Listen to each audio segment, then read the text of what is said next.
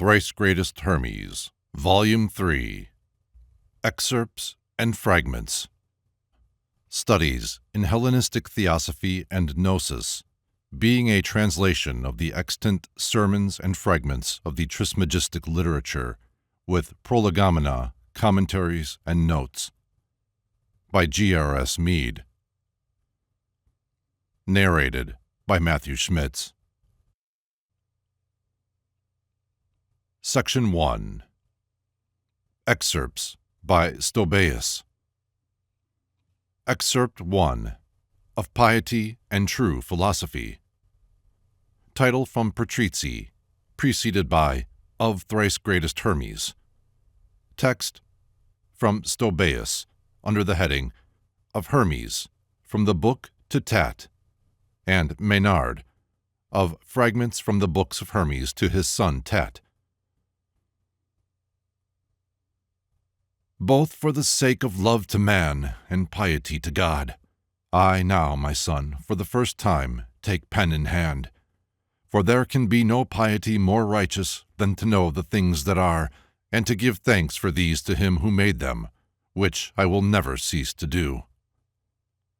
By doing what, O Father, then, if naught be true down here, may one live wisely?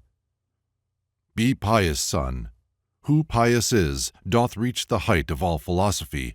Without philosophy the height of piety cannot be scaled. But he who learns what are existent things, and how they have been ordered, and by whom, and for whose sake, he will give thanks for all unto the demiurge, as unto a good sire, a nurse most excellent, a steward who doth never break his trust. Who giveth thanks, he will be pious, and he who pious is, will get to know both where is truth and what it is. And as he learns, he will more and more pious grow. For never, son, can an embodied soul that has once leaped aloft, so as to get a hold upon the truly good and true, slip back again into the contrary. For when the soul once knows the author of its peace, 'tis filled with wondrous love and with forgetfulness of every ill, and can no more keep from the good. Let this be, O my son, the goal of piety, to which if thou attain, thou shalt both nobly live and happily depart from life, for that thy soul no longer will be ignorant of whither it should wing its flight again. This is the only way, my son, the path that leads to truth, the path on which our forebears, too, did set their feet, and, setting them, did find the good. Solemn and smooth this path, yet difficult to tread for soul while still in body. For first it hath to fight against itself, and make a great dissension, and manage that the victory should rest with the one part of its own self. For that there is a contest of the one against the two, the former trying to flee, the latter dragging down. And there's great strife and battle dire of these with one another, the one desiring to escape, the others striving to detain. The victory, moreover, of the one or of the others is not resemblant, for that the one doth hasten upwards to the good, the others settle downwards to the bad. The one longs to be freed, the others love their slavery. If now the two be vanquished, they remain deprived of their own selves and of their ruler. But if the one be worsted, 'tis harried by the two, and driven about, being tortured by the life down here. This is, my son, the one who leadeth thee upon the thither path. Thou must, my son, first leave behind the body, before the end of it is reached, and come out victor in the life of conflict, and thus as victor wend thy way towards home. And now, my son, I will go through the things that are by heads, for thou wilt understand the things that will be said, if thou remember what thy ears have heard. All things that are are then in motion. Alone that which is not is exempt from it. Every body is in a state of change, but all bodies are not dissolvable. Some bodies only are dissolvable. Not every animal is mortal, not every animal immortal. That which can be dissolved can also be destroyed. The permanent is the unchangeable. That which doth not change is the eternal. What doth become forever, forever also is destroyed. What once for all becomes is never more destroyed, nor does it ever more become some other thing. First, God. Second, the cosmos. Third is man. The cosmos for man's sake, and man for God's. The soul's irrational part is mortal, its rational part immortal. All essence is immortal, all essence free from change. All that exists is twofold, naught of existing things remains. Not all are moved by soul, the soul moves all that doth exist. All that suffereth is sensible, not all that's sensible doth suffer.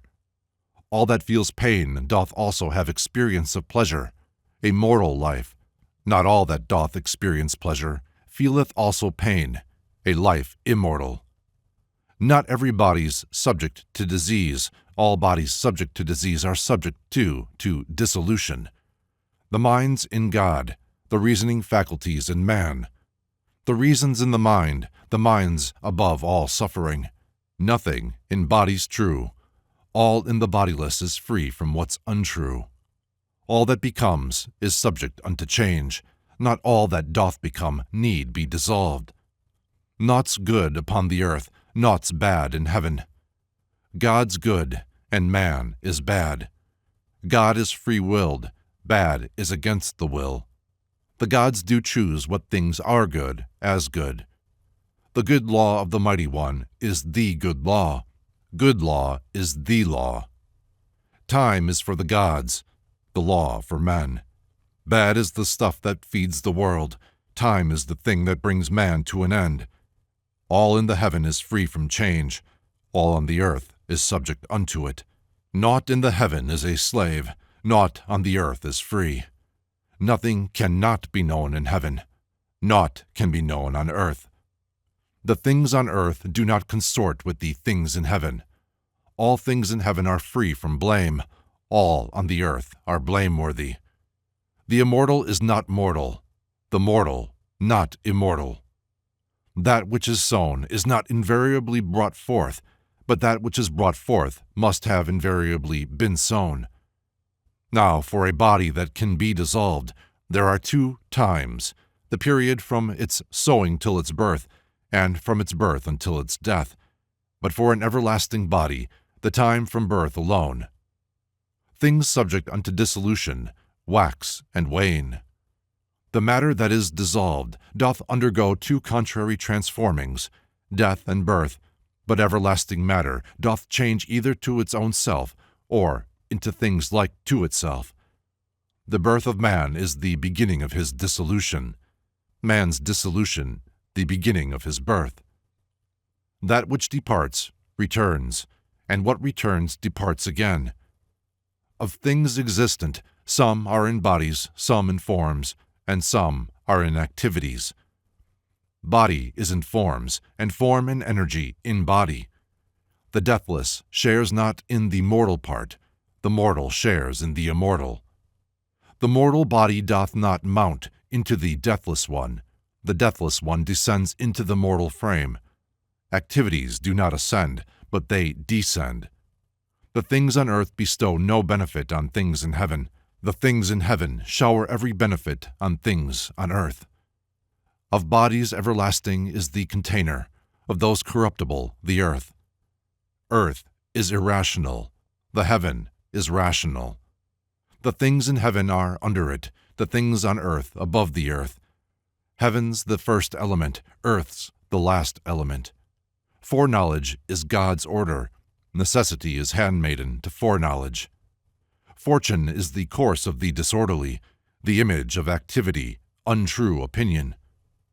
What then is God? The good that naught can change. What man? The bad that can be changed. If thou rememberest these heads, thou wilt remember also what I have already set forth for thee with greater wealth of words, for these are summaries of those. Avoid, however, converse with the many on these things, not that I would that thou shouldest keep them selfishly unto thyself, but rather that thou shouldest not seem ridiculous unto the multitude. For that the like's acceptable unto the like, the unlike's never friend to the unlike. Such words as these have very, very few to give them ear. Nay, probably they will not even have the few. They have, moreover, some strange force peculiar unto themselves, for they provoke the evil all the more to bad. Wherefore thou shouldest protect the many from themselves, for they ignore the power of what's been said. What meanest thou, O Father? This, my son, all that in man is animal, is proper unto bad than unto good. Nay, it doth cohabit with it, because it is in love with it. Now if this animal should learn that the cosmos is subject to Genesis, and all things come and go according to foreknowledge, and by necessity, fate ruling all, in no long time it would grow worse than it is now, and thinking scorn of the whole universe as being subject unto Genesis, and unto fate referring all the causes of the bad, would never cease from every evil deed. Wherefore, care should be taken of them, in order that being left in ignorance, they may become less bad through fear of the unknown. Commentary. Patrizzi thought so highly of this excerpt that he chose it for Book 1 of his collection. He, however, erroneously made the persons of the dialogue Asclepius and Tat instead of Hermes and Tat, an unaccountable mistake, in which he has been followed by all the editors of Stobaeus, except Wachsmuth. In the introduction, the treatise purports to be a letter written to Tat, a new departure, for it is for the first time. On the other hand, the form of the treatise is the usual one of oral instruction, of question and answer. Nevertheless, we learn that the definitions given here are intended as heads or summaries of previous sermons. But already in Corpus Hermeticum 10, 11, 1, we have an abridgment or epitome, or rather a summation, of the general sermons delivered to Tat, just as we have in Corpus Hermeticum 16, the summing up and digest, as it were, of all the rest, of the sermons of Asclepius to the king, under the traditional title, The Definitions of Asclepius. The headings in our sermon, then, may probably have been intended for the summary of the teaching of the expository sermons to Tat. See in Cyril, fragment 15. Some of our definitions, however, are strikingly similar to those in Corpus Hermeticum 10 and 11, but this may be accounted for by supposing that the key itself was one of, or rather the continuation of, the expository sermons. The warning to use great discretion in communicating the instruction to the many, because of the danger of teaching the gnosis to the morally unfit, seems to be an appropriate ending to the sermon. We may then be fairly confident that we have in the above a complete tractate of the expository sermons to Tat. The title, however, is the invention of Patrizzi, and not original. Excerpt 2 of the Ineffability of God. I have added the title, the excerpt not being found in Patrizzi. The text being from Stobaeus under the heading of Hermes from the book to Tat, and Maynard of fragments from the books of Hermes to his son Tat. To understand God is difficult, to speak of him impossible. For that the bodiless can never be expressed in body, the perfect can be comprehended by that which is imperfect, and that 'tis difficult for the eternal to company with the ephemeral. The one is forever, the other doth pass. The one is in the clarity of truth, the other in the shadow of appearance. So far off from the stronger is the weaker, the lesser from the greater is so far as is the immortal far from the divine. It is the distance, then, between the two that dims the vision of the beautiful. For 'tis with eyes that bodies can be seen, with tongue that things can be spoken of. But that which hath no body, that is unmanifest and figureless, and is not made objective to us out of matter, cannot be comprehended by our sense. I have it in my mind, O Tat, I have it in my mind that what cannot be spoken of is God. Commentary. Justin Martyr quotes these opening words of our excerpt verbatim, assigning them to Hermes. The substance of the second sentence is given twice by Lactantius in Latin. In the second passage, the Church Father also quotes verbatim the first sentence of our excerpt, and from his introductory words, we learn that they were the beginning of a written sermon from Hermes to his son Tat. The first 4 sentences are also quoted in almost identical words, there being 2 variants of reading and 2 slight additions by Cyril, Contra Julianum, who, moreover, gives some additional lines beginning, "If then there be an incorporeal eye," etc. If, furthermore, we are right in supposing that fragment 25 is from the same sermon, then this sermon is the first sermon of the expository sermons to Tat, and the Stobaean heading, from the book to Tat, will mean the collection of expository sermons. Excerpt 3. Of Truth. Title from Patrizii, preceded by Of Thrice-Greatest Hermes to Tat. Text from Stobaeus, under the heading Of Hermes from the Sermons to Tat, and Maynard, of Fragments from the Books of Hermes to his son Tat. Concerning truth, O Tat, it is not possible that man should dare to speak, for man's an animal imperfect, composed out of imperfect members, his tabernacle patched together from many bodies strange to him. But what is possible and right, this do I say, that truth is to be found in the eternal bodies only, those things of which the bodies in themselves are true. Fire, very fire, and nothing else. Earth, very earth, and nothing else. Air, very air, and nothing else. And water, very water, and naught else. Our frames, however, are a compound of all these, for they have in them fire, and they have also earth. They've water too, and air, but they are neither fire, nor earth, nor water, nor air, nor any element that's true. And if our composition has not had truth for its beginning, how can it either see or speak the truth? Nay, it can only have a notion of it, and that too, if God will. All things accordingly are on the earth, O Tat, are not the truth. They're copies only of the true. And these are not all things, but few of them. The rest consist of falsity and error, Tat, and shows of seeming like unto images. Whenever the appearance doth receive the influx from above, it turns into a copy of the truth. Without its energizing from above, it is left false. Just as the portrait also indicates the body in the picture, but in itself is not a body, in spite of the appearance of the thing that's seen. 'Tis seen as having eyes, but it sees naught, hears naught at all. The picture, too, has all the other things, but they are false, tricking the sight of the beholders, these thinking that they see what's true, while what they see is really false. All, then, who do not see what's false, see truth. If, then, we thus do comprehend or see each one of these just as it really is, we really comprehend and see. But if we comprehend or see things contrary to that which is, we shall not comprehend, nor shall we know aught true.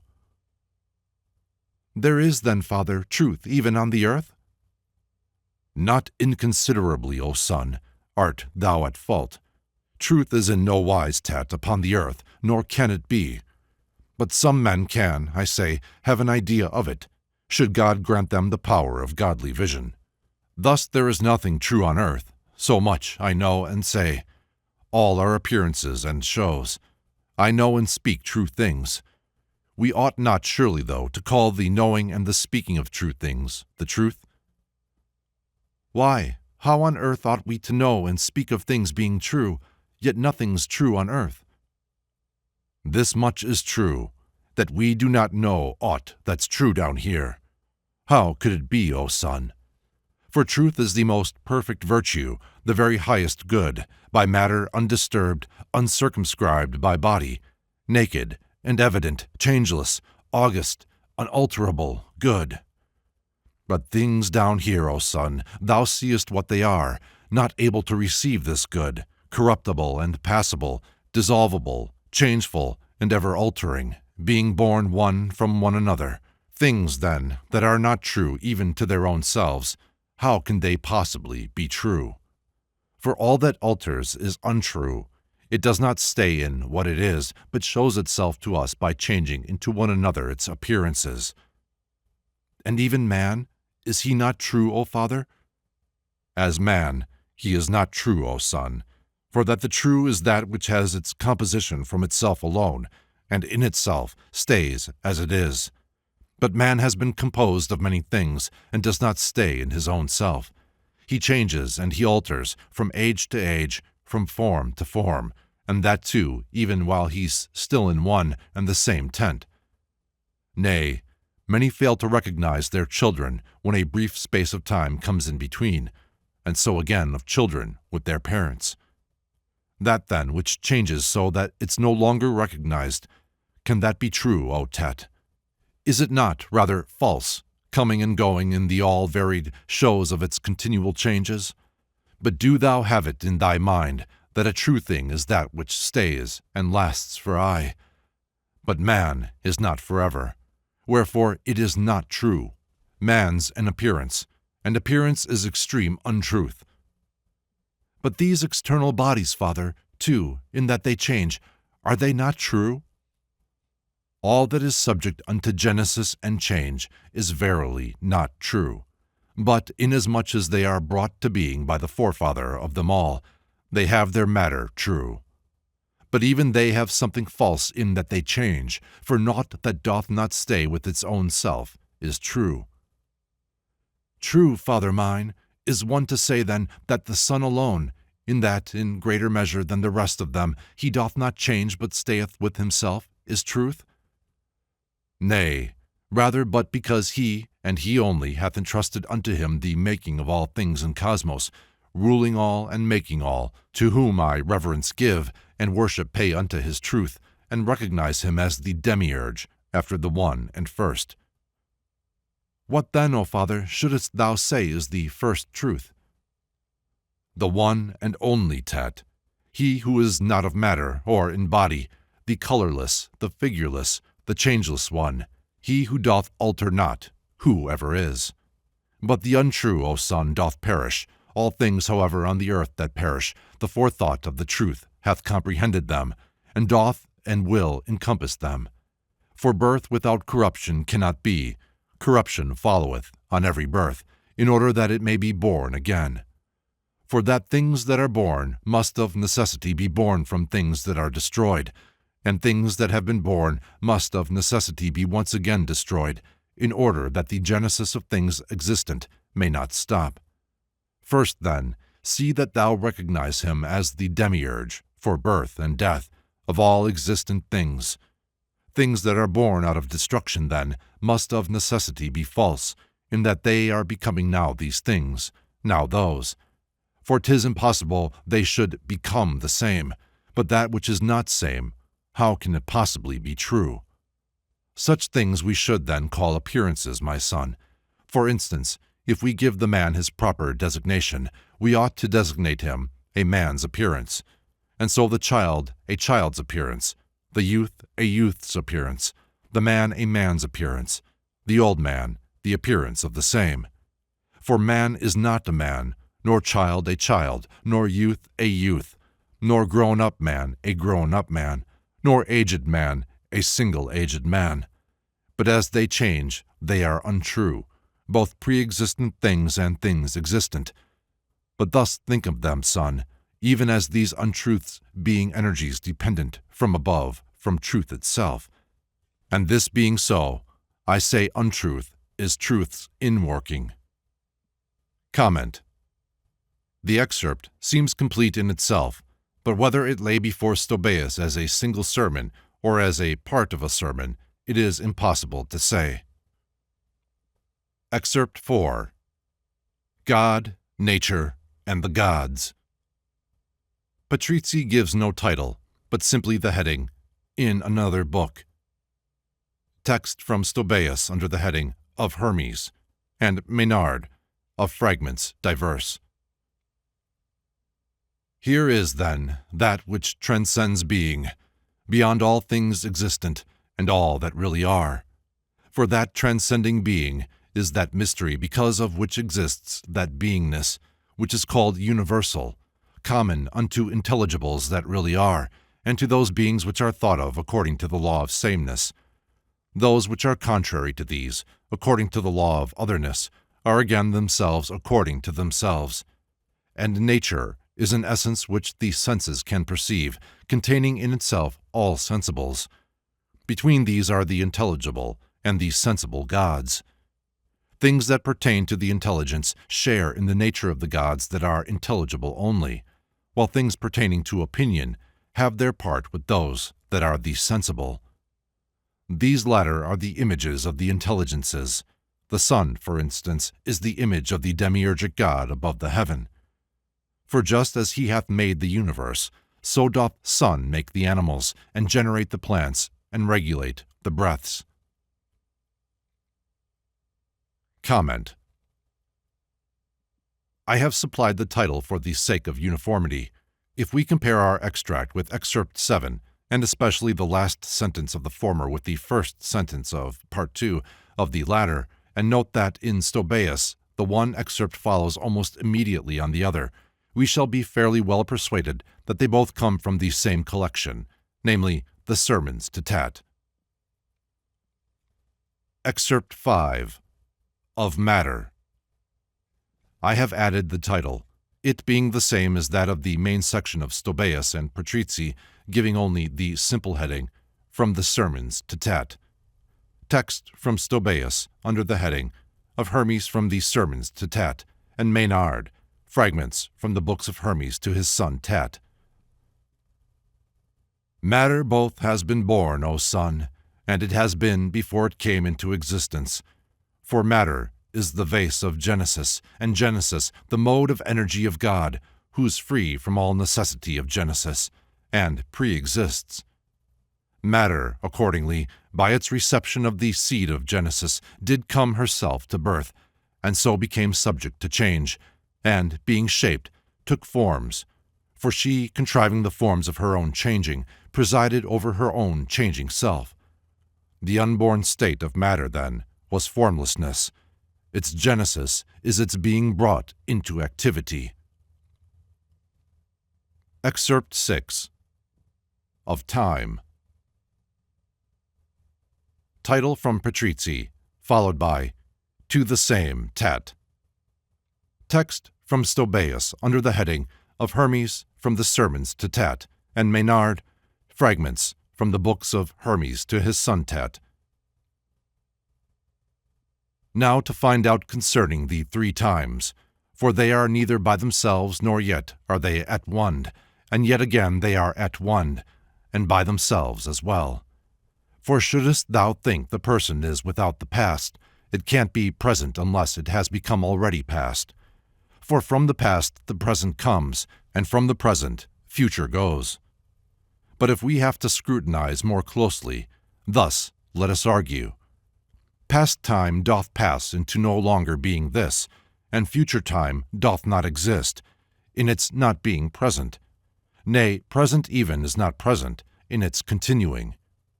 Time, then, which stands not steady, but which is on the turn, without a central point at which to stop, how can it be called instant, seeing even that it hath no power to stand?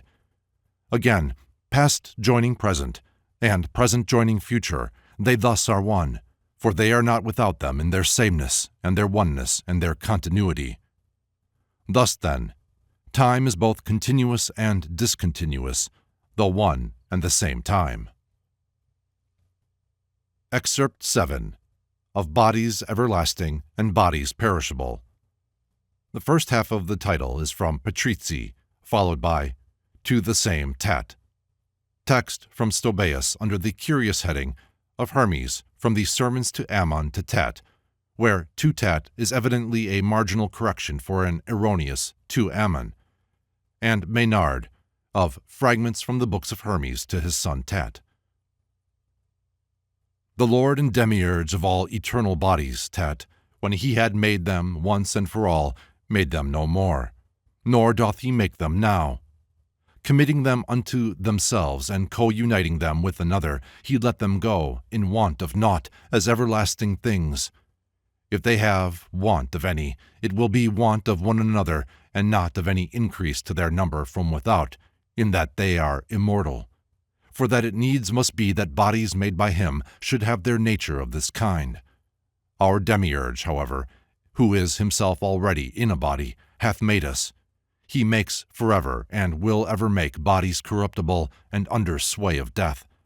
For 'twere not law that he should imitate the maker of himself, all the more so, as 'tis impossible. For that the latter did create from the first essence which is bodiless, the former made as from the bodying, brought into existence by his Lord. It follows, then, according to right reason, that while those bodies, since they are brought into existence from incorporeal essence, are free from death, ours are corruptible and under sway of death, in that our matter is composed of bodies, as may be seen from their being weak and needing much assistance. For how would it be possible our body's continuity should last, unless it had some nutriment imported into it from similar elements, and so renewed our bodies day by day? For that we have a stream of earth and water, fire and air flowing into us, which renovates our bodies and keeps our tent together. We are too weak to bear the motions of our frames, enduring them not even for one single day. For now, my son, that if our bodies did not rest at night, we should not last a single day. Wherefore our Maker, being good and with foreknowledge of all things, in order that the animal may last, hath given sleep, the greatest calm of the fatigue of motion, and hath appointed equal time to each, or rather more, for rest. Ponder well, son, the mightiest energy of sleep, the opposite to the soul's energy, but not inferior to it. For that just as the soul is motion's energy, so bodies also cannot live without the help of sleep. For 'tis the relaxation and the recreation of the jointed limbs. It also operates within, converting into body the fresh supply of matter that flows in, apportioning to each its proper kind, the water to the blood, the earth to bones and marrow, the air to nerves and veins, the fire to sight. Wherefore the body, too, feels keen delight in sleep, for it is sleep that brings this feeling of delight into activity. Comment. Patrizzi's title is by no means descriptive of the main contents of the excerpt, which is evidently from the Sermons of Hermes to Tat, and from the same collection of these from which Stobaeus has taken the previous two extracts, that is, presumably, the expository sermons. Excerpt 8. Of Energy and Feeling. Title from Patrizzi, preceded by Of Thrice-Greatest Hermes. Text from Stobaeus under the heading From the Sermons to Tat and Maynard of Fragments from the Books of Hermes to his son Tat. Rightly hast thou explained these things, O father mine. Now give me further teaching as to those. For thou hast said somewhere that science and that art do constitute the rational's energy, but now thou sayest that the irrational lives, through deprivation of the rational, are and are called irrational. According to this reasoning, therefore, it follows of necessity that the irrational lives are without any share in science or in art, through deprivation of the rational. It follows of necessity, my son. How then, O Father, do we see some of the irrational creatures using both intelligence and art? The ants, for instance, storing their food for winter, and in like fashion, too, the creatures of the air building their nests, and the four-footed beasts, each knowing their own holes. These things they do, O son, neither by science nor by art, but by the force of nature. Science and art are teachable, but none of these irrationals is taught a thing. Things done by nature are so done by reason of the general energy of things. Things done by art and science are achieved by those who know, and not by all. Things done by all are brought into activity by nature. For instance, all look up to heaven, but all are not musicians, or are all archers, or hunters, or the rest. But some of them, having learned one thing, others another thing, science and art being active in them. In the same way, if some ants only did this thing and others not, thou wouldst have rightly said they acted by the light of science, and stored their food by means of art. But if they all without distinction are driven by their nature to do this, though it may be against their will, 'tis plain they do not do it by science or by art. For these energies, though in themselves they are incorporeal, are found in bodies, and act as through bodies. Wherefore, O in that they are incorporeal, thou sayest that they are immortal, but in so far as without bodies they cannot manifest activity, I say that they are ever in a body. Things once called into being for some purpose or some cause, things that come under providence and fate, can never stay inactive of their proper energy. For that which is, shall ever be, for that this being is the very body and the life of it. It follows from this reason, then, that these are always bodies. Wherefore I say that bodying itself is an external exercise of energy. If bodies are on earth, they're subject unto dissolution, yet must these ever be on earth to serve as places and as organs for the energies. The energies, however, are immortal, and the immortal is eternally, that is, that body-making, if it ever is energy. The energies accompany the soul, though not appearing all at once. Some of them energize the man the moment that he's born, united with the soul round its irrational parts, whereas the purer ones, with change of age, cooperate with the soul's rational part. But all these energies depend on bodies. From godly bodies they descend to mortal frames. These body-making energies, each one of them is ever active, either around the body or the soul. Yea, they are active with the soul itself without a body. They are forever in activity. The soul, however, is not forever in a mortal body, for it can be without the body, whereas the energies can never be without the bodies. This is a sacred saying, or logos, my son. Body apart from soul cannot persist. Its being can. What dost thou mean, O father mine? Thus understand it, When soul leaves body, body itself remains. But even the body so abandoned, as long as it remains, is in activity, being broken up and made to disappear. For body without the exercise of energy could not experience these things. This energy, accordingly, continues with the body when the soul has gone. This, therefore, is the difference of an immortal body and a mortal one, that the immortal doth consist of a one single matter, but this body does not. The former is active, and the latter is passive. For everything that maketh active is the stronger, and everything that is made active is the weaker. The stronger, too, being in authority and free, doth lead. The weaker follows as a slave. The energies, then, energize not only bodies that are ensouled, but also bodies unensouled, stocks, stones, and all such things, both making them to grow and to bear fruits, and ripening them, dissolving, melting, rotting, and crumbling them, and setting up in them all like activities which bodies without souls can undergo. For energy is the name, O son, for just the thing that it's going on, that is, becoming. And many things needs must forever be becoming, nay, rather all things must.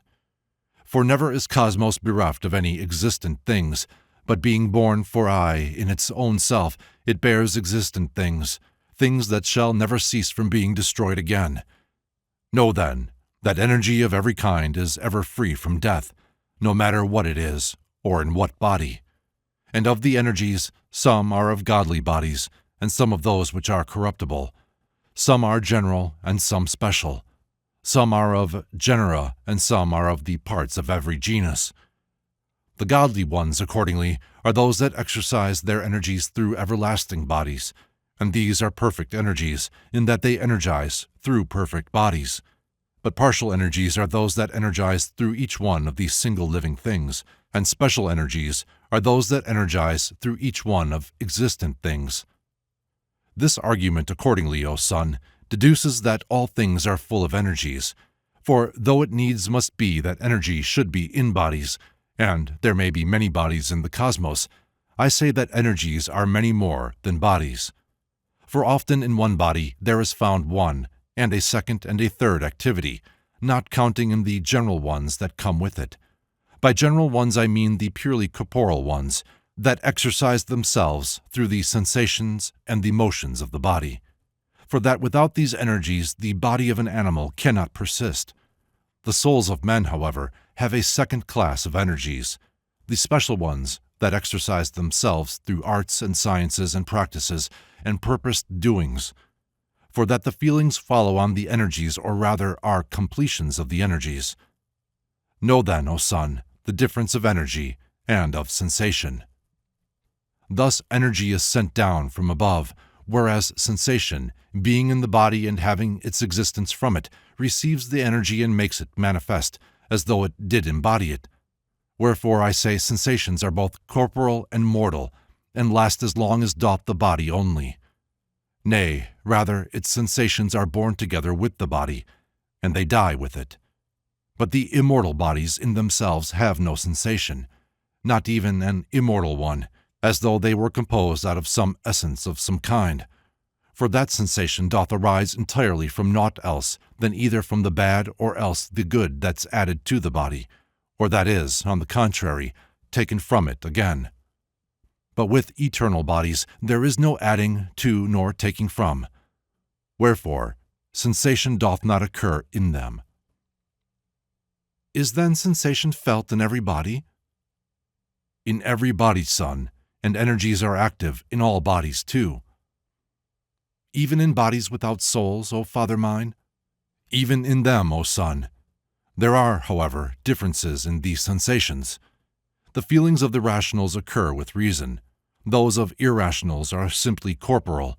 As for the things that have no soul, they also have sensations, but passive ones, experience of increase only, and decrease.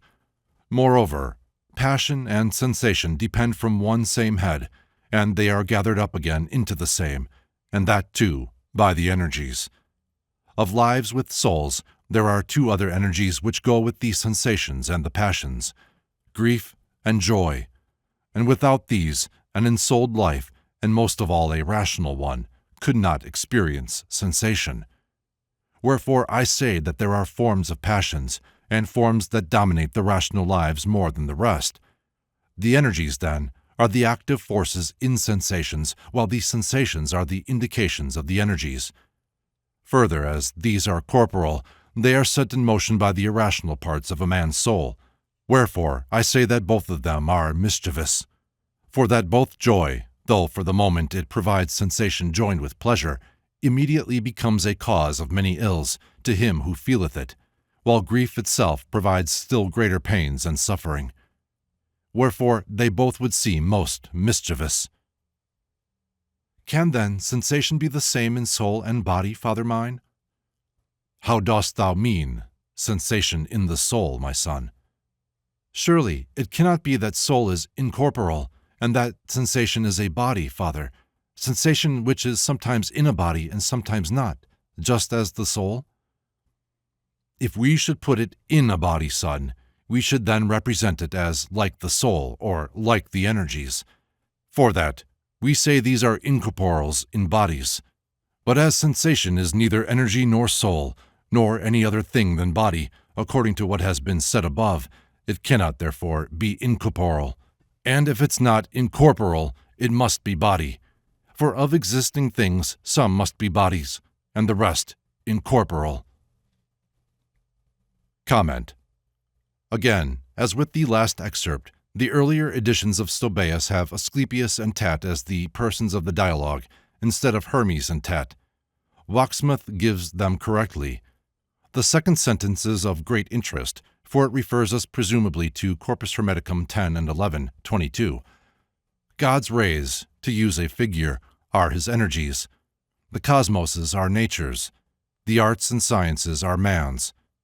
Seeing, however, that the key is an epitome of the general sermons to Tat, the statement may also have been made in one of these sermons. In either case, the existence of these general sermons is presupposed, and therefore it may be that our excerpt is, again, one of the expository sermons to Tat. The beginning of the sermon has clearly been omitted by Stobaeus, and apparently the end also. Excerpt 9. of the deacons and the stars. Patrizzi does not give the first third of the text, and his title, Of the Stars, is evidently incomplete. It is followed by To the Same, Tat. The text is from Stobaeus under the heading of Hermes from the Sermon to Tat, and Maynard of fragments from the books of Hermes to his son Tat under the subheading of the deacons and the stars. Since in thy former general sermons, Father, thou didst promise me an explanation of the 36 deacons, explain, I prithee, now concerning them and their activity. There's not the slightest wish in me not to do so, O Tat, and this should prove the most authoritative sermon and the chiefest of them all. So ponder on it well. We have already spoken unto thee about the circle of the animals, or the life-giving one of the 5 planets, and of sun and moon, and of the circle of each one of these. Thou hast done so, thrice-greatest one. Thus would I have thee understand as well about the 36 deacons, calling the former things to mind, in order that the sermon on the latter may also be well understood by thee. I have recalled them, Father, to my mind. We said, my son, there is a body which encompasses all things. Conceive it, then, as being in itself a kind of figure of a sphere-like shape. So is the universe conformed. I've thought of such a figure in my mind, just as thou dost describe, O Father mine. Beneath the circle of this all-embracing frame are ranged the 36 deacons, between this circle of the universe and that one of the animals, determining the boundaries of both these circles, and, as it were, holding that of the animals aloft up in the air, and so defining it. They share the motion of the planetary spheres, and yet have equal powers with the main motion of the whole, crosswise the 7. They're checked by nothing but the all-encircling body, for this must be the final thing in the whole grades of motion, itself by its own self. But they speed on the 7 other circles because they move with a less rapid motion than the circle of the all. Let us, then, think of them as though of watchers stationed round and watching over both the 7 themselves and over the circle of the all, or rather over all things in the world, holding together all and keeping the good order of all things. Thus do I have it, Father, in my mind, from what thou sayest. Moreover, Tat, thou shouldest have in thy mind that they are also free from the necessities laid on the other stars. They are not checked and settled in their course, nor are they further hindered and made to tread in their own steps again, nor are they kept away from the sun's light, all of which things the other stars endure. But free above them all, as though they were inerrant guards and overseers of the whole, they night and day surround the universe. Do these then also further exercise an influence upon us? The greatest, O my son, for if they act in them, how should they fail to act on us as well, both on each one of us and generally? Thus, O my son, of all those things that happen generally, the bringing into action is from these, as for example, and ponder what I say, downfalls of kingdoms, states' rebellions, plagues and famines, tidal waves and quakings of the earth. No one of these, O son, takes place without their action. Nay, further still, bear this in mind. If they rule over them, and we are in our turn beneath the 7, dost thou not think that some of their activity extends to us as well, who are assuredly their sons, or come into existence by their means? What then may be the type of body that they have, O Father mine? The many call them daemons, but they are not some special class of daemons, for they have not some other kind of bodies made of some special kind of matter, nor are they moved by means of soul, as we are moved, but they are simple operations of these 36 gods. Nay, further still, have in thy mind, O Tat, their operations, that they cast in the earth the seed of those whom men call Tanis, some playing the part of saviors, others being most destructive. Further, the stars in heaven as well do in their several courses bear them underworkers, and they have ministers and warriors too, and they in everlasting congress with them speed on their course in ether, floating, fulfilling all its space, so that there is no space above empty of stars. They are the cosmic engine of the universe, having their own peculiar action, which is subordinate, however, to the action of the 36, from whom throughout all lands arise the deaths of all the other lives with souls, and hosts of lesser lives that spoil the fruit. And under them is what is called the bear, just in the middle of the circle of the animals, composed of 7 stars, and with another corresponding bear above its head. Its energy is as it were in axles, setting nowhere and nowhere rising, but stopping ever in the self-same space, and turning round the same, giving its proper motion to the life-producing circle, and handing over this whole universe from night to day, from day to night. And after this, there is another choir of stars to which we have not thought it proper to give names, but they who will come after us in imitation will give them names themselves. Again, below the moon are other stars, corruptible, deprived of energy, which hold together for a little while, in that they've been exhaled out of the earth itself into the air above the earth, which ever are being broken up, in that they have a nature like unto that of useless lives on earth, which come into existence for no other purpose than to die, such as the tribe of flies, and fleas, and worms, and other things like them. For these are useful, neither to us nor to the world, but, on the contrary, they trouble and annoy, being nature's byproducts, which owe their birth to her extravagance. Just in the same way, too, the stars exhaled from earth do not attain the upper space.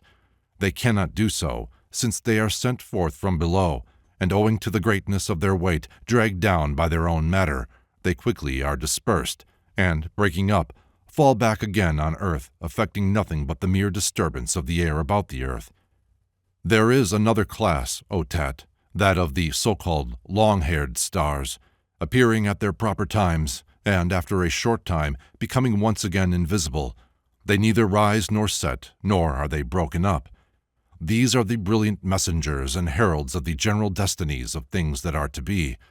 They occupy the space below the circle of the sun. When, then, some chance is going to happen to the world, comets appear, and shining for some days, again return behind the circle of the sun, and stay invisible, some showing in the east, some in the north, some in the west, and others in the south. We call them prophets. Such is the nature of the stars. The stars, however, different from the star groups. The stars are they which sail in heaven. The star groups, on the contrary, are fixed in heaven's frame, and they are borne along together with the heaven, 12, out of which we call the zodia. He who knows these can form some notion clearly of what God is, and if one should dare say so, becoming thus a seer for himself, so contemplate him, and, contemplating him, be blessed. Blessed in truth is he, O Father mine, who contemplateth him. But 'tis impossible, O son, that one in body should have this good chance. Moreover, he should train his soul beforehand, here and now, that when it reacheth there, the space where it is possible for it to contemplate, it may not miss its way. But men who love their bodies, such men will never contemplate the vision of the beautiful and the good. For what, O son, is that fair beauty which hath no form, nor any color, nor any mass? Can there be aught that's beautiful apart from these? God only, O my son, or rather that which is still greater, the proper name of God. Commentary. The earlier editors of Stobaeus, apparently following the mistake of Patrizzi, have Asclepius instead of Tat as the second person of the dialogue, which is clearly wrong according to the text itself. See the first sentence given to Hermes. The excerpt is from a sermon in the collection to Tat. It belongs to the further explanation of things referred to only generally in the general sermons. It is therefore again probably one of the expository sermons, in which series already a sermon has been given on the zodiacal 12 and on the 7 spheres. Seeing also that it is stated that this sermon is most authoritative and the chiefest of them all, we must suppose that it came at the end of one of the books of the expository sermons. We seem to have the beginning of the sermon, but not the end, for Stobaeus breaks off in an aimless and provoking fashion in the midst of a subject. For a list of the Egyptian names of the deacons, with their Greek transcriptions and symbols, see Budge, Gods of the Egyptians. Excerpt 10. Concerning the rule of providence, necessity, and fate. Title in Patrizi, Of Fate, simply, followed by From the Sermons to Tat.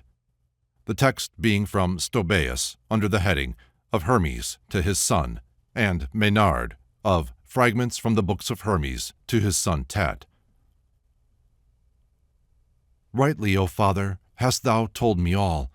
Now further, pray, recall unto my mind what are the things that providence doth rule, and what the things ruled by necessity, and in like fashion also those under fate. I said there were in us, O Tat, 3 species of incorporals. The first is a thing the mind alone can grasp. It thus is colorless, figureless, massless, proceeding out of the first essence in itself, sensed by the mind alone.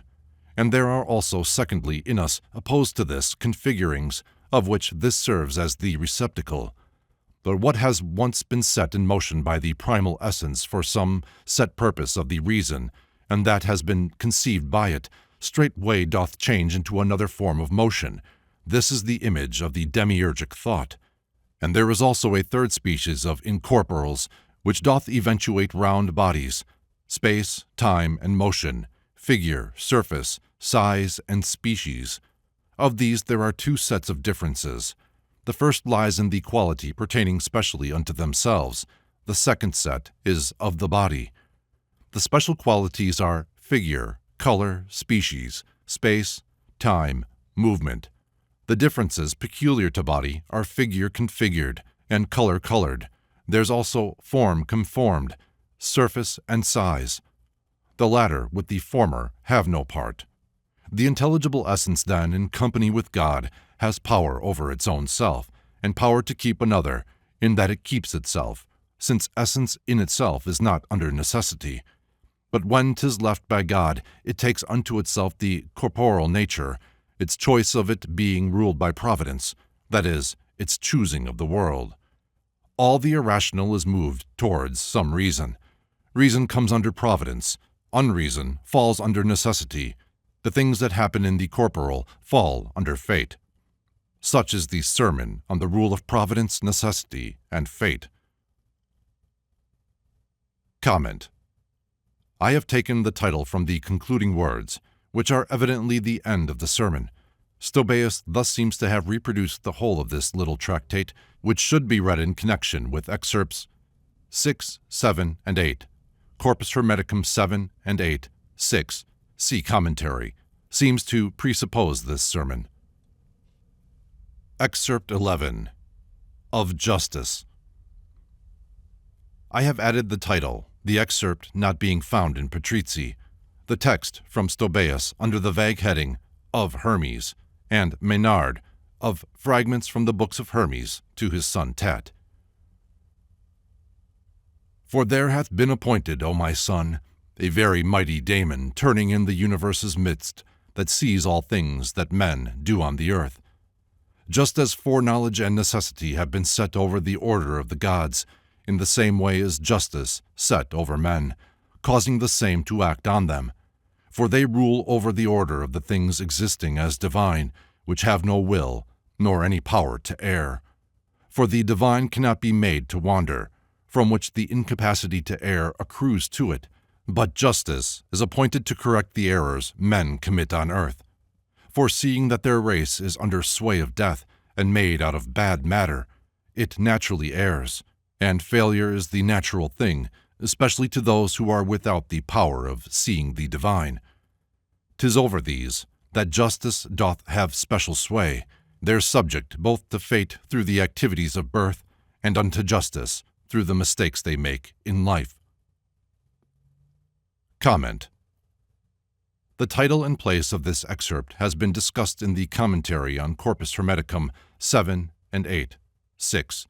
It belongs to the Tat sermons, and in the collection of Lactantius probably stood prior to the sermon of Hermes to Tat, about the general mind. Excerpt 12. Of Providence and Fate. Title from Patrizi, followed by From the Sermons to Ammon. Text is from Stobaeus under the heading of Hermes from the Sermons to Ammon, and Maynard of Fragments of the Books of Hermes to Ammon. All things are born by nature and by fate, and there is not a single space bereft of providence. Now, providence is the self-perfect reason, and of this reason there are two spontaneous powers, necessity and fate doth minister to providence and to necessity, while unto fate the stars do minister. For fate no one is able to escape, nor keep himself from their shrewd scrutiny. For that the stars are instruments of fate, it is at its behest that they effect all things for nature and for men. Excerpt 13 of the Whole Economy. Patrizzi gives no title, but only the heading, To the Same Ammon. The text from Stobaeus under subheading of the Whole Economy, followed by of Hermes from the Sermons to Ammon, and Maynard of Fragments of the Books of Hermes to Ammon. Now what supporteth the whole world is providence. What holdeth it together and encircleth it about is called necessity. What drives all on and drives them round is fate, bringing necessity to bear on them, for that its nature is the bringing into play of this necessity. It is the cause of birth and death of life. So then, the cosmos is beneath the sway of providence, for 'tis the first to meet with it, but providence itself extends itself to heaven. For which cause too the gods revolve, and speed round heaven, possessed of tireless, never-ceasing motion. But fate extends itself in cosmos, for which cause too necessity encompasses the cosmos, and providence foreknows, but fate is the reason of the disposition of the stars. Such is the law that no one can escape, by which all things are ordered. Excerpt 14 of Soul, Part 1. Title from Patrizzi, preceded by Of Thrice-Greatest Hermes, and followed by To the Same Ammon. Text from Stobaeus, under heading of Hermes from the Sermons to Ammon, and Maynard of Fragments of the Books of Hermes to Ammon. The soul is further in itself incorporeal essence, and even when in body it by no means doth depart from the essentiality peculiar to itself.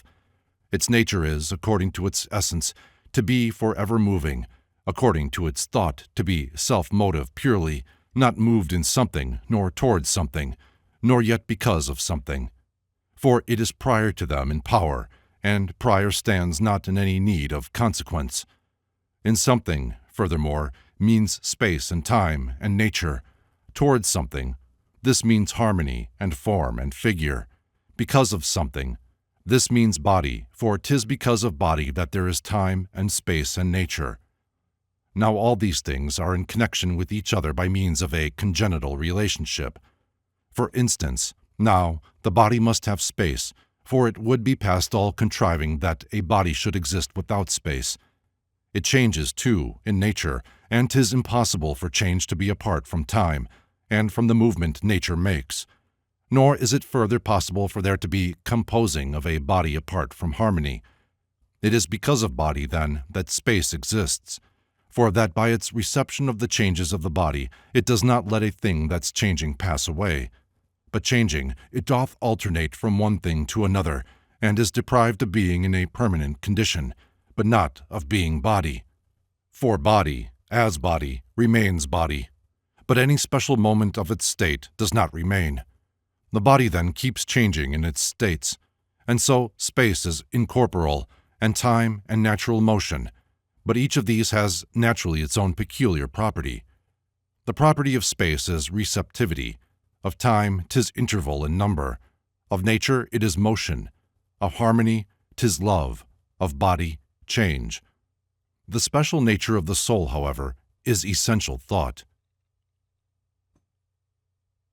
Excerpt 15 of Soul, Part 2.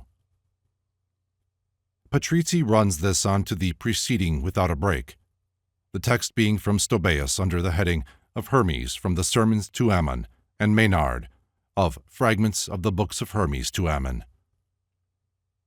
That which is moved according to the operation of the motion that doth move the all, for that the nature of the all supplies the all with motion, one motion being the one according to its power, the other that according to its operation.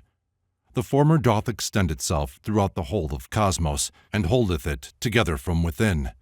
The latter doth extend itself around it, and encompasseth it from without, and these go everywhere together through all things. Now the productive nature of all things supplies the things produced with power of reproduction, sowing the seeds of its own self, and having its becomings by means of moving matter. And matter, being moved, was heated and did turn to fire and water, the one being strong and active, the other passive. And fire, opposed by water, was dried up by it, and did become earth borne on water. And when it was excessively dried up, a vapor rose from out the three, from water, earth, and fire, and became air. The four came into congress then, according to the reason of the harmony, hot with cold, and dry with moist. And from the union of these four is spirit born, and seed proportionate to the surrounding spirit. This spirit, falling in the womb, does not remain inactive in the seed, but being active it transforms the seed, and this, being thus transformed, develops growth and size. And as it grows in size, it draws unto itself a copy of a model, and is modeled. And on the model is the form supported, by means of which that which is represented by an image is so represented. Now since the spirit in the womb had not the motion that maintaineth life, but that which causeth fermentation only, the harmony composed the latter as the receptacle of rational life. This life is indivisible and changeless. It never changes from its changelessness. It ruleth the conception of the thing within the womb, by means of numbers delivereth it, and bringeth it into the outer air. The soul dwells very near to it, not owing to some common property, but under the constraint of fate, for that it has no love to be with body. Wherefore the harmony, according unto fate, doth furnish to the thing that's born its rational motion, and the intellectual essence of the life itself, for that this doth insinuate itself into the spirit, and set it moving with the motion of the life. Commentary. Patrizi is evidently at fault in running this on to Excerpt 14 without a break. The subject again is not so much of soul as of conception and birth, but as the general exposition falls in very well with the nature of the subjects treated in Excerpt 14 and 16, we may keep the same general title, though we may be quite certain that it was not that of the original.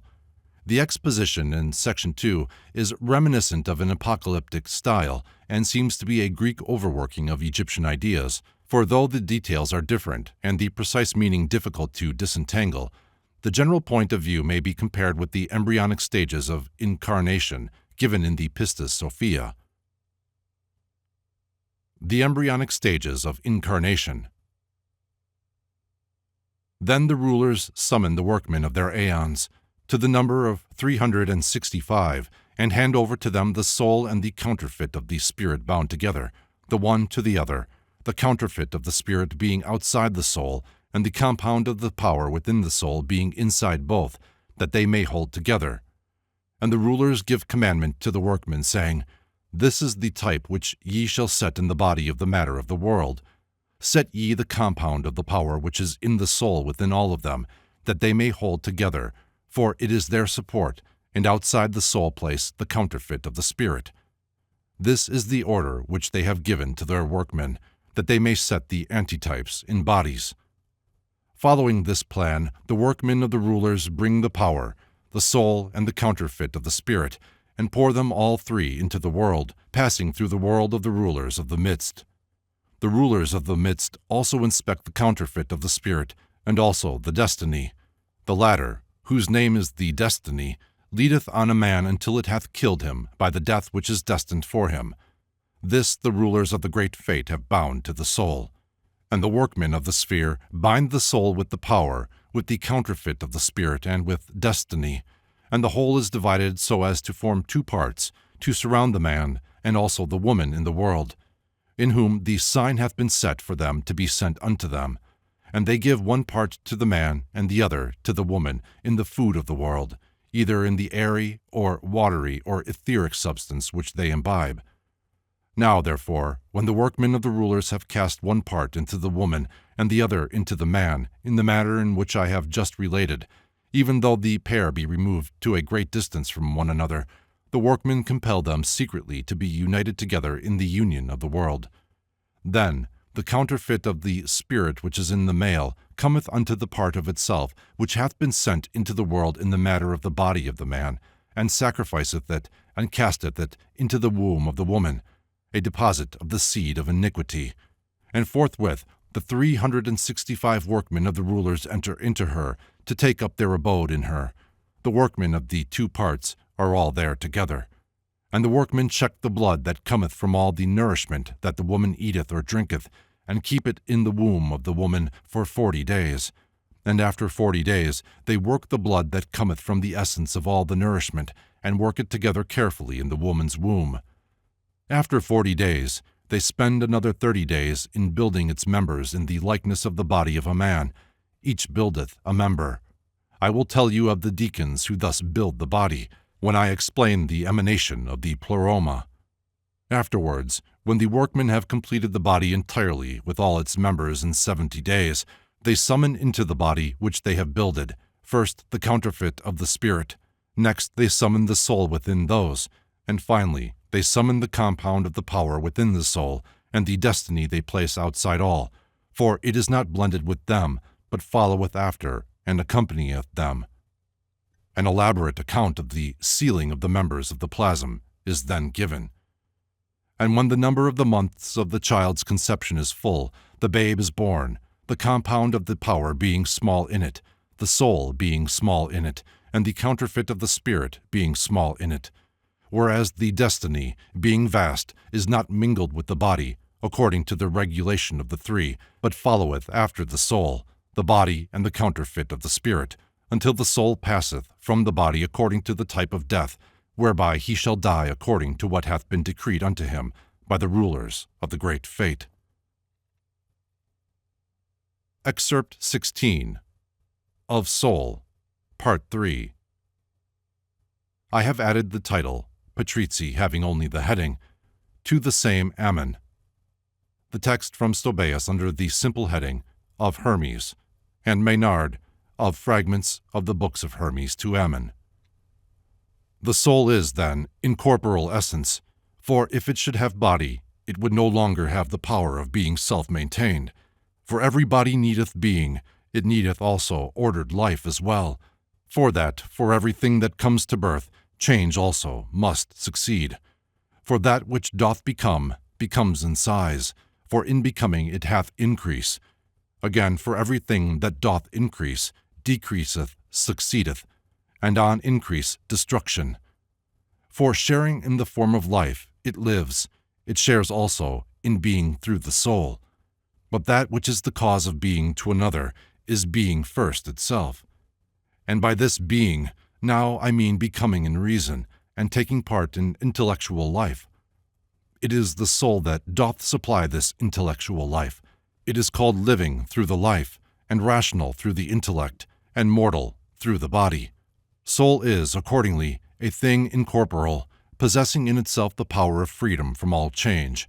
For how would it be possible to talk about an intellectual living thing if that there were no living essence to furnish life? Nor any more would it be possible to say a rational living thing were there no ratiocinative essence to furnish intellectual life. It is not to all lives that intellect extends. It doth depend on the relationship of body's composition to the harmony. For if the hot in the compost be in excess, he's light and fervid, but if the cold, he's heavy and he's dull. For nature makes the composition fit the harmony. There are three forms of the becoming, the hot, the cold, and medium. It makes it fit according to the ruling star in the star mixture, and soul receiving it, as fate decrees, supplies this work of nature with the proper kind of life. Nature, accordingly, assimilates the body's harmony unto the mixture of the stars, and co-unites its complex mixtures with their harmony, so that they are in mutual sympathy. for that the end of the stars' harmony is to give birth to sympathy according to their fate. Excerpt 17 of Soul, Part 4. Patrizzi runs this onto the preceding without a break. The text from Stobaeus, under heading of the same, that is, of Hermes, and Maynard, of fragments of the book of Hermes to Ammon. Soul, Ammon, then is essence containing its own end within itself. In its beginning taking to itself the way of life allotted it by fate, it draws also unto itself a reason like to matter, possessing heart and appetite. Heart, too, is matter. If it doth make its state accordant with the soul's intelligence, it then becometh courage, and is not led away by cowardice. And appetite is matter, too. If it doth make its state accord with the soul's rational power, it then becometh temperance, and is not moved by pleasure, for reasoning fills up the appetite's deficiency. And when both these are harmonized and equalized, and both are made subordinate to the soul's rational power, justice is born. For that their state of equilibrium doth take away the heart's excess and equalizes the deficiency of appetite. The source of these, however, is the penetrating essence of all thought, itself by its own self, working in its own reason that doth think round everything, with its own reason as its rule. It is the essence that doth lead and guide as ruler. Its reason is as 'twere its counselor, who thinks about all things. The reason of the essence, then, is gnosis of those reasonings which furnish the irrational part with reasonings conjecturing, a faint thing as compared with reasoning itself, but reasoning as compared with the irrational, as echo unto voice, and moonlight to the sun. And heart and appetite are harmonized upon a rational plan. They pull the one against the other, and so they learn to know in their own selves a circular intent. Excerpt 18 of Soul, Part 5. Patrizzi runs this on to the last without a break. The text from Stobaeus being under the heading of the same, that is, of Hermes, and Maynard, of fragments of the books of Hermes to Ammon. Now, every soul is free from death and in perpetual motion. For in the general sermons we have said some motions are by means of the activities, others are owing to the bodies. We say, moreover, that the soul is produced out of a certain essence, not a matter, incorporeal itself, just as its essence is. Now everything that's born must of necessity be born from something. All things, moreover, in which destruction followeth on birth, must of necessity have two kinds of motion with them, the motion of the soul by which they're moved, and body's motion by which they wax and wane. Moreover also on the former's dissolution, the latter is dissolved. This I define then as the motion of bodies corruptible. The soul, however, is in perpetual motion, in that perpetually it moves itself and makes its motion active too in other things.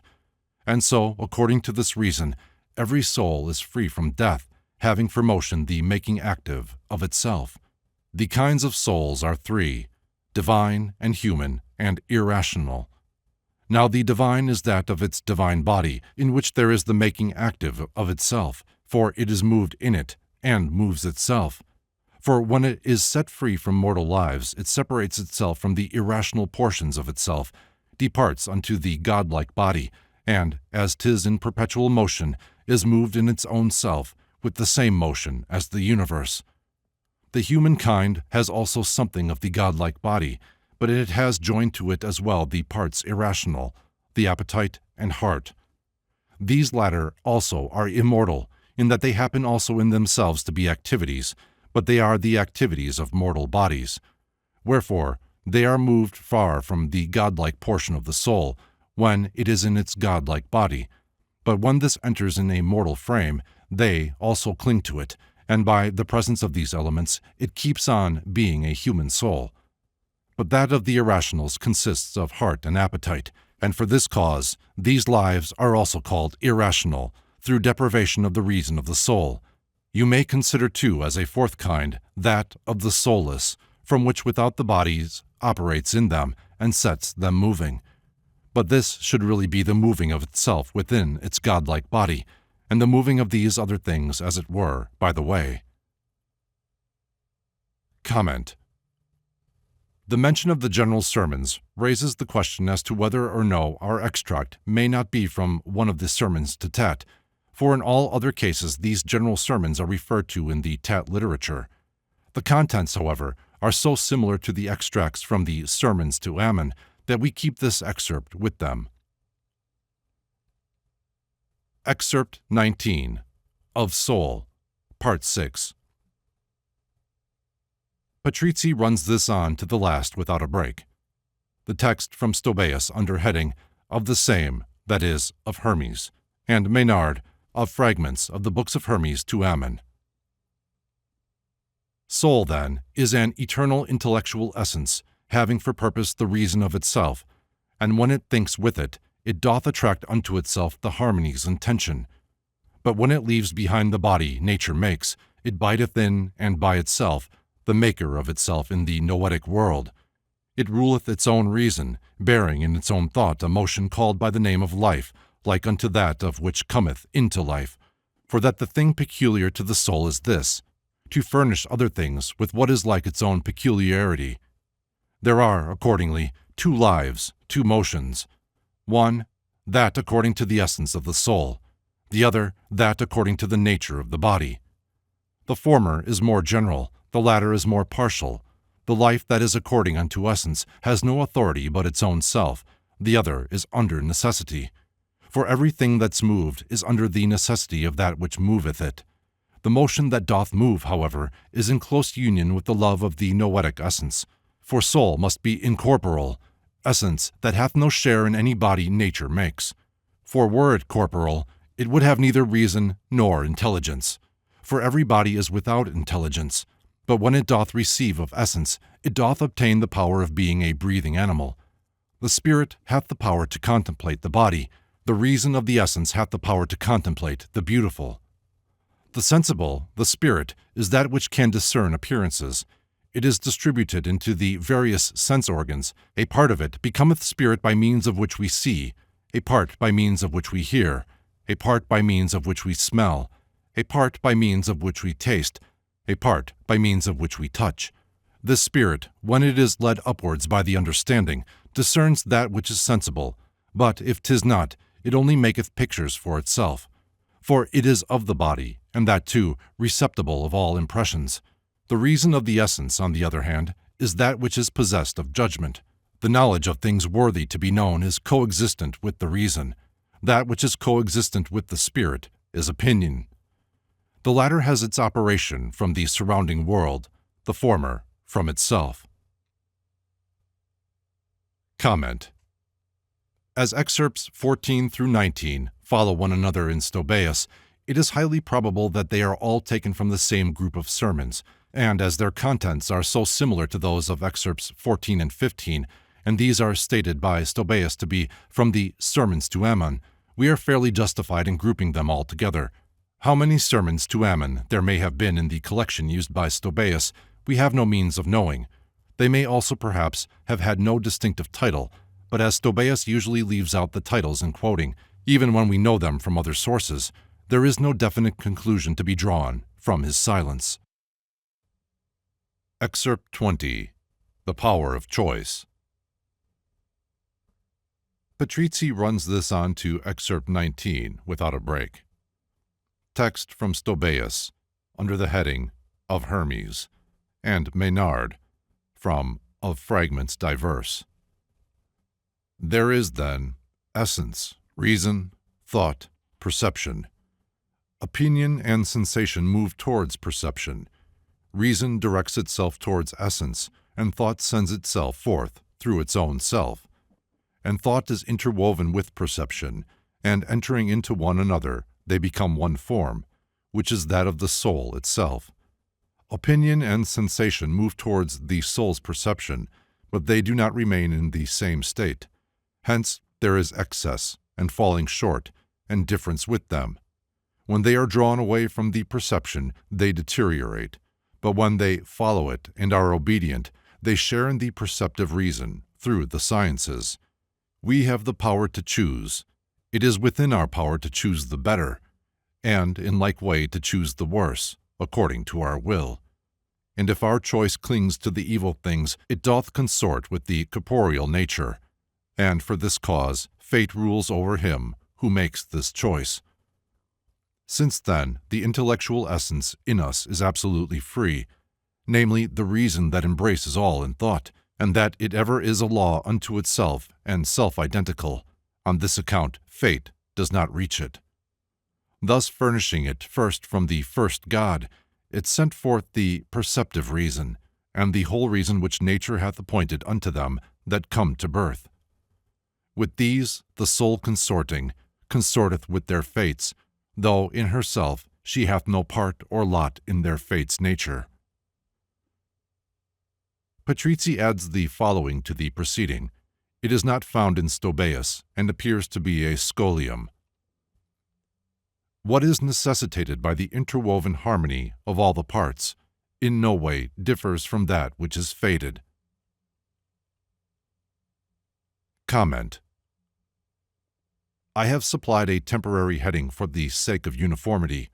Our extract, however, seems to be taken from a lengthy treatise, and was probably one of the sermons to Tat. Excerpt 21. Of Isis to Horus. Title from Patrizzi is From Isis. Text from Stobaeus under the heading Of Hermes from the Sermon of Isis to Horus. Schau gives another heading, which Gaisford in a note thinks is from the Vienna Codex, namely, Of Hermes from the Intercession, or Supplication, of Isis, and Maynard, of Fragments Diverse. A refutation, when it is recognized, O greatest king, carries the man who is refuted towards the desire of things he did not know before. Comment. This fragment is clearly not in the style of the excerpt from the Sermon of Isis to Hermes. It is far more closely reminiscent of Corpus Hermeticum 16 or 17, and is therefore probably from the Sermon of Asclepius to the king. Excerpt 22, an apophthegm. Hermes, on being asked, "What is God?" replied, "The demiurge of wholes, the mind most wise and everlasting."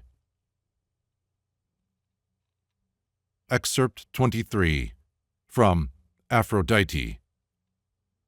Title in Patrizzi is The Likeness of Children, followed by From Aphrodite. The text from Stobaeus under the heading Of Hermes from Aphrodite, and Maynard of Fragments Diverse. How then are offspring born like to their parents, or how are they returned to their own species? I will set forth the reason. When generation stores up seed from the ripe blood being sweated forth, it comes to pass that somehow there's exhaled from the whole mass of limbs a certain essence, following the law of a divine activity, as though the man himself were being born. The same thing also in the woman's case apparently takes place. When then what floweth from the man hath the ascendancy, and keeps intact, the young one's brought to light resembling its sire, contrariwise, in the same way resembling its dam. Moreover, if there should be ascendancy of any part, then the resemblance of the young will favor that especial part. But sometimes also, for long generations, the offspring favoreth the husband's form, because his deacon has the greater influence at that particular moment when the wife conceives. Comment. This fragment belongs to a type of Hermetic literature of which it is the sole surviving specimen. It is in form identical with the Isis and Horus type, but what the name of the questioner of Aphrodite could have been is difficult to say. Excerpt 24. A Hymn of the Gods. Text from Stobaeus under the simple heading of Hermes. The same verses are read in the appendix to the Anthologia Palantina. 7 stars, far varied in their course, revolved upon the wide Olympian plain. With them forever will eternity spin fate. Mene, that shines by night, and gloomy Kronos, and sweet Helios, and Paphi, who's carried in the shrine, courageous Ares, fair winged Hermes, and Zeus, the primal source, from whom nature doth come. Now they themselves have had the race of men entrusted to their care, so that in us there is a Mene, Zeus, and Ares, Paphi, a Kronos, Helios, and Hermes. Wherefore we are divided up so as to draw from the ethereal spirit tears, laughter, anger, birth, reason, sleep, desire. Tears are Kronos, birth Zeus, reason is Hermes, courage Mars, and Mene, sleep. In sooth, and Cytherea desire, and Helios is laughter, for 'tis because of him that justly every mortal thinking thing doth laugh, and the immortal world. Comment. This is the only known specimen of verses attributed to the Trismegistic tradition. Liddell and Scott, however, do not question this attribution, while Clement of Alexandria, this is a reference of Wachsmuth's which I cannot verify, praises the hymns of the gods of Hermes. On the contrary, in Anthologia Palantine, the 7th verse is ascribed to Theon of Alexandria. Excerpt 25. The Virgin of the World, Part 1. Or, Apple of the Eye of the World, see commentary, referred to as KK. Title in Patrizii in the Latin translation, Minerva Mundi. Text from Stobaeus under heading, From Thrice-Greatest Hermes, Sacred Book, The Virgin of the World, and Maynard of Fragments of the Sacred Book entitled The Virgin of the World. So speaking, Isis doth pour forth for Horus the sweet draught of the first of deathlessness, which souls have custom to receive from gods, and thus begins her holiest discourse. Seeing that, son Horus, heaven, adorned with many a wreath of starry crowns, is set over every nature of all things beneath, and that nowhere it lacketh aught of anything which the whole cosmos now doth hold. In every way it needs must be that every nature which lies underneath should be co-ordered and fulfilled by those that lie above, for things below cannot, of course, give order to the ordering above. It needs must be, therefore, be the less should give place to the greater mysteries. The ordinance of the sublimer things transcends the lower. It is both sure in every way and falleth neath no mortal's thought. Wherefore the mysteries below did sigh, fearing the wondrous beauty and the everlasting durance of the ones above.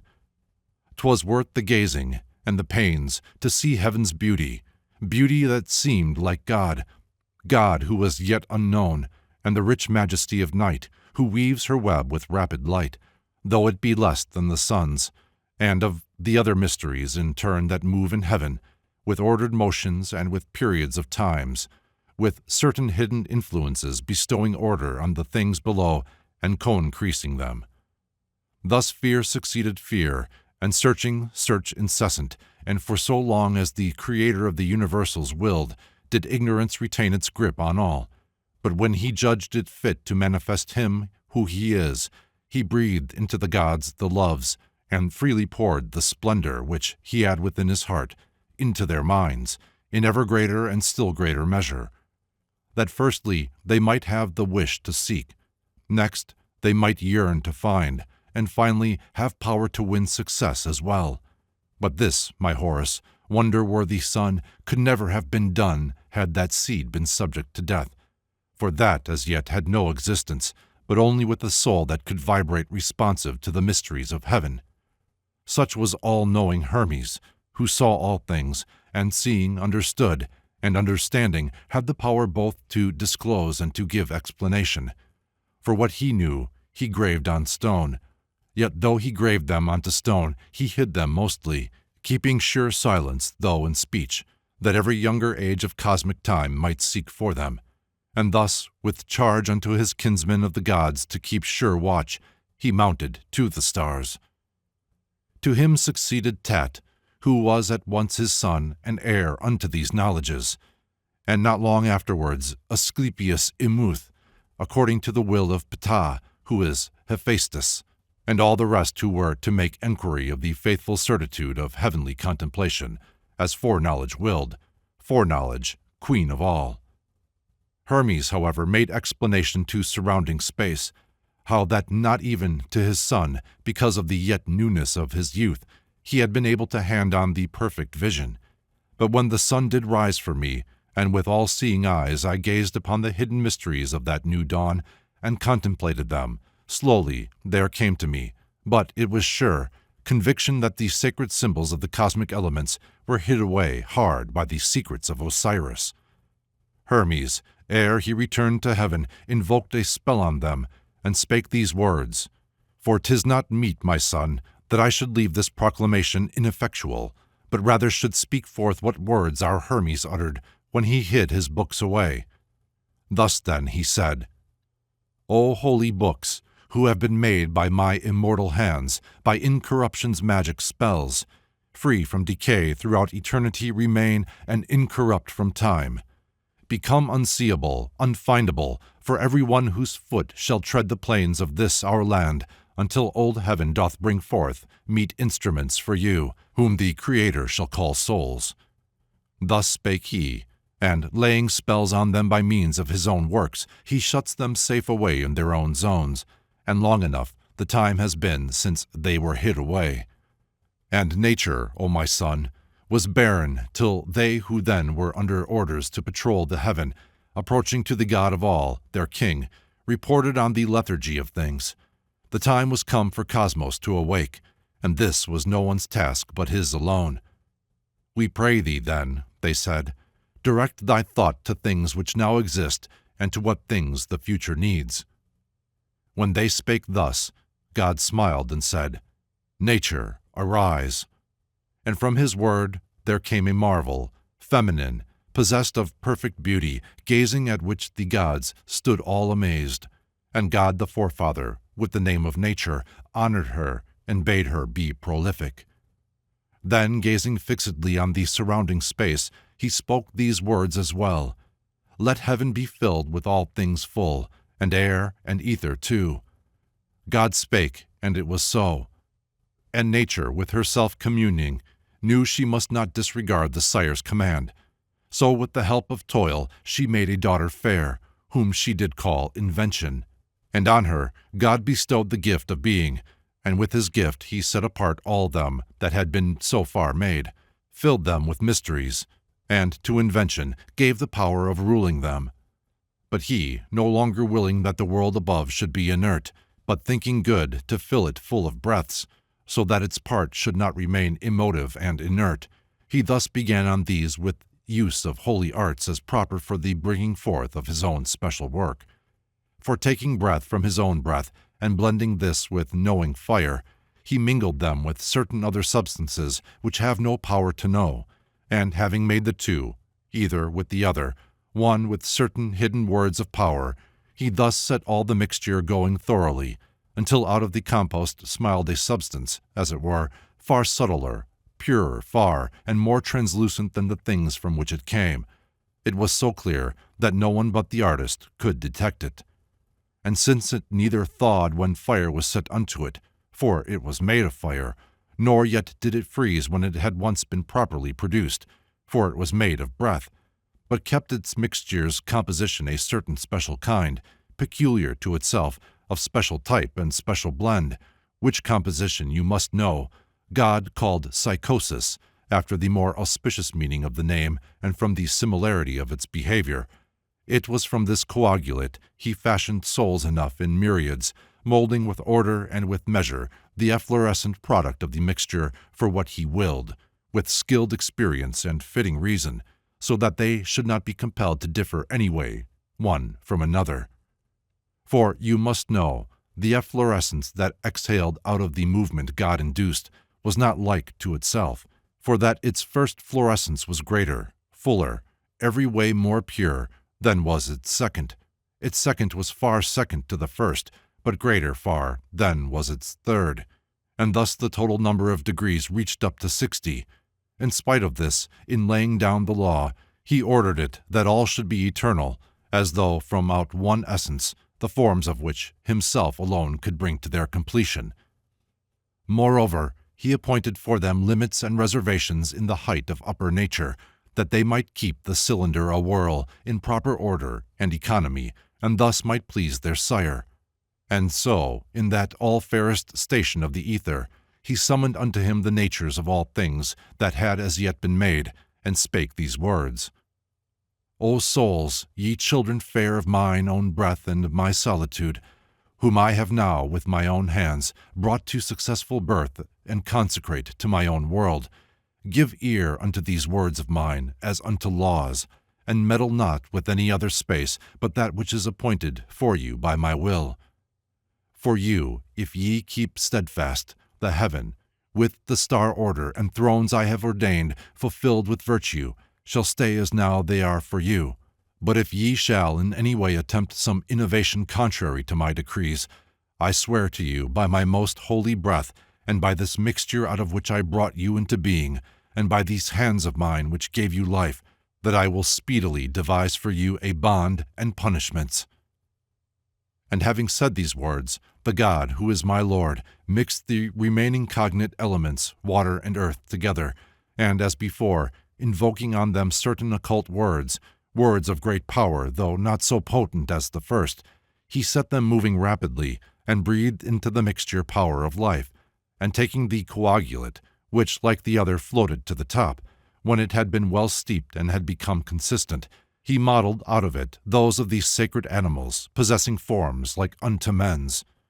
The mixture's residue he gave unto those souls that had gone in advance and had been summoned to the lands of the gods, to regions near the stars, and to the choir of holy daemons. He said, My sons, ye children of my nature, fashion things. Take ye the residue of what my art hath made, and let each fashion something which shall bear resemblance to his own nature. These will I further give to you as models.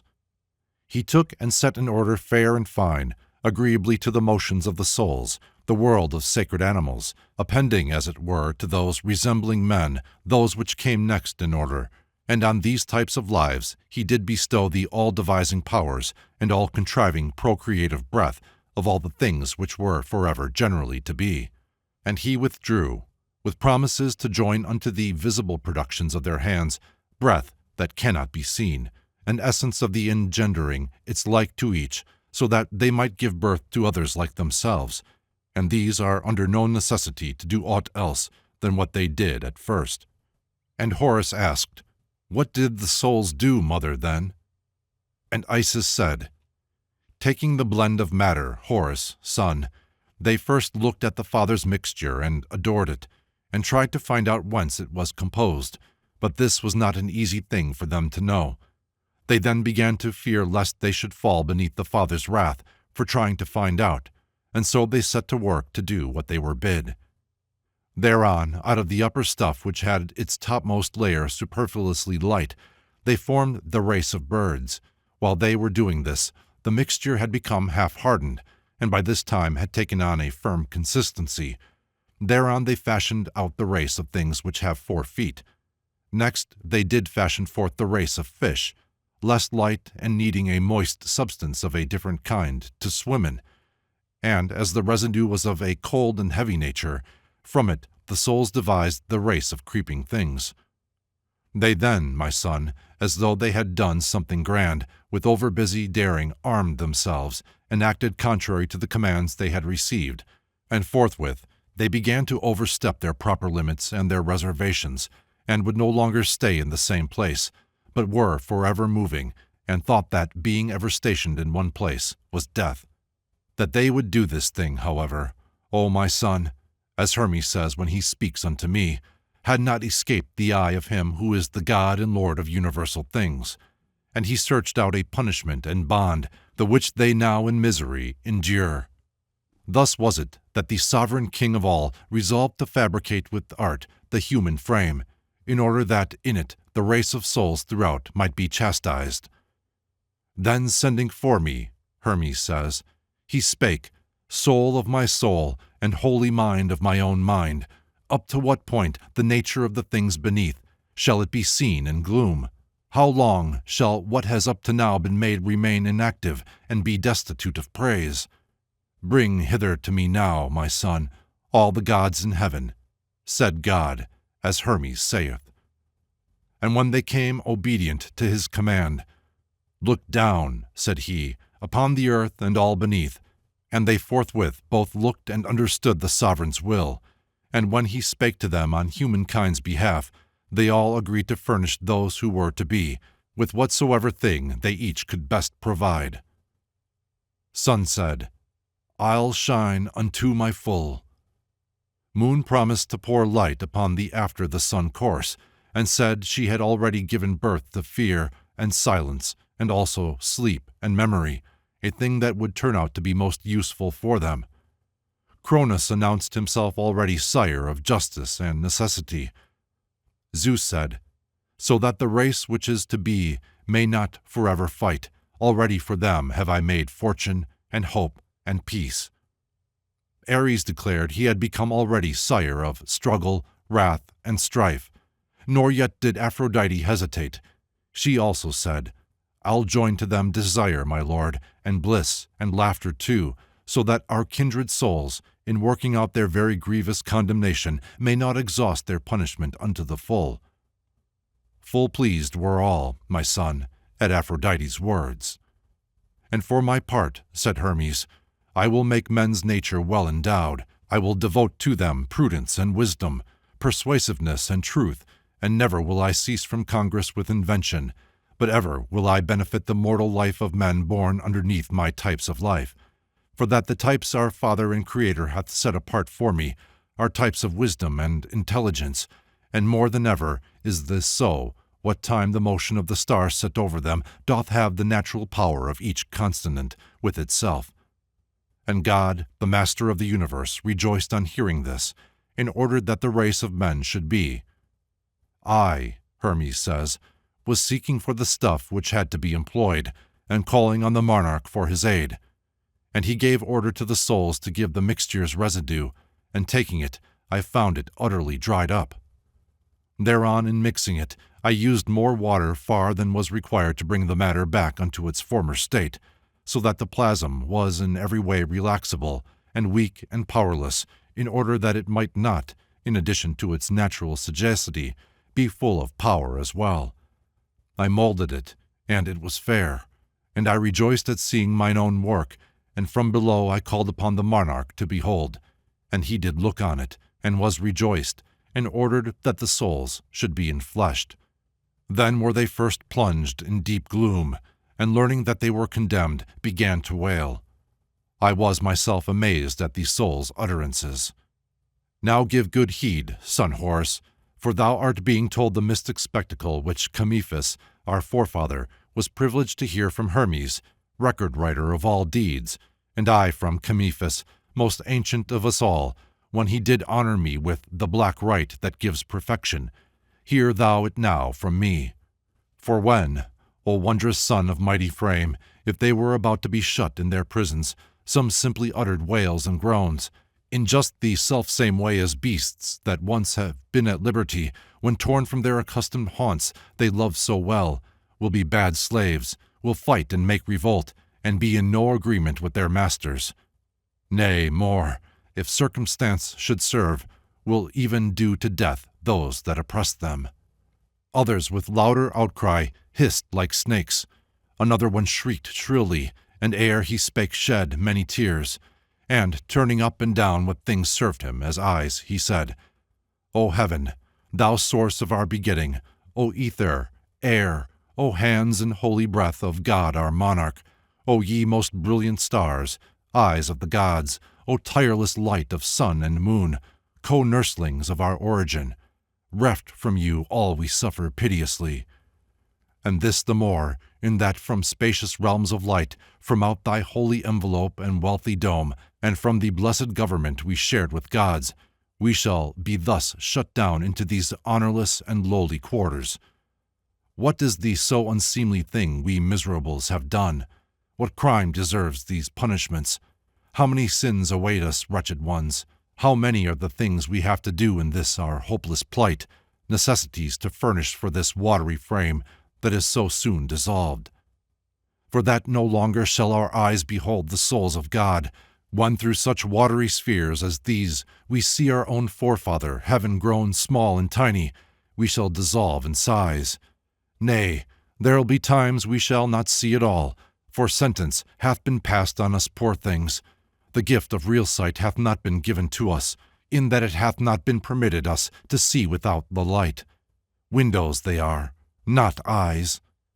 How wretchedly shall we endure to hear our kindred breaths breathe in the air, when we no longer shall be breathing with them. For home, instead of this great world high in the air, a heart's small mass awaits us. Set thou us free from bonds, so base as these to which we have sunk down, and end our grief. O Lord and Father, and our Maker, if so it be thou hast thus quickly grown indifferent unto the works of thine own hands, appoint for us some limits. Still deem us worthy of some words, though they be few, while yet we conceive through the whole world order bright on every side. Thus speaking, Horus, son, the souls gained their request, for that the monarch came and sitting on the throne of truth made answer to their prayers. O souls, love and necessity shall be your lords, they who are lords and marshals after me, of all. Know, all of you who are set under my unaging rule, that as long as ye keep you free of sin, ye shall dwell in the fields of heaven. But if some cause of blame for aught attach itself to you, ye shall dwell in the place that destiny allots, condemned to mortal wombs. If then the things imputed to your charge be slight, leaving the bond of fleshly frames subject to death, ye shall again embrace your Father heaven, and sigh no more. But if ye shall commit some greater sins, and with the end appointed of your frames be not advanced, no longer shall ye dwell in heaven, nor even in the bodies of mankind, but shall continue after that to wander round in lives irrational. Thus speaking, Horus mine, he gave to all the gift of breath, and thus continued. It is not without purpose or by chance I have laid down the law of your transformings, but as it will be, for the worse if ye do aught unseemly, so for the better, if ye shall will what's worthy of your birth. For I and no one else will be the witness and the watcher. Know then, it is for what ye have done heretofore, ye do endure this being shut in bodies as a punishment. The difference in your rebirths, accordingly, for you, shall be as I have said, a difference of bodies, and their final dissolution shall be a benefit and a return to the fair happiness of former days. But if ye think to do aught else unworthy of me, your mind shall lose its sight so as to think the contrary of what is true, and take the punishment for benefit, the change to better things for infamous despite. But the more righteous of you, who stand upon the threshold of the change to the diviner state, shall among men be righteous kings, and genuine philosophers, founders of states, and lawgivers, and real seers, and true herb-knowers, and prophets of the gods most excellent, skillful musicians, skilled astronomers, and augurs wise, consummate sacrificers, as many of you as are worthy of things fair and good. Among the winged tribes they shall be eagles, for these will neither scare away their kind nor feed on them. Nay, more, when they are by, no other weaker beast will be allowed by them to suffer wrong, for what will be the eagle's nature is too just to suffer it. Among four-footed things they will be lions, a life of strength and of a kind which in a measure needs no sleep, in mortal body practicing the exercises of immortal life, for they nor weary grow nor sleep. And among creeping things they will be dragons, in that this animal will have great strength, and live for long, will do no harm, and in a way be friends with man, and let itself be tamed.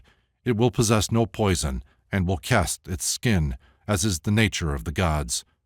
Among the things that swim they will be dolphins, for dolphins will take pity upon those who fall into the sea, and if they are still breathing, bear them to the land, while if they are dead, they will not ever even touch them, though they will be the most voracious tribe that in the water dwells. Thus speaking, God became imperishable mind. Thereon, son Horus, from the earth, uprose a very mighty spirit which no mass of body could contain, whose strength consisted in his intellect, and though he knew full well the things on which he questioned, the body with which man was clothed according to his type, a body fair and dignified, yet savage, overmuch and full of fear, immediately he saw the souls were entering the plasms. He cried out, "What are these called, O Hermes, writer of the records of the gods?" And when he answered, "Men," Hermes, he said, "it is a daring work, this making man, with eyes inquisitive and talkative of tongue, with power henceforth to hear things even which are no concern of his, dainty of smell, who will use to its full his power of touch on everything. Hast thou, his generator, judged it good to leave him free from care, who in the future daringly will gaze upon the fairest mysteries which nature hath? Wouldest thou leave him without a grief, who in the days to come will make his thoughts reach unto mysteries beyond the earth? Men will dig up the roots of plants, and will find out their juices' qualities. Men will observe the nature of the stones. Men will dissect not only animals irrational, but they'll dissect themselves, desiring to find out how they were made. They will stretch out their daring hands even to the sea, and cutting self-grown forests down will ferry one another over to lands beyond. Men will seek out as well the inner nature of the holy spaces which no foot may tread, and will chase after them into the height, desiring to observe the nature of the motion of the heaven. These are yet moderate things which they will do, for nothing more remains than earth's remotest realms. Nay, in their daring they will track out night, the farthest night of all. Naught have they, then, to stop them from receiving their initiation in the good of freedom from all pain, and, unconstrained by terror's grievous goads, from living softly out a life free from all care. Then will they not gird on the armor of an over-busy daring up to heaven? Will they not then reach out their souls, freed from all care, unto the primal elements themselves? Teach them henceforth to long, to plan out something, where they have as well to fear the danger of its ill success, in order that they may be tamed by the sharp tooth of pain in failure of their hopes. Let the too busy nature of their souls be balanced by desires, and fears, and griefs, and empty hopes. Let loves in quick succession sway their souls, hopes, manifold desires, sometimes fulfilled and sometimes unfulfilled, that the sweet bait of their success may draw them into struggle amid direr ills. Let fever lay its heavy hand on them, that losing heart they may submit desire to discipline. Thou grievest, dost thou, Horus' son, to hear thy mother put these things in words? Art thou not struck with wonder? Art thou not terror-struck at how poor man was grievously oppressed? Hear what is sadder still. When Momo said these things, Hermes was pleased, for what he said was out of affection for him, and so he did all that he recommended, speaking thus: Momos, the nature of the breath divine which doth surround all things shall not become inert. The Master of the universe appointed me as steward and as manager. Wherefore the overseer of his command will be the keen-eyed goddess of the all, Adrastea, and I will skillfully devise an instrument, mysterious, possessed of power of sight that cannot err, and cannot be escaped, whereto all things on earth shall of necessity be subject, from birth to final dissolution, an instrument which binds together all that's done. This instrument shall rule all other things on earth, as well as man.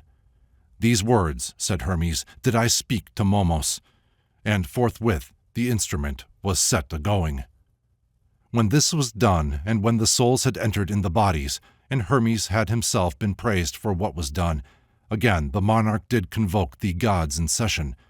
The gods assembled, and once more did he make proclamation, saying, Ye gods, all ye who have been made of chiefest nature, free from all decay, who have received as your appointed lot forevermore to order out the mighty Aeon, through whom all universal things will never weary grow, surrendering themselves in turn the one to other. How long shall we be rulers of this sovereignty that none can ever know? How long these things shall they transcend the power of the sight of sun and moon? Let each of us bring forth according to his power. Let us by our own energy wipe out this inert state of things. Let chaos seem to be a myth incredible to future days. set hand to mighty work, and I myself will first begin." He spake. Straightway in cosmic order there began the differentiation of the up to then black unity of things, and heaven shone forth above, tricked out with all his mysteries. Earth, still a tremble, as the sun shone forth, grew harder, and appeared with all the fair adornments that bedeck her round on every side. For beautiful to God are even things which men think mean, in that in truth they have been made to serve the laws of God. And God rejoiced when now he saw his works a-moving, and nature full his hands, which held as much as all surrounding space, with all that nature had produced, and squeezing tight the handfuls mightily, he said, "Take these, O holy earth, take those, all-honored one, who art to be the mother of all things, and henceforth lack thou naught."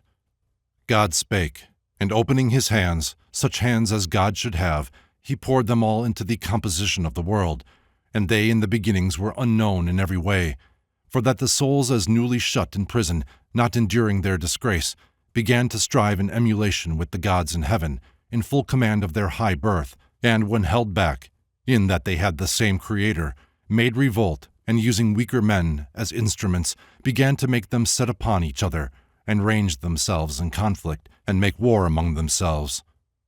Thus strength did mightily prevail over weakness, so that the strong did burn and massacre the weak, and from the holy places down they cast the living, and the dead down from the holy shrines, until the elements in their distress resolved to go to God, their monarch, to complain about the savage state in which men lived. The evil now being very great, the elements approached the God who made them, and formulated their complaint in some such words as these. It was moreover fire who first received authority to speak. He said, "O Lord, artificer of this new world, thou name mysterious among the gods, and up to now revered by all mankind, how long hast thou, O Daemon, judged it right to leave the life of mortals without God? Show now thyself unto thy world consulting thee, initiate the savagery of life with peace, give laws to life, to right give oracles, fill with fair hopes all things, and let men fear the vengeance of the gods, and none will sin. Should they receive due retribution for their sins, they will refrain henceforth from doing wrong. They will respect their oaths, and no one any more will ponder sacrilege. Let them be taught to render thanks for benefits received, that I, the fire, may joyfully do service in these sacrificial rites, that they may from the altar send sweet-smelling vapors forth. For up to now I am polluted, Lord, and by the godless daring of these men I am compelled to burn up flesh. They will not let me be for what I was brought forth, but they adulterate with all indecency my undecaying state." And Air too said, "I also, Master, am made turbid by the vapors which the bodies of the dead exhale, and I am pestilential, and no longer filled with health. I gaze down from above on things I ought not to behold." Next Water, O my son of mighty soul, received authority to speak, and spake and said, "O Father, O wonderful Creator of all things, Daemon self-born, and nature's maker, who through thee doth conceive all things, now at this last command the rivers' streams for ever to be pure, for that the rivers and the seas or wash the murderer's hands, or else receive the murdered." After came earth in bitter grief, and taking up the tale, O son of high renown, thus she began to speak. "O sovereign Lord, chief of the heavenly ones, and master of the wheels, thou ruler of us elements, O sire of them who stand beside thee, from whom all things have the beginning of their increase and of their decrease, and into whom they cease again and have the end that is their due according to necessity's decree. O greatly honored one, the godless rout of men doth dance upon my bosom. I hold in my embrace as well the nature of all things, for I, as thou didst command, not only bear them all, but I receive them also when they're killed. But now I am dishonored. The world upon the earth, though filled with all things else, hath not a God. For having naught to fear, they sin in everything, and from my heights, O Lord, down dead they fall by every evil art, and soaking with the juices of their carcasses, I am all corrupt. Hence am I, Lord, compelled to hold in me those of no worth. With all I bear, I would hold God as well. Bestow on earth, if not thyself, for I could not contain thee, yet some holy emanation of thyself. Make thou the earth more honored than the rest of elements, for it is right that she should boast of gifts from thee, in that she giveth all. Thus spake the elements, and God, fulfilling all things with the sound of his most holy voice, spake thus: Depart, ye holy ones, ye children worthy of a mighty sire, nor yet in any way attempt to innovate, nor leave the whole of this my world without your active service. For now another efflux of my nature is among you, and he shall be a pious supervisor of all deeds, judge incorruptible of living men, and monarch absolute of those beneath the earth, not only striking terror into them, but taking vengeance on them. And by his class of birth the fate he hath deserved shall follow every man. And so the elements did cease from their complaint, upon the master's order, and they held their peace, and each of them continued in the exercise of his authority and in his rule. And Horus thereon said, How was it, mother, then, that earth received God's efflux? And Isis said, I may not tell the story of this birth, for it is not permitted to describe the origin of thy descent, O Horus, son of mighty power, lest afterwards the way of birth of the immortal gods should be known unto men, except so far that God the monarch, the universal orderer and architect, sent for a little while thy mighty sire Osiris and the mightiest goddess Isis, that they might help the world, for all things needed them. 'Tis they who filled life full of life. 'Tis they who caused the savagery of mutual slaughtering of men to cease. 'Tis they who hallowed precincts to the gods their ancestors, and spots for holy rites. 'Tis they who gave to men laws, food, and shelter. 'Tis they who will, says Hermes, learn to know the secrets of my records all, and will make separation of them, and some they will keep for themselves, while those that are best suited for the benefit of mortal men they will engrave on tablet and on obelisk. 'Tis they who were the first to set up courts of law, and filled the world with justice and fair rule. 'Tis they who were the authors of good pledges and of faith, and brought the mighty witness of an oath into men's lives. 'Tis they who taught men how to wrap up those who ceased to live, as they should be. 'Tis they who searched into the cruelty of death, and learned that, though the spirit which goes out longs to return into men's bodies, yet if it ever fail to have the power of getting back again, then loss of life results. 'Tis they who learned from Hermes that surrounding space was filled with daemons, and engraved on hidden stones the hidden teaching. 'Tis they alone who, taught by Hermes and God's hidden codes, became the authors of the arts and sciences and all pursuits which men do practice, and givers of their laws.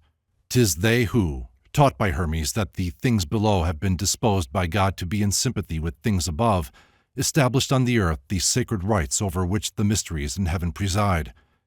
'Tis they who, knowing the destructibility of mortal frames, devised the grade of prophets, in all things perfected, in order that no prophet who stretched forth his hands unto the gods should be in ignorance of anything, that magic and philosophy should feed the soul, and medicine preserve the body when it suffered pain. And having done all this, my son, Osiris and myself, perceiving that the world was now quite full, were thereupon demanded back by those who dwell in heaven, but could not go above till we had made appeal unto the monarch, that surrounding space might with this knowledge of the soul be filled as well, and we ourselves succeed in making our assent acceptable to him. For that God doth in hymns rejoice. Ay, mother, Horus said, on me as well bestow the knowledge of this hymn, that I may not remain in ignorance. And Isis said, Give ear, O son. Excerpt 26. The Virgin of the World, Part 2. Patrizzi runs this on to the last without a break. The text from Stobaeus under heading In the Same, and Maynard, a fragment, etc., as above. Now if thou wouldest, O son of mighty soul, know aught beside, ask on. And Horus said, O mother of great honor, I would know how royal souls are born. And Isis said, Son Horus, The distinction which marks out the royal souls is somewhat of this kind. 4 regions are there in the universe which fall beneath a law and leadership which cannot be transgressed: heaven, and the ether, and the air, and the most holy earth. Above in heaven, son, the gods do dwell, over whom with all the rest doth rule the architect of all, and in the ether dwell the stars, over whom the mighty light-giver, the sun, holds sway. But in the air live only souls, over whom doth rule the moon, and on the earth do dwell men and the rest of living things, over whom he who doth happen to be king holds sway. The gods engender, son, the kings it has deserved, to rule the race that lives on earth. The rulers are the emanations of the king, of whom the nearer to him is more royal than the rest. For that the sun, in that 'tis nearer than the moon to God, is far more vast and potent, to whom the moon comes second both in rank and power. The king, then, is the last of all the other gods, but first of men, and so long as he is upon the earth he is divorced from his true godship, but hath something that doth distinguish him from men, and which is like to God. The soul which is sent down to dwell in him is from that space which is above those regions whence the souls descend to other men. Down from that space the souls are sent to rule for those 2 reasons, son.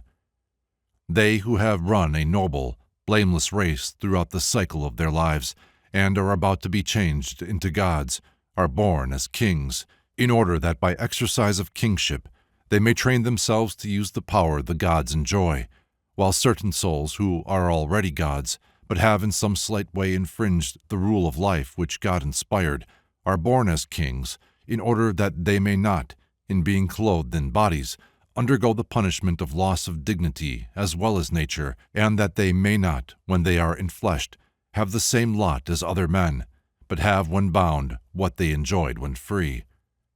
The differences which are, however, in the dispositions shown by those who play the part of kings are not determined by distinguishing their souls, for these are all divine, but by the constitution of the angels and the daemons who attend on them. For that such souls as these descending for such purposes do not come down without a guard and escort. For justice up above knows how to give to each what is its due estate, even though they be made exiles from their country ever fair. When then, my son, the angels and the daemons who bring down the soul are of a warlike kind, it has to keep firm hold of their proclivities, forgetting its own proper deeds, but all the more remembering the doings of the other host attached to it. When they are peaceful, then the soul as well doth order its own course in peace. When they love justice, then it too defends the right. When they are music lovers, then it also sings. And when they are truth lovers, then it also doth philosophize. For as it were out of necessity, these souls keep a firm hold of the proclivities of those that bring them here, for they are falling down to man's estate, forgetting their own nature, and the farther they depart from it, the more they have in memory the disposition of those powers which shut them into bodies.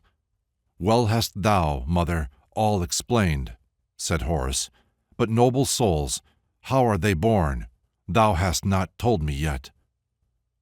As on the earth, son Horace, there are states which differ one from other, so also is it in the case of souls, for they have regions whence they start, and that which starts from a more glorious place hath nobler birth than one which doth not so.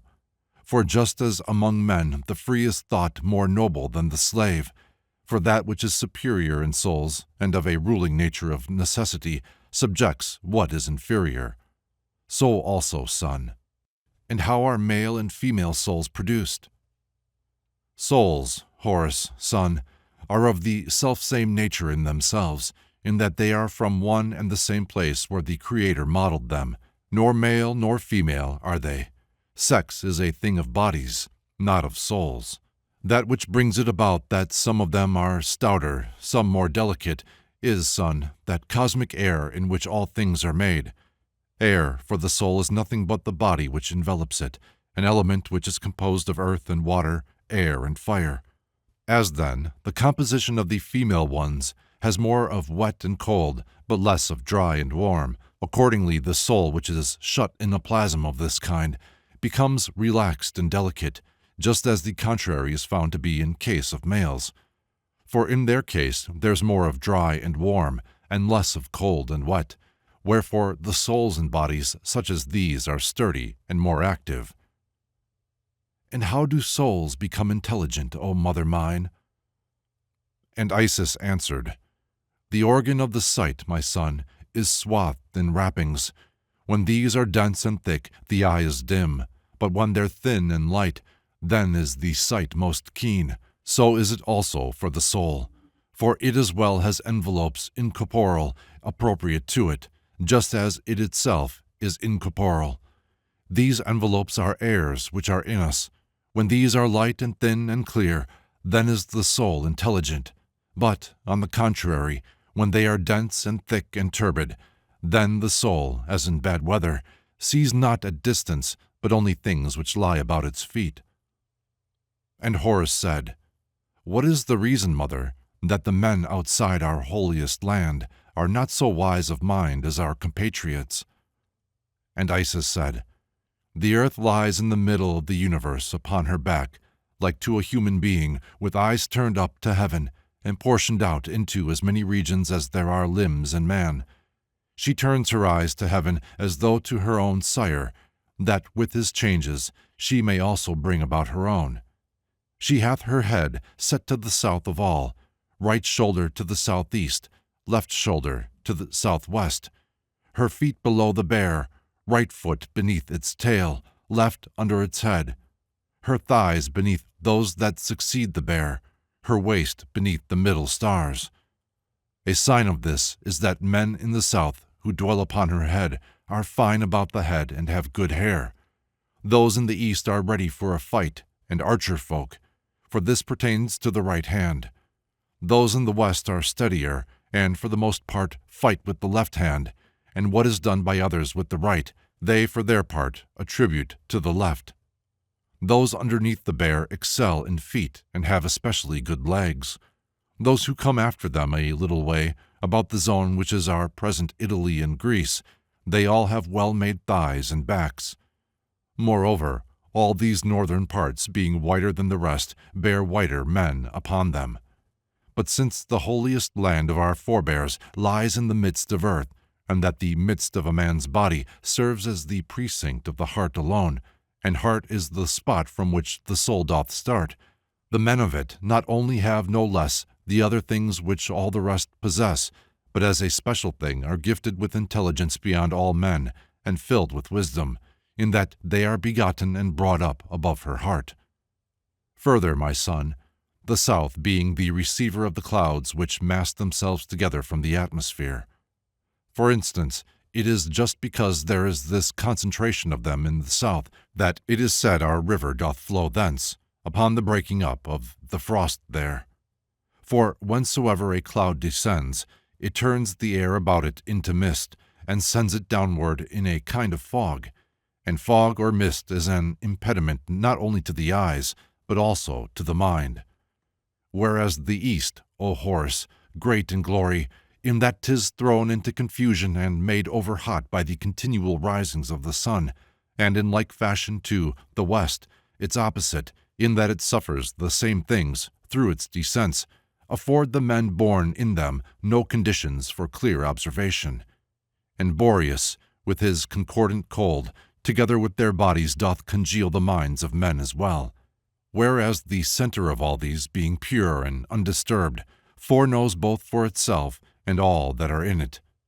For, free from trouble, ever it brings forth, adorns and educates, and only with such weapons wars on men, and wins the victory, and with consummate skill, like a good satrap, bestows the fruit of its own victory upon the vanquished. This too expound, O lady mother mine, for what cause is it that when men still keep alive in long disease, their rational part, their very reason and their very soul, at times becomes disabled?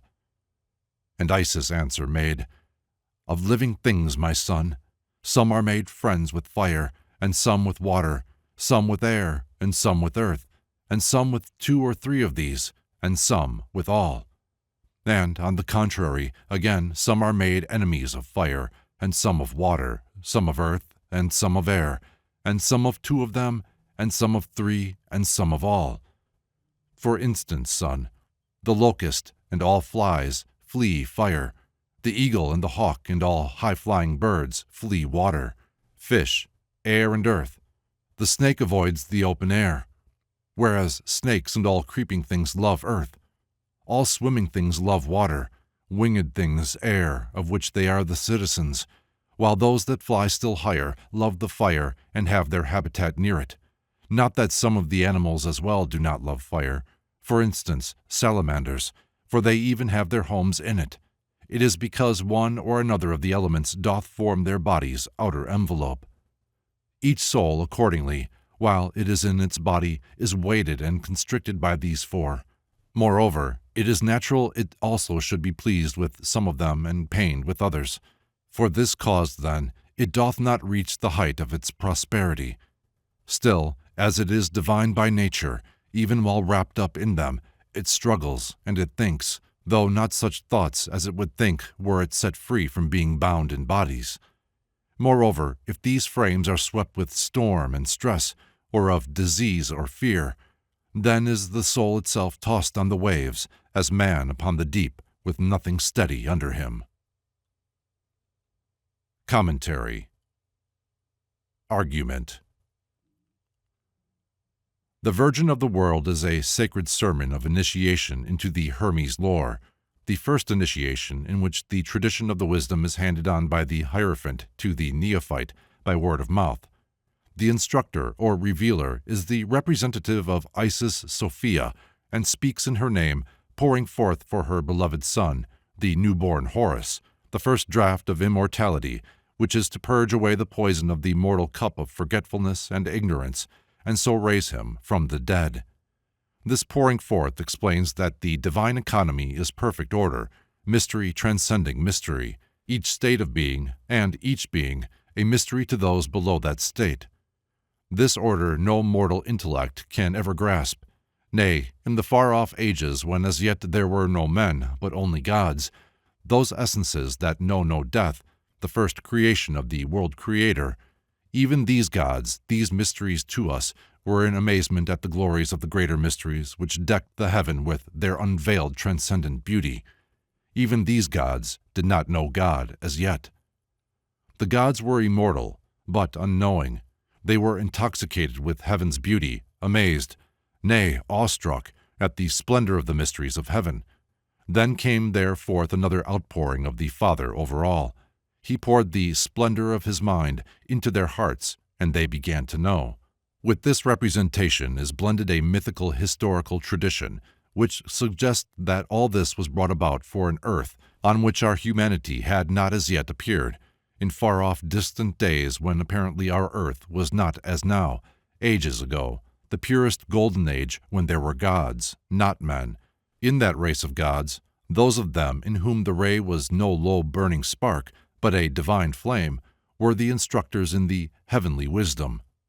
Of these was Hermes, a race or being rather than an individual. These sons of fire left the record of their wisdom engraved on stone in symbol, in charge of others of the same race, but less knowing than themselves, and so they ascended to heaven. Those that succeeded them had not the flame so bright within their hearts. They were of the same race, but younger souls, the Tat race. Hermes could not hand on the direct knowledge to them, the perfect sight, and so recorded the wisdom in symbol and myth. Still later, the Asclepius race joined themselves to the Tat souls. All this, however, took place many, many ages ago, long even before the days of the men-gods Osiris and Isis, for the real wisdom of Hermes was so ancient that even Isis herself had had to search out the hidden records, and that too by means of the inner sight, when she herself had won the power to see, and the true sun had risen for her mind. But the strain of reconstructing the history of this far distant past, as he conceived it to have been, is too much for the writer. He knows he is dealing with myths, with what Plutarch would have called the doings of the daemons. He knows that in reality these primeval books of Hermes have no longer any physical existence. if indeed they ever had any.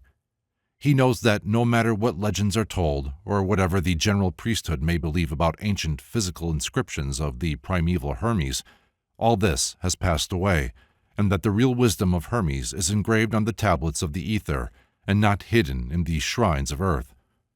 The books are engraved in the sacred symbols of the cosmic elements, and hidden away hard by the secrets of Osiris, the mysteries of creative fire, the light that speaks in the heart. The true books of Hermes are hidden away in their own zones, the pure elements of the unseen world, the celestial Egypt. This wisdom was held in safekeeping for the souls of men.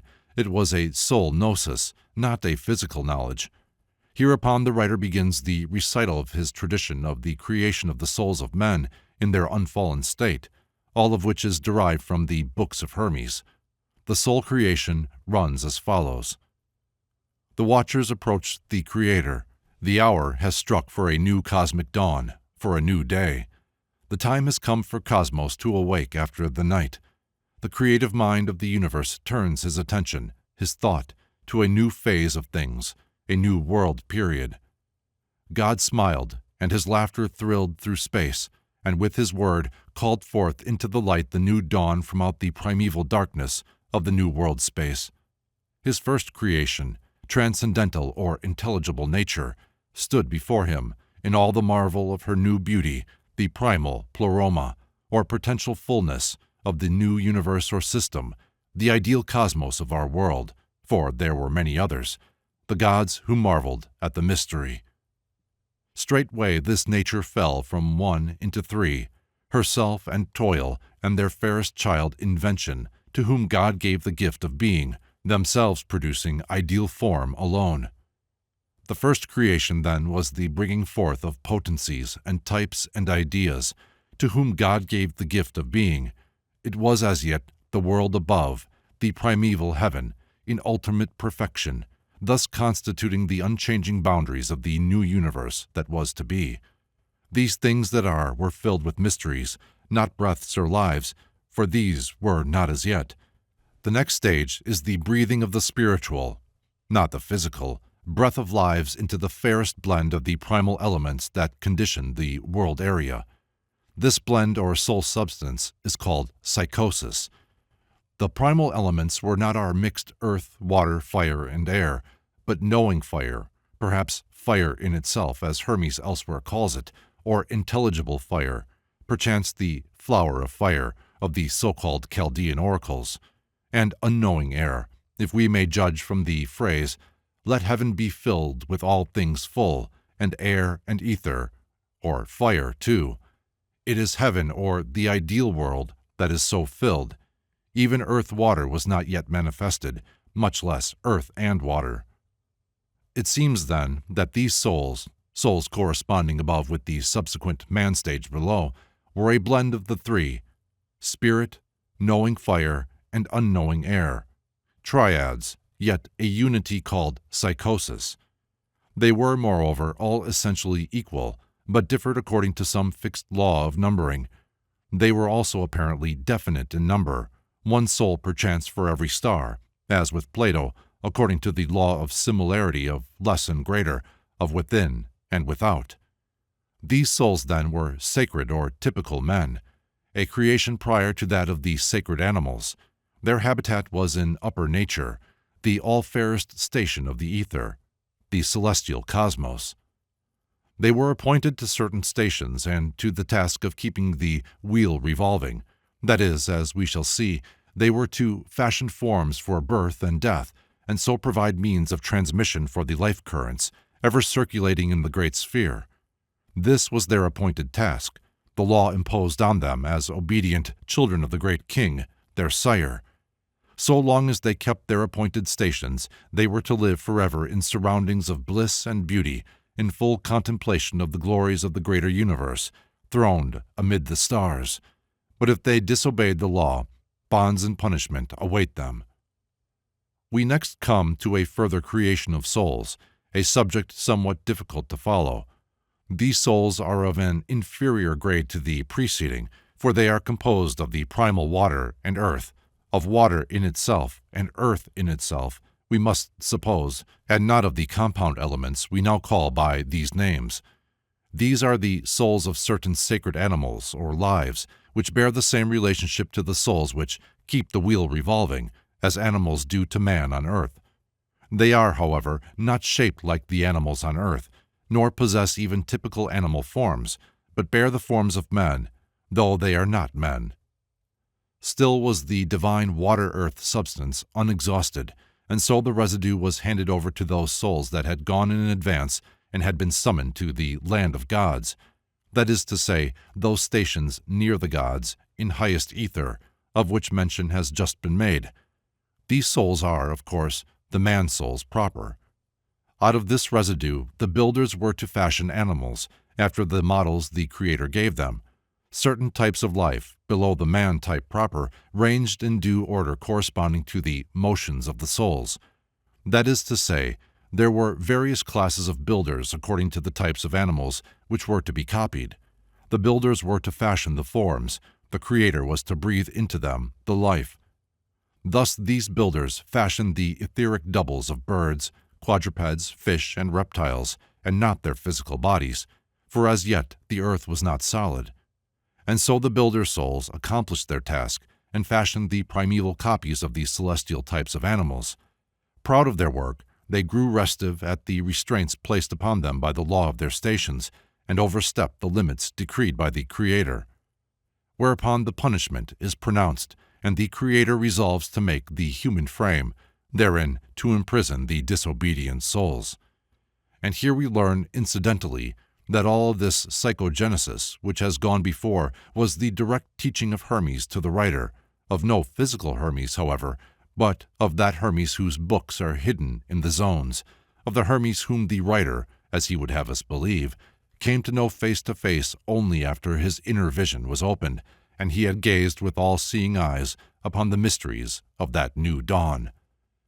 For the new and mysterious fabrication of the man-form, all the 7 obedient gods to whom the man-souls are kin are summoned by the chief of them, Hermes himself, the beloved son and messenger of the Supreme, soul of my soul, and holy mind of my own mind. All of these 7 promise to bestow the best they have on man. The plasm out of which the man-form is to be modeled is the residue of the mixture out of which the builders had already made the animal doubles, but the builder of the man-frames was Hermes himself, who mixed the plasm with still more water. Here the writer inserts a further piece of information concerning the source of his tradition. It is no longer as before what Hermes himself reveals to him in vision, but what the writer was told at a certain initiation called the Black Rite. This rite was presided over by Chamaephis, who is called the earliest of all, or perhaps more correctly the most primeval of us all. Chamaephis is thus conceived as the representative of a more ancient wisdom than that of Isis, and yet even he but hands on the tradition of Hermes. The souls are enfleshed and utter loud complaints. Apparently not at all first can speak articulately. Most of them can only groan or scream or hiss.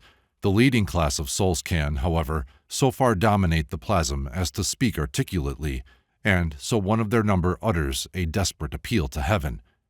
They have now lost their celestial state, and heaven is shut away from them.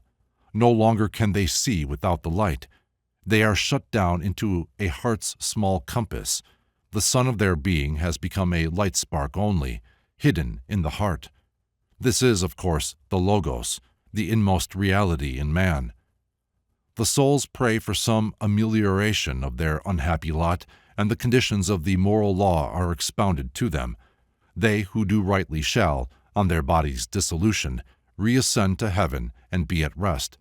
They who do ill shall work out their redemption under the law of metempsychosis, or change from body to body, from prison to prison. Details of this metempsychosis are then given with special reference to the incarnations of the more righteous, who shall be kings, philosophers, and prophets. Such souls apparently, for it is not expressly so stated, shall, in passing round the wheel of rebirth, when out of incarnation in a human body, have some sort of life with the souls of the leading types of animals, which are given as eagles, lions, dragons, and dolphins. Or if we are unjustified in this speculation, such souls shall in their animal parts have intimate relation with the noblest types of animal essence. There now comes upon the scene the mighty intellect of the earth, a veritable Erdgeist, in the form of Momus, who, speaking out of affection for him, urges Hermes to increase ills and trials upon the souls of men, so that they shall not dare too much. And thereon Hermes sets in motion the instrument or engine of unerring fate and mechanical retribution. Now all these things took place at the dawn of earth life, when all as yet was inert, as far as our now solid earth is concerned. We must then suppose that as yet our present phase of existence on earth had not yet been manifested, that all was as yet in a far subtler or more primitive state of existence, when earth was still all a-tremble, and had not yet hardened into its present state of solidity, that is to say, that the man-plasm was in an etheric state. The earth gradually hardens. Into the now more solid earth the Creator and his obedient sons, the gods who had not made revolt, poured forth the blessings of nature. This is described by the beautiful symbol of the hands of blessing, figured in Egypt as the sun rays, each terminating in a hand for giving light and life.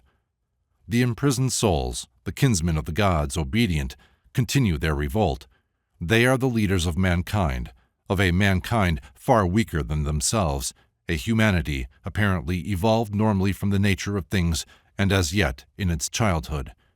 Instead of teaching them the lessons of love and wisdom, the disobedient ones use them for evil purposes, for war and conflict, for oppression and savagery. Things go from bad to worse. The earth is befouled with the horrors of savage man, until in despair the pure elements complain to God. They pray that he will send a holy emanation of himself to set things right. Hereupon, God sends forth the mystery of a new birth, a divine descent, or emanation, an avatara, as the Aryan Hindu tradition would call it, a dual manifestation. And so Osiris and Isis are born to help the world, to recall men from savagery and restore the moral order. It was they who were taught directly by Hermes in all law and science and wisdom. Their mission meets with success, and the world is filled with a knowledge of the path of return.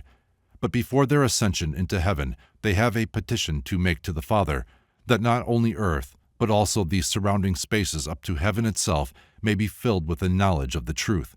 Thus, then, they proceed to hymn the sire and monarch of all in a praise-giving which, unfortunately, Stobaeus did not think fit to copy. The original text of the Virgin of the World treatise is obviously broken only by the omission of the hymn of Osiris and Isis, and Excerpt 2 follows otherwise immediately on Excerpt 1.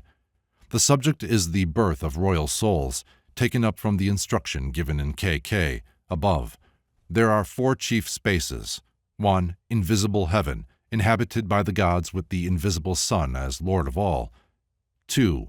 Ether, inhabited by the stars, of which, for us, the sun is leader. 3. Air, in which dwell non-incarnate souls, ruled by the moon, as watcher over the paths of Genesis. 4. Earth, inhabited by men and animals, over men the immediate ruler is the divine king of the time. The king soul is the last of the gods, but the first of men. He is, however, on earth a demigod only, for his true divinity is obscured. His soul, or Ka, comes from a soul plane superior to that of the rest of mankind. The ascending souls of normally evolving humanity are thought of, apparently, as describing ever-widening circles in their wheelings in and out of incarnation, rising, as they increase in virtue and knowledge, at the zenith of their ascent in the intermediate state, before they turn to descend again into rebirth, ever nearer to the limits of the sensible world and the frontiers of heaven. But there is also another class of descending royal souls who have only slightly transgressed, and therefore descend only as far as this grade of humanity. For the royal or ruling soul is not only a warrior monarch, his sovereignty may be also shown in arts of peace. He may be a righteous judge, a musician or poet, a truth lover or philosopher. The activities of these souls are not determined, as is the case with the souls of lower grades.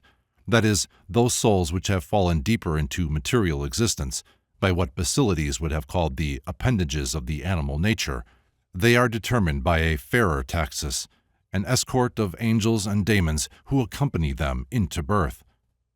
The description of their manner of birth, however, is unfortunately lost to us, owing either to the hesitation of Stobaeus to make it public, or to its being cut out by some subsequent copyist. We are next told that sex is no essential characteristic of the soul.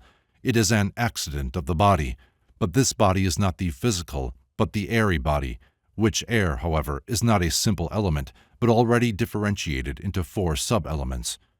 Moreover, the sight or intelligence of the soul also depends upon the purity of certain envelopes, which are called airs apparently more subtle even than the airy body.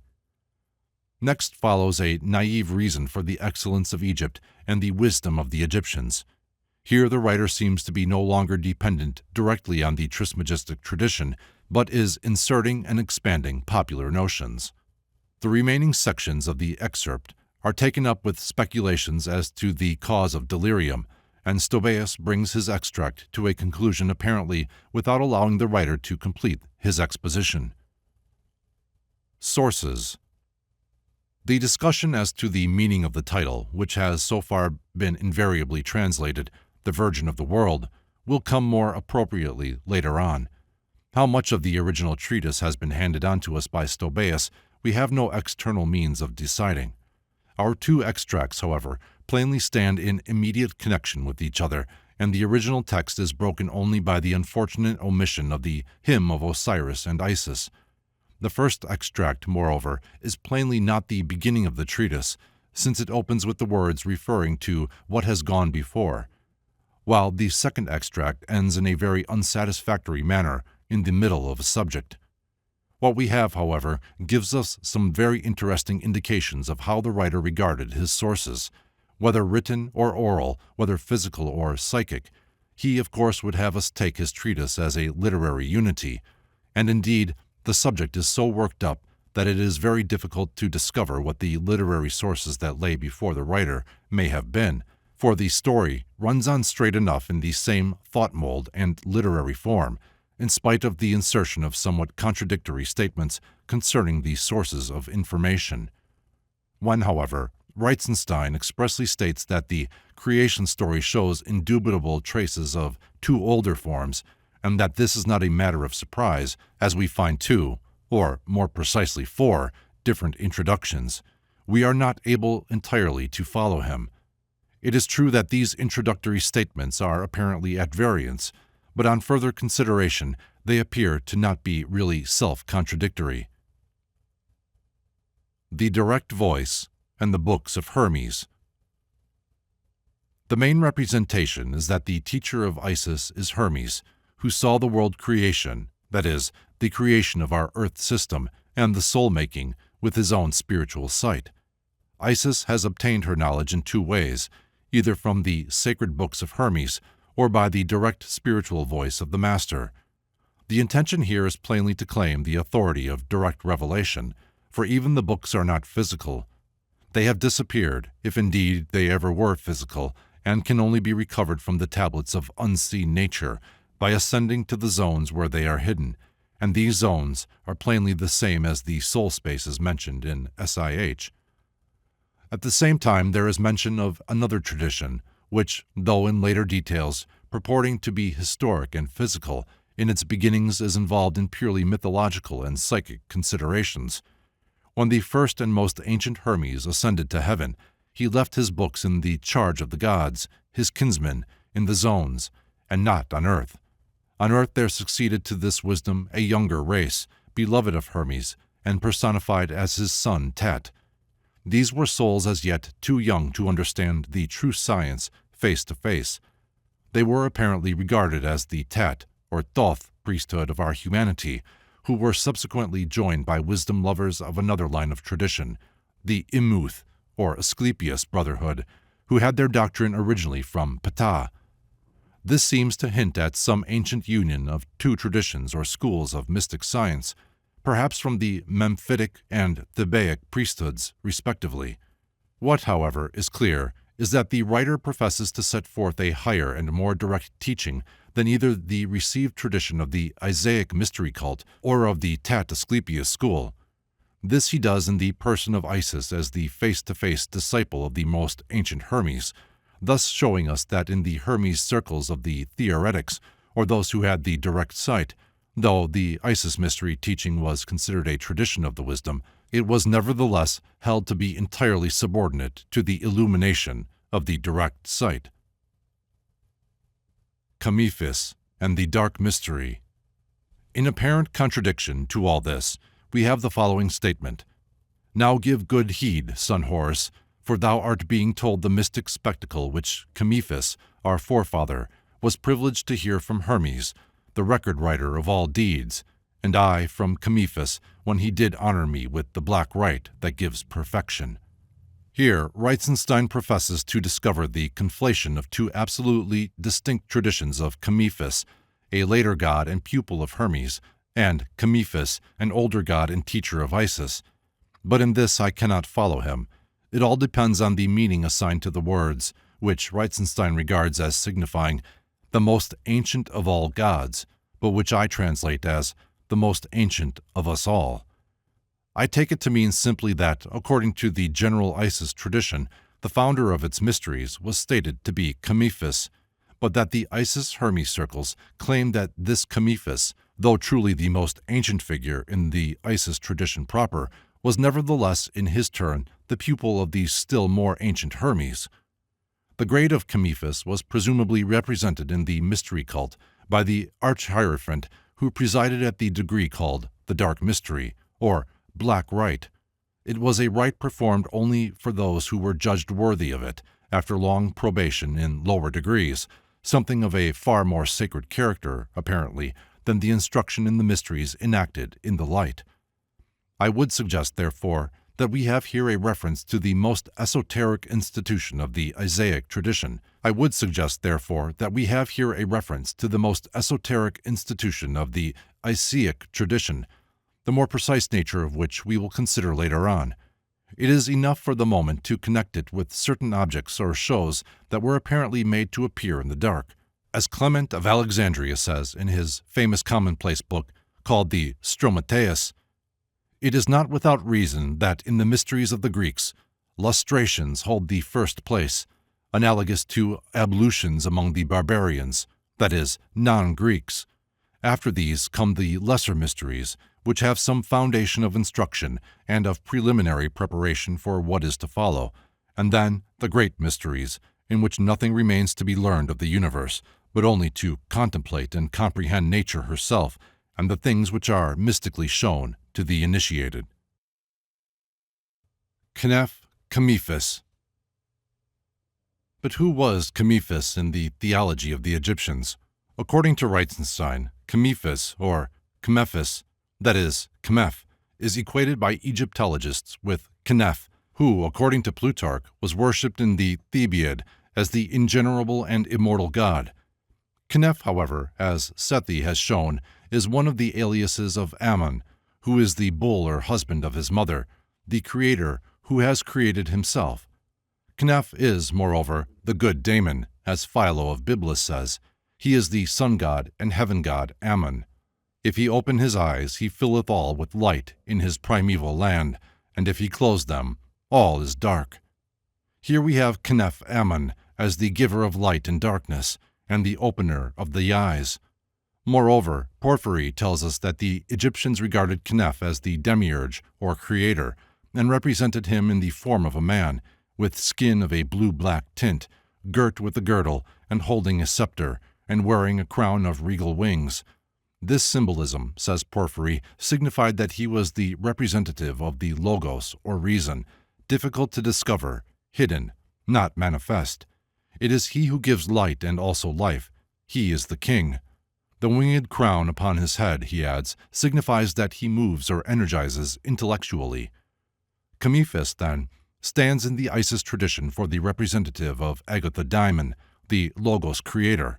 He is, however, a later holder of this office, and has had it handed on to him by Hermes, or at any rate he is instructed in the Logos wisdom by Hermes.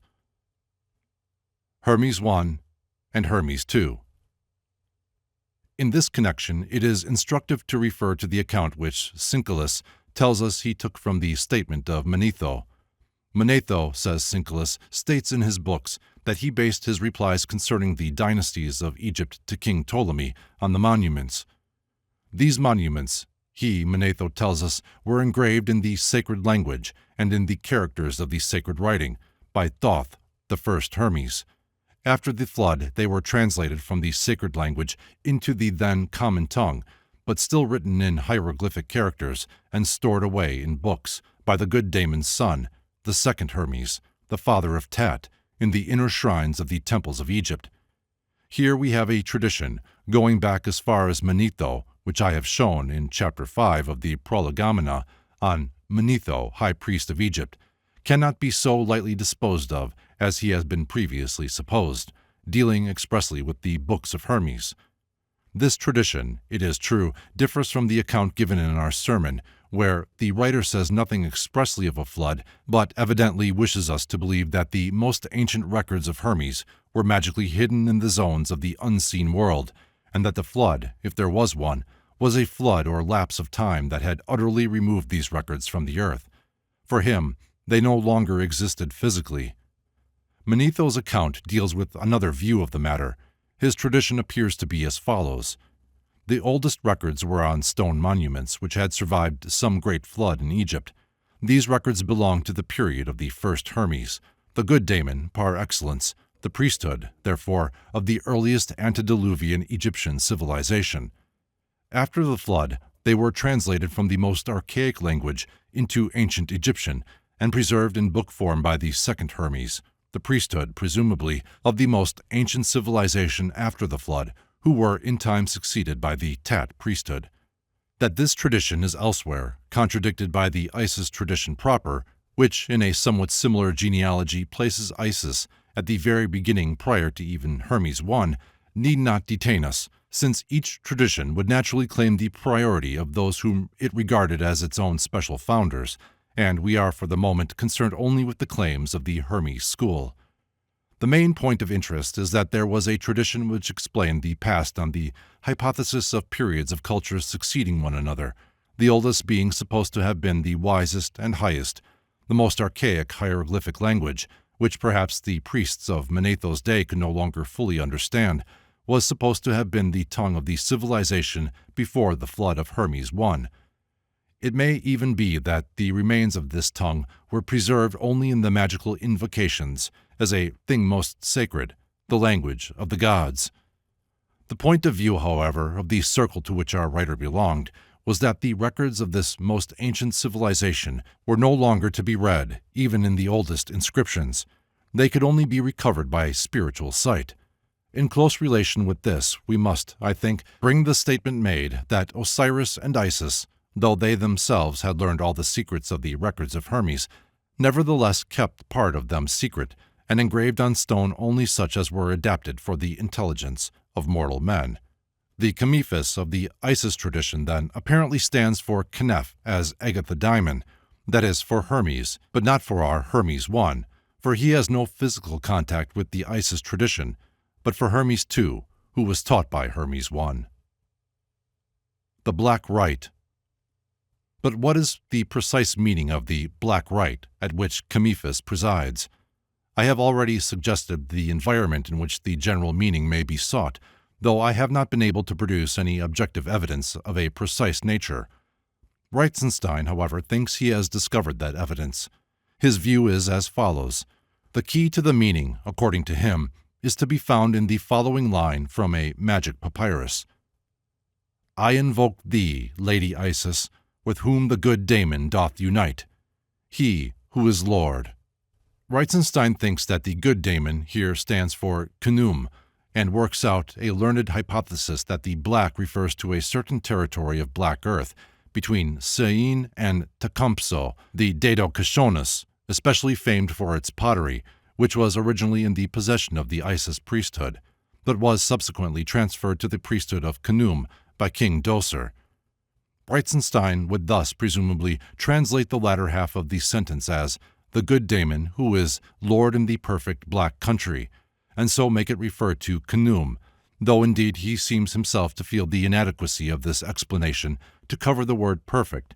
But this seems to me to take all the dignified meaning out of both our text and that of the magic papyrus, and to introduce local geographical considerations which are plainly out of keeping with the context. It is far more natural to make the agathodiamon of the papyrus refer to Osiris, for indeed it is one of his most frequent designations. Moreover, it is precisely Osiris who is preeminently connected with the so-called underworld, the unseen world, the mysterious dark. He is Lord there, while Isis remains on earth. It is he who would most fitly give instructions on such matters, and indeed one of the ancient mystery sayings was precisely, Osiris is a dark god. He who is Lord in the perfecting black might thus mean that Osiris, the masculine potency of the soul, purified and perfected the man on the mysterious dark side of things, and completed the work which Isis, the feminine potency of the soul, had begun on him. That, in the highest mystery circles, this was some stage of union of the man with the higher part of himself may be deduced from the interesting citations made by Reitzenstein from the later alchemical Hermes literature. It clearly refers to the mystic sacred marriage, the intimate union of the soul with the Logos, or divine ray. Much could be written on this subject, but it will be sufficient to append two passages of more than ordinary interest. The Jewish overwriter of the Nicene document contends that the chief mystery of the Gnosis was but the consummation of the instruction given in the various mystery institutions of the nations. The lesser mysteries, he tells us, commenting on the text of the pagan commentator, pertain to fleshly generation, whereas the greater dealt with the new birth or second birth, with regeneration and not with Genesis.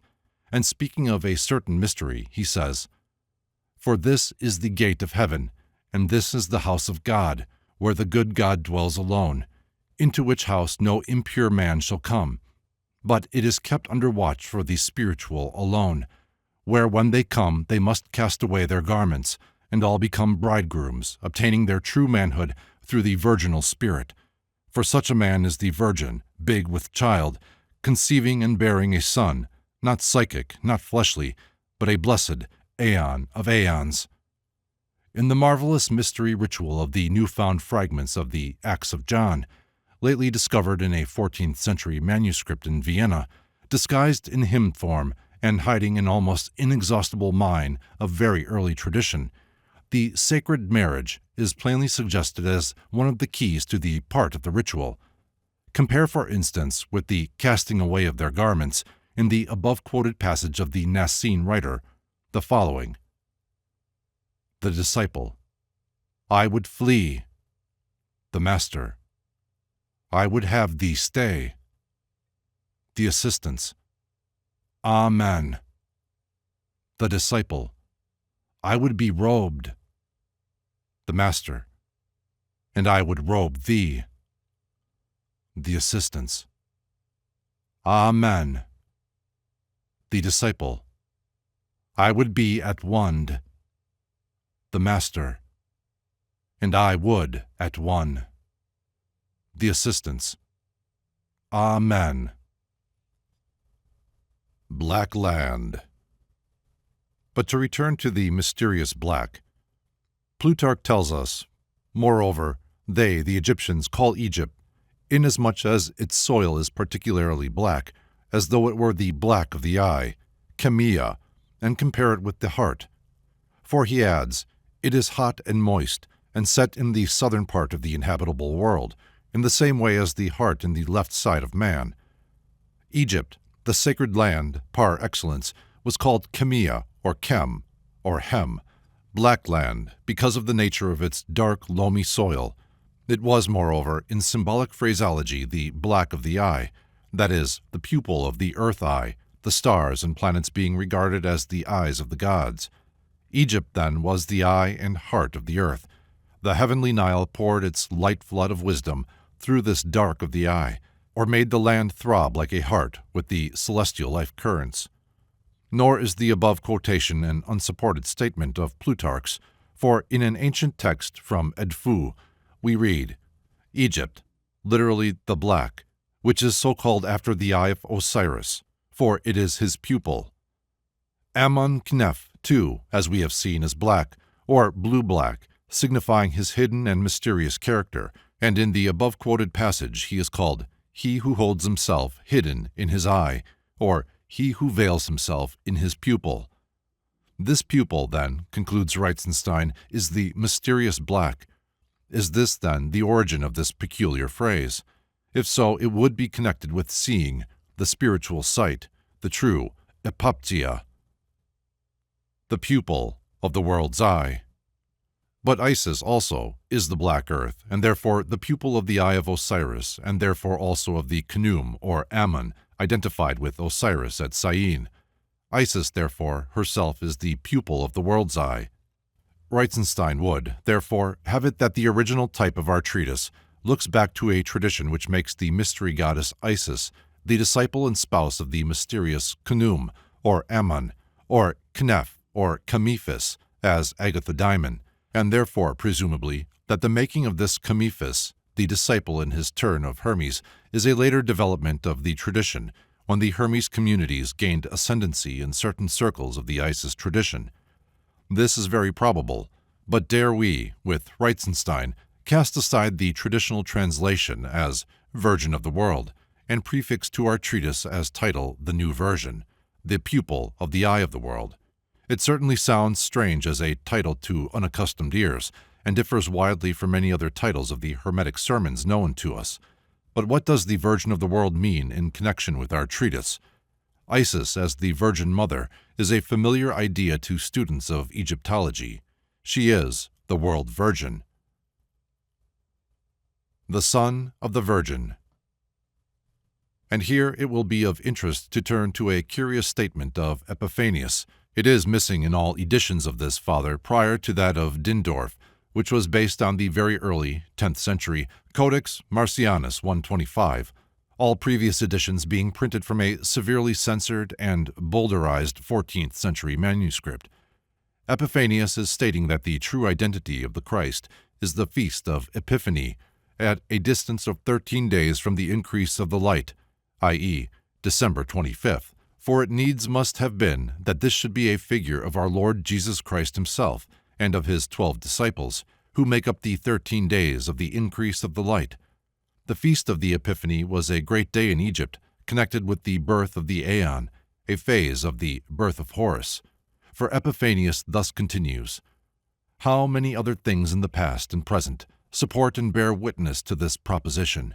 I mean, the birth of Christ. Indeed, the leaders of the idol cults, filled with wiles to deceive the idol worshippers who believe in them, in many places keep highest festival on this same night of Epiphany, the manifestation to light, so that they whose hopes are in error may not seek the truth. For instance, at Alexandria in the Chorion, it is called an immense temple, that is to say the precinct of the Virgin, after they have kept all night vigil with songs and music, chanting to their idol. When the vigil is over, at cockcrow, they descend with lights into an underground crypt and carry up a wooden image lying naked on a litter, with the seal of a cross made in gold on its forehead, and on either hand 2 similar seals, and on either knee 2 others, all 5 seals being similarly made in gold. And they carry round the image itself, circumambulating 7 times the innermost temple, to the accompaniment of pipes, tabrets, and hymns, and with merrymaking they carry it down again underground. And if they are asked the meaning of this mystery, they answer, 'Today at this hour, the maiden, Kori, that is, the Virgin, gave birth to the Aeon.'" He further adds that at Petra, in Arabia, where among other places, this mystery was also performed, the Son of the Virgin is called by a name meaning the alone begotten of the Lord. Here then, at Alexandria, in every probability, the very environment of our treatise, we have a famous mystery rite, solemnized in the temple of the Virgin, who gives birth to a son, the Aeon. This, we shall not be rash in assuming, signifies not only the birth of the new year, but also still more profound mysteries, when we remember the words of the Nicene document quoted above. "For such a man is the Virgin, big with child, conceiving and bearing a son, not psychic, not fleshly, nor, we may add, temporal, but a blessed Aeon of aeons." that is, an eternity of eternities, an immortal God. We should also notice the crowing of the cock, which plays so important a part in the crucifixion story in the Gospels, and above all things the stigmata on the image, these symbols of a cosmic and human mystery. The mystery of the birth of Horus. In our own treatise, the mysterious birth of Horus is also referred to as follows.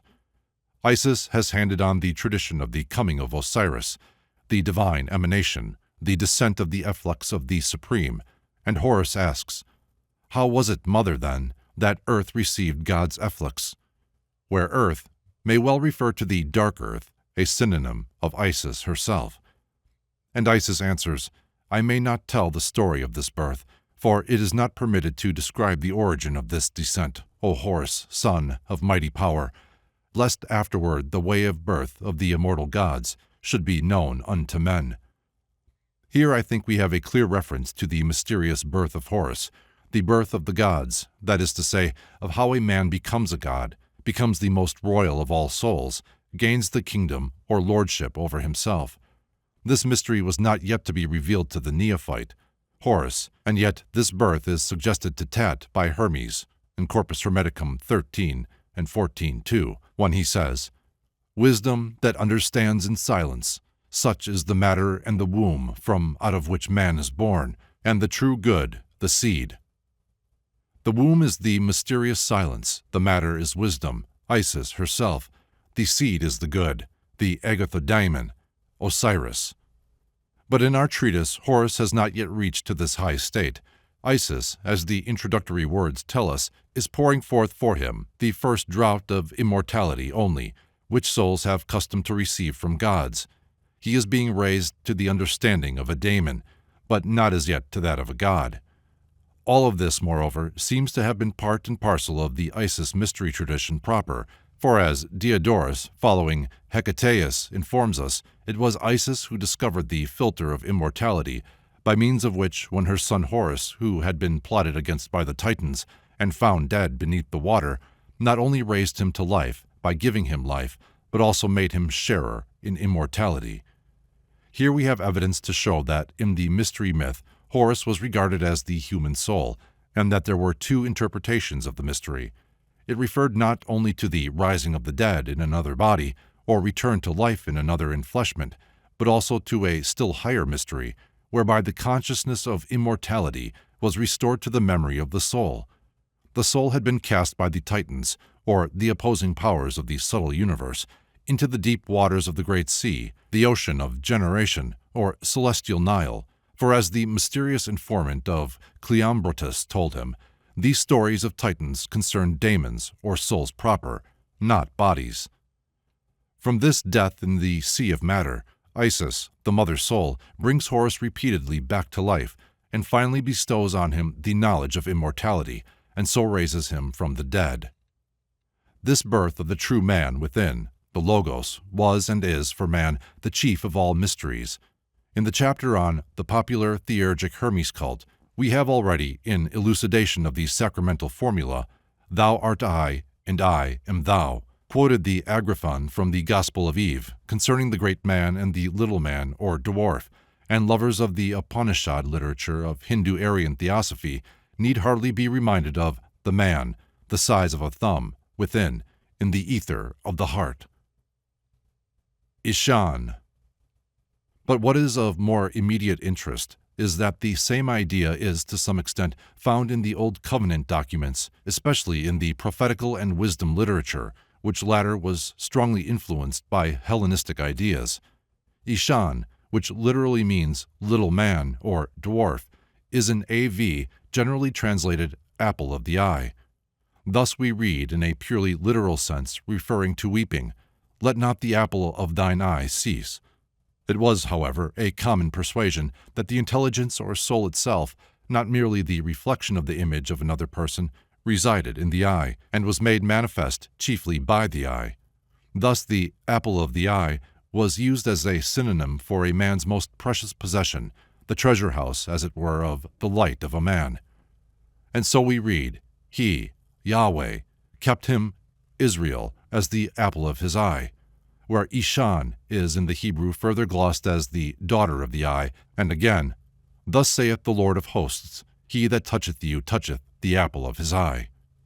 The apple of the eye, or Ishan, was, then, something of great value, something very precious, and therefore we read in the wisdom literature that the punishment of the man who curses his father and mother is that his lamp shall be put out in obscure, or Ishan, darkness, that is, that he shall thus extinguish the lamp of his intelligence, or perhaps spiritual nature.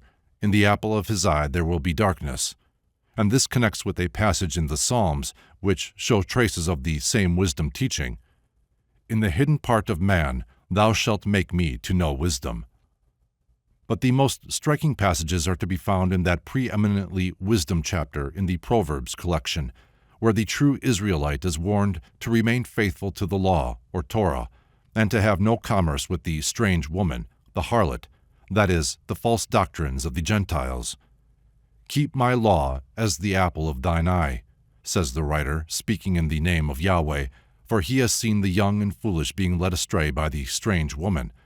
He went the way to her house, in the twilight, in the evening, in the black, or Ishan, and dark night. That is to say, his lamp was put out. There was dark night in his eye, in that little man of his, which should be his true light spark, understanding the wisdom of Yahweh. Here, I think, we have additional evidence that the idea that the pupil of the eye was the seat of the spiritual intelligence in man was widespread in Hellenistic circles. But even so, can we translate this as the apple of the world eye? It is true that Isis is the instrument or organ of conveying the hidden wisdom to Horus, and that it is eventually Hermes, or the Logos, who is the true light itself, which shines through her, the pupil of Egypt's eye, out of that mysterious darkness in which she found herself when she received illumination at the hands of Chemiphis. But is this sufficient justification for rejecting the traditional translation of the title and adopting a new version?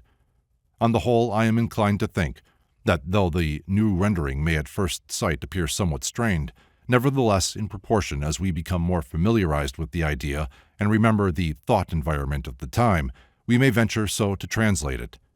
Isis, then, is the apple or pupil of the eye of Osiris. On earth, the mysterious black is Egypt herself, the wisdom land.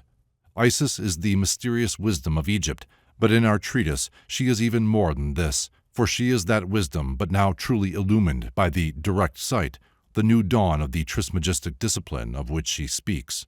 To a Greek, however, the word kore would combine and not distinguish the two meanings of the title over which we have been laboring. But even as logos meant both word and reason, so kore would mean both virgin and pupil of the eye. But as it is impossible to translate it in English by one word, we have followed the traditional rendering. The 60 soul regions.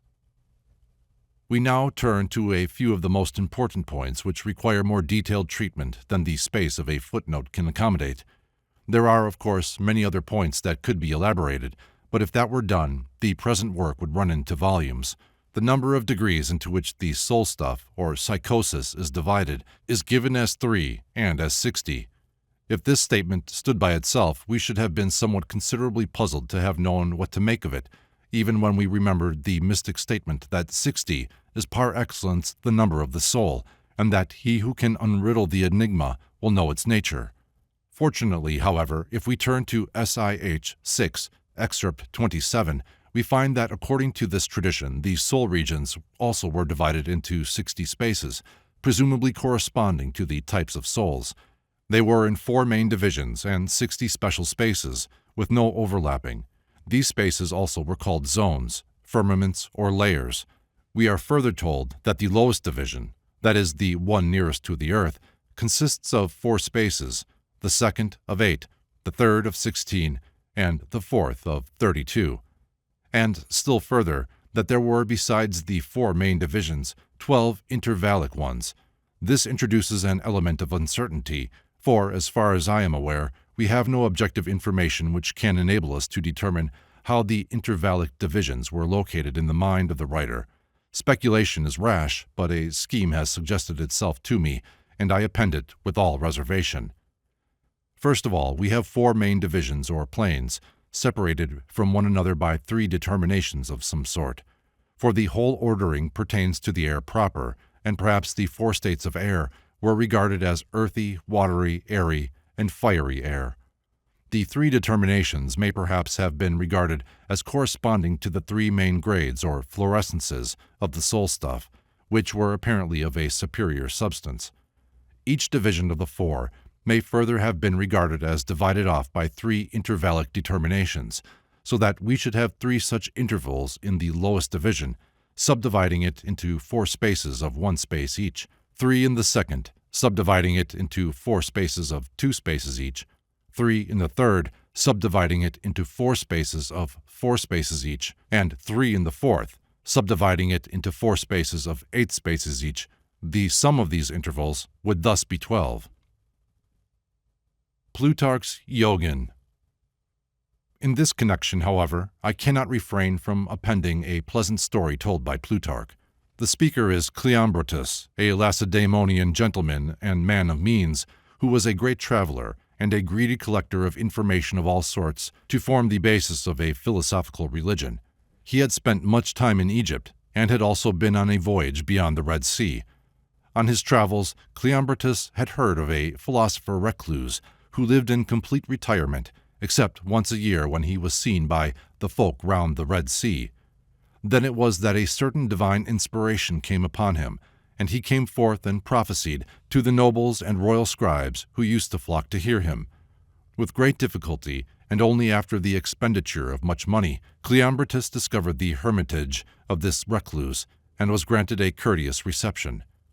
Our old philosopher was the handsomest man Cleombrotus had ever met, deeply versed in the knowledge of plants, and a great linguist. With Cleombrotus, however, he spoke Doric, and almost in verse, and, as he spake, perfume filled the place from the sweetness of his breath. His knowledge of the various mystery cults was profound, and his intimate acquaintance with the unseen world remarkable.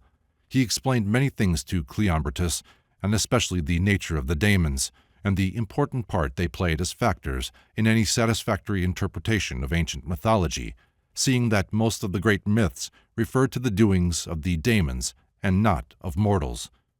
Cleombrotus, however, has told his story merely as an introduction to the quotation of a scrap of information let fall by the old philosopher concerning the plurality of worlds. Thus, then, he continues. The plane of truth. He told me that the number of worlds was neither infinite, nor 1, nor 5, but that there were 183 of them, arranged in the figure of a triangle, of which each side contained 60, and of the remaining 3, one set at each angle. And those on the sides touch each other, revolving steadily as in a choral dance, and the area of the triangle is the common hearth of all, and is called the plane of truth, in which the logoi and ideas and paradigms of all things which have been, and which shall be, lie immovable, and the aeon, or eternity, being round them, or the ideas. Time flows down upon the worlds like a stream, and the sight and contemplation of these things is possible for the souls of men only once in 10,000 years, should they have lived a virtuous life. And the highest of our initiations here below is only the dream of that true vision and initiation. And the discourses, delivered in the mystic rites, have been carefully devised to awaken the memory of these sublime things above, or else are to no purpose. This statement I am inclined to regard as one of the most distinct pronouncements on the nature of the higher mysteries which has been preserved to us from antiquity, and the locus classicus, and point of departure for any really fruitful discussion of the true nature of the philosophic mysteries, and yet I have never seen it referred to in this connection. Our old philosopher was well acquainted with the Egyptian mystery tradition, for Cleombrotus obtained information from him concerning the esoteric significance of Typhon and Osiris, and what I have quoted above falls naturally into place in the scheme of ideas of the tradition preserved in the treatise which we are discussing. It indeed pertains to a higher side of the matter, for it purports to be the highest theoria of all, and possible for the souls even of the most righteous only, at long periods of time. Of course, the representation is symbolical. The triangle is no triangle, it is the plane of truth, the hearth of the universe. The triangle, then, pertained to the plane of fire proper, and not air. Still, the ordering of the worlds is similar to that of our soul spaces. The triangle is shut off from the manifested world by the aeon. It is out of space and time proper. Time flows down from it. The worlds proper are three worlds, or cosmoi, each divided into 60 subordinate cosmoi in choral dance, or orderly harmonious movement of one to the other. Our soul spaces, then, may have been regarded as some reflection of these supernal conditions. One is almost tempted to turn the plane triangle into a solid figure, a tetrahedron, and imagine the idea of a world or wheel at each of the four angles, and to speculate on the wheels of Ezekiel, the prototype of the Merkabah, or heavenly chariot of Kabbalism, the throne of truth of the Supreme. But I will not try the patience of my readers any further, for doubtless most of them will have cried already, "Hold enough!" The boundaries of the numbers which pre-exist in the soul. Perhaps, however, it would be as well, before dismissing the subject, to consider very briefly what Plato, following Pythagoras, has to say concerning the boundaries of all numbers which pre-exist in the soul. These soul numbers are 1, 2, 3, 4, 8, 9, 27, the combination of the two Pythagorean series 1, 2, 4, 8 and 1, 3, 9, 27, or 1, 2, 3, 2, 2, 3, 3. Of these numbers, 1, 2, 3 are appointed to the world soul itself in its intellectual or spiritual aspect, and signify its abiding in, its proceeding from, and its returning to itself. This with regard to primary natures. But in addition, intermediate subtle natures or souls are providentially ordered in their evolution and involution by the world soul. They proceed according to the power of the fourth term, 4 or 2 squared, which possesses generative powers, and return according to that of the fifth, 9 or 3 squared, which reduces them to 1. Finally, also solid or gross natures are also providentially ordered in their procession according to 8, and in their conversion according to 27. From all of which we get the following scheme of circular progression and conversion of the soul, the various main stages through which it passes. With this, compare the Chaldean oracle. Do not soil the spirit, nor turn the plane into the solid, where the 4 stages correspond to the point, line, plane, and solid. It is also to be remembered that since x equals 1, 2 equals 1, and 3 equals 1, that these are the boundary numbers of the soul, according to Pythagorean-Platonic tradition, is of interest, but how this can in any way be made to agree with the ordering of the soul spaces in our treatise is a puzzle. That by adding these numbers together, 1 plus 2 plus 3 plus 4 plus 8 plus 9 plus 27, we get 54, and by further adding the numbers of the world soul proper, 1 plus 2 plus 3, we get 6, and so total out the whole sum of the phases to 60, savors somewhat of fudging, as we used to call it at school. It is by no means convincing, for we are here combining particulars with universals as though they were of equal dignity. Still, the ancients frequently resort to such combinations. That, however, there is something more than learned trifling in these numbers of Plato may be seen by the brilliant study of Adam on the nuptial number of Plato, which was based upon the properties of the Pythagorean triangle, a right-angled triangle to the containing sides of which the values of 3 and 4 were given, the value of its hypotenuse being consequently 5, and 3 times 4 times 5 equals 60. The numbers 3, 4, 5 together with the series 1, 2, 4, 8, and 1, 3, 9, 27 were the numerical sequences which supplied those canons of proportion with which the Pythagoreans and Platonists chiefly busied themselves. Still, as far as I can see, this does not throw any clear light on the ordering of the soul spaces as given in our treatise, and we are therefore tempted to connect it with the tradition of the mysterious 60s of Cleombrotus. But what that choral dance was which ordered the subordinate cosmoi into 60s, and whether they preceded by stages which might correspond to 3s and 4s and 5s, we have, as far as I am aware, no data on which to base an argument. It may, however, have been connected with Babylonian ideas. The 3 may have been regarded as falling into 4, so making 12, and this stage, in its turn, have been regarded as falling into 5, and so making 60. The mysterious cylinder. It is to be noticed, however, that before the souls revolted, The demiurge appointed for them limits and reservations in the height of upper nature, that they might keep the cylinder a-whirl in proper order and economy. They were then confined to certain orderings and spaces, but what is the mysterious cylinder which they were to keep revolving? So far I have come across nothing that throws any direct light on the subject. However, Proclus says that Porphyry stated that among the Egyptians, the letter X, surrounded by a circle, symbolized the mundane soul. It is curious that Porphyry should have referred this idea to the Egyptians, when he must have known that Plato, to whom Porphyry looked as the Coryphaeus of all philosophy, had treated of the significance of the symbol X in perhaps the most discussed passage of the Timaeus. This letter symbolized the mutual relation of the axes and equators of the sphere of the same, the fixed stars, and the sphere of the other, the 7 planetary spheres. Porphyry, however, may have believed that Plato or Pythagoras got the idea in the first place from Egypt, the common persuasion of his school. This enigma of Plato is described as follows by Jowett in his introduction to the Timaeus. The universe revolves round a center once in 24 hours, but the orbits of the fixed stars take a different direction from that of the planets. The outer and the inner sphere cross one another and meet again at a point opposite to that of their first contact, the first moving in a circle from left to right along the side of a parallelogram, which is supposed to be inscribed in it, the second also moving in a circle along the diagonal of the same parallelogram from right to left, or, in other words, the first describing the path of the equator, the second the path of the ecliptic. We should thus, just as the Egyptians, according to Porphyry, symbolized it, represent the conception by the figure of a circle with 2 diameters, suggesting respectively the equator and the ecliptic. But what is the rectangular figure to which Jowett refers, but which he does not further describe? The circles are spheres, and therefore the rectangular figure must be a solid figure inscribed in the sphere of the same.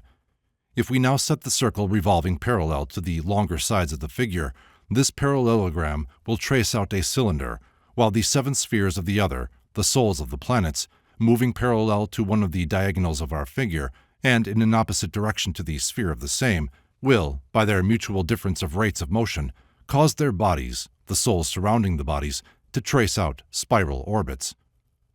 All this in itself, I confess, seems very far-fetched, and I should have thrown my notes on the subject into the waste-paper basket, but for the following consideration.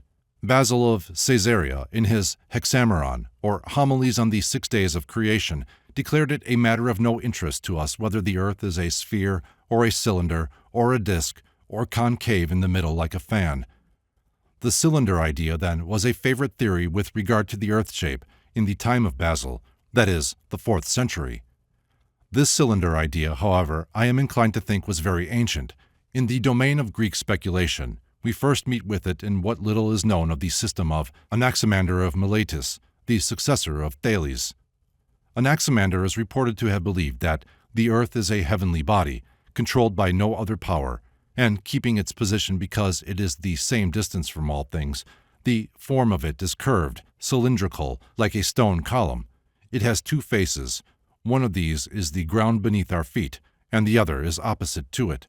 And again, that the earth is a cylinder in form, and that its depth is 1/3 of its breadth. Now I have never been able to persuade myself that the earliest philosophers of Greece invented the ideas ascribed to them. They stood on the borderland of mythology and mysticism, and in every probability took their ideas from ancient traditions. Anaximander himself was in every probability, indirectly, for all we know even directly, influenced by Egyptian and Chaldean notions.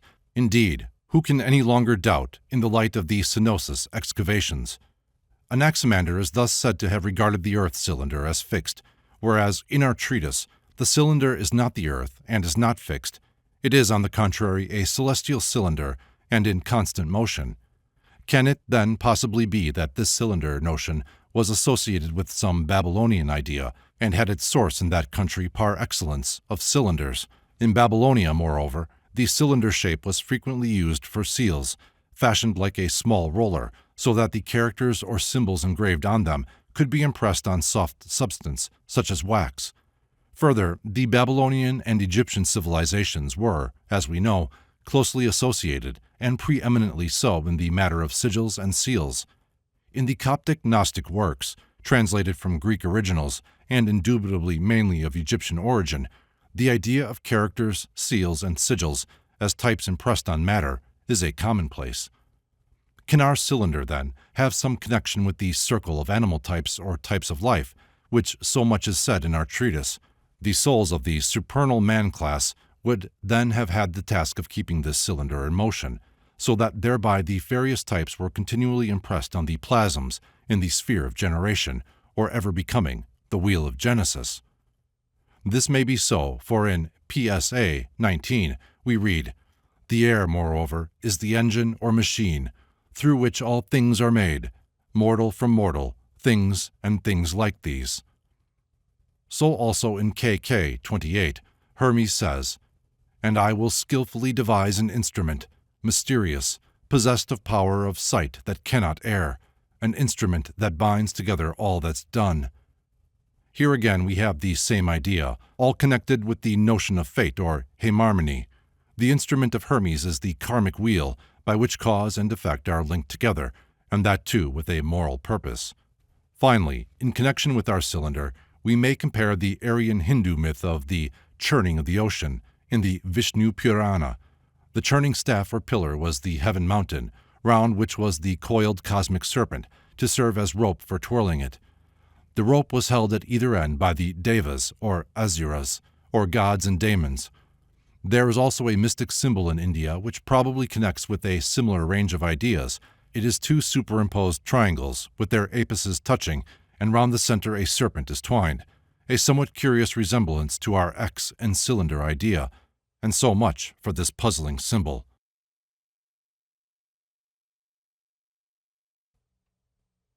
The eagle, lion, dragon, and dolphin. We now pass to the four leading types of animals connected with the souls of the highest rank, namely the eagle, lion, dragon, and dolphin, which it may be of interest to compare with the symbolism of some of the degrees of the Mithraic mysteries. In one of the preliminary degrees of the rite, we are informed some of the Mystae imitated the voices of birds, others the roaring of lions. All of this was interpreted by the initiates as having reference to transmigration or metempsychosis. Thus Porphyry tells us that in the mysteries of Mithras, they called the Mystae by the names of different animals, so symbolizing man's common lower nature with that of the irrational animals. Thus, for instance, they called some of the men lions, and some of the women lionesses. Some were called ravens, while the fathers, the highest grade, were called hawks and eagles. The ravens were the lowest grade. Those of the lion grade were apparently previously invested with the disguises and masks of a series of animal forms before they received the lion's shape. Porphyry tells us further that Pallas, who had, prior to Porphyry's day, written an excellent treatise on the Mithraica, now unfortunately lost, asserts that all this was vulgarly believed to refer to the zodiac, but that in truth it symbolized a mystery of the human soul, which is invested with animal natures of various kinds, according to the tradition of the Magi. Thus they called the sun, and therefore those corresponding to this nature, a bull, a lion, a dragon, and a hawk. It is further to be remembered that Apuleius, in describing the robe with which he was invested after his initiation into the mysteries of Isis, tells us that he was enthroned as the sun, robed in 12 sacramental stoles, or garments. These garments were of linen with beautiful paintings upon them, so that from every side you might see that I was remarkable by the animals which were painted round my vestment in various colors. This dress, he says, was called the Olympic stole. Momus. Finally, it may perhaps be of service to make the reader a little better acquainted with Momus. Among the Greeks, Momus was the personification of the spirit of fault-finding. Hesiod, in his Theogony, places him among the second generation of the children of night, together with the Fates. From the Cypria of Stesimus, we learn that, when Zeus, in answer to the earth's prayer to relieve her of her overpopulation of impious mankind, first sent the Theban war, and on this proving insufficient, bethought him of annihilating the human race by thunderbolts and fire, and floods and water. Momus advises the father of gods and men to marry the goddess Thetis to a mortal, so that a beautiful daughter, Aphrodite Helen, might be born to them, and so mankind, Greeks and barbarians, on her account be involved in internecine strife, namely, the Trojan War. Further, the scholiast on 2 avers that it was Momus when Homer meant to represent by the will or counsel of Zeus. Sophocles, moreover, wrote a satiric drama called Momus, and so also Archaeus. Both Plato and Aristotle refer to Momus. Callimachus, the chief barbarian of the Alexandrian library from 260 to 240 BC, in his Aetia, pilloried his critic and former pupil Apollonius Rhodius as Momus. Momus, moreover, was a favorite figure with the sophists and rhetoricians, especially of the 2nd century A.D.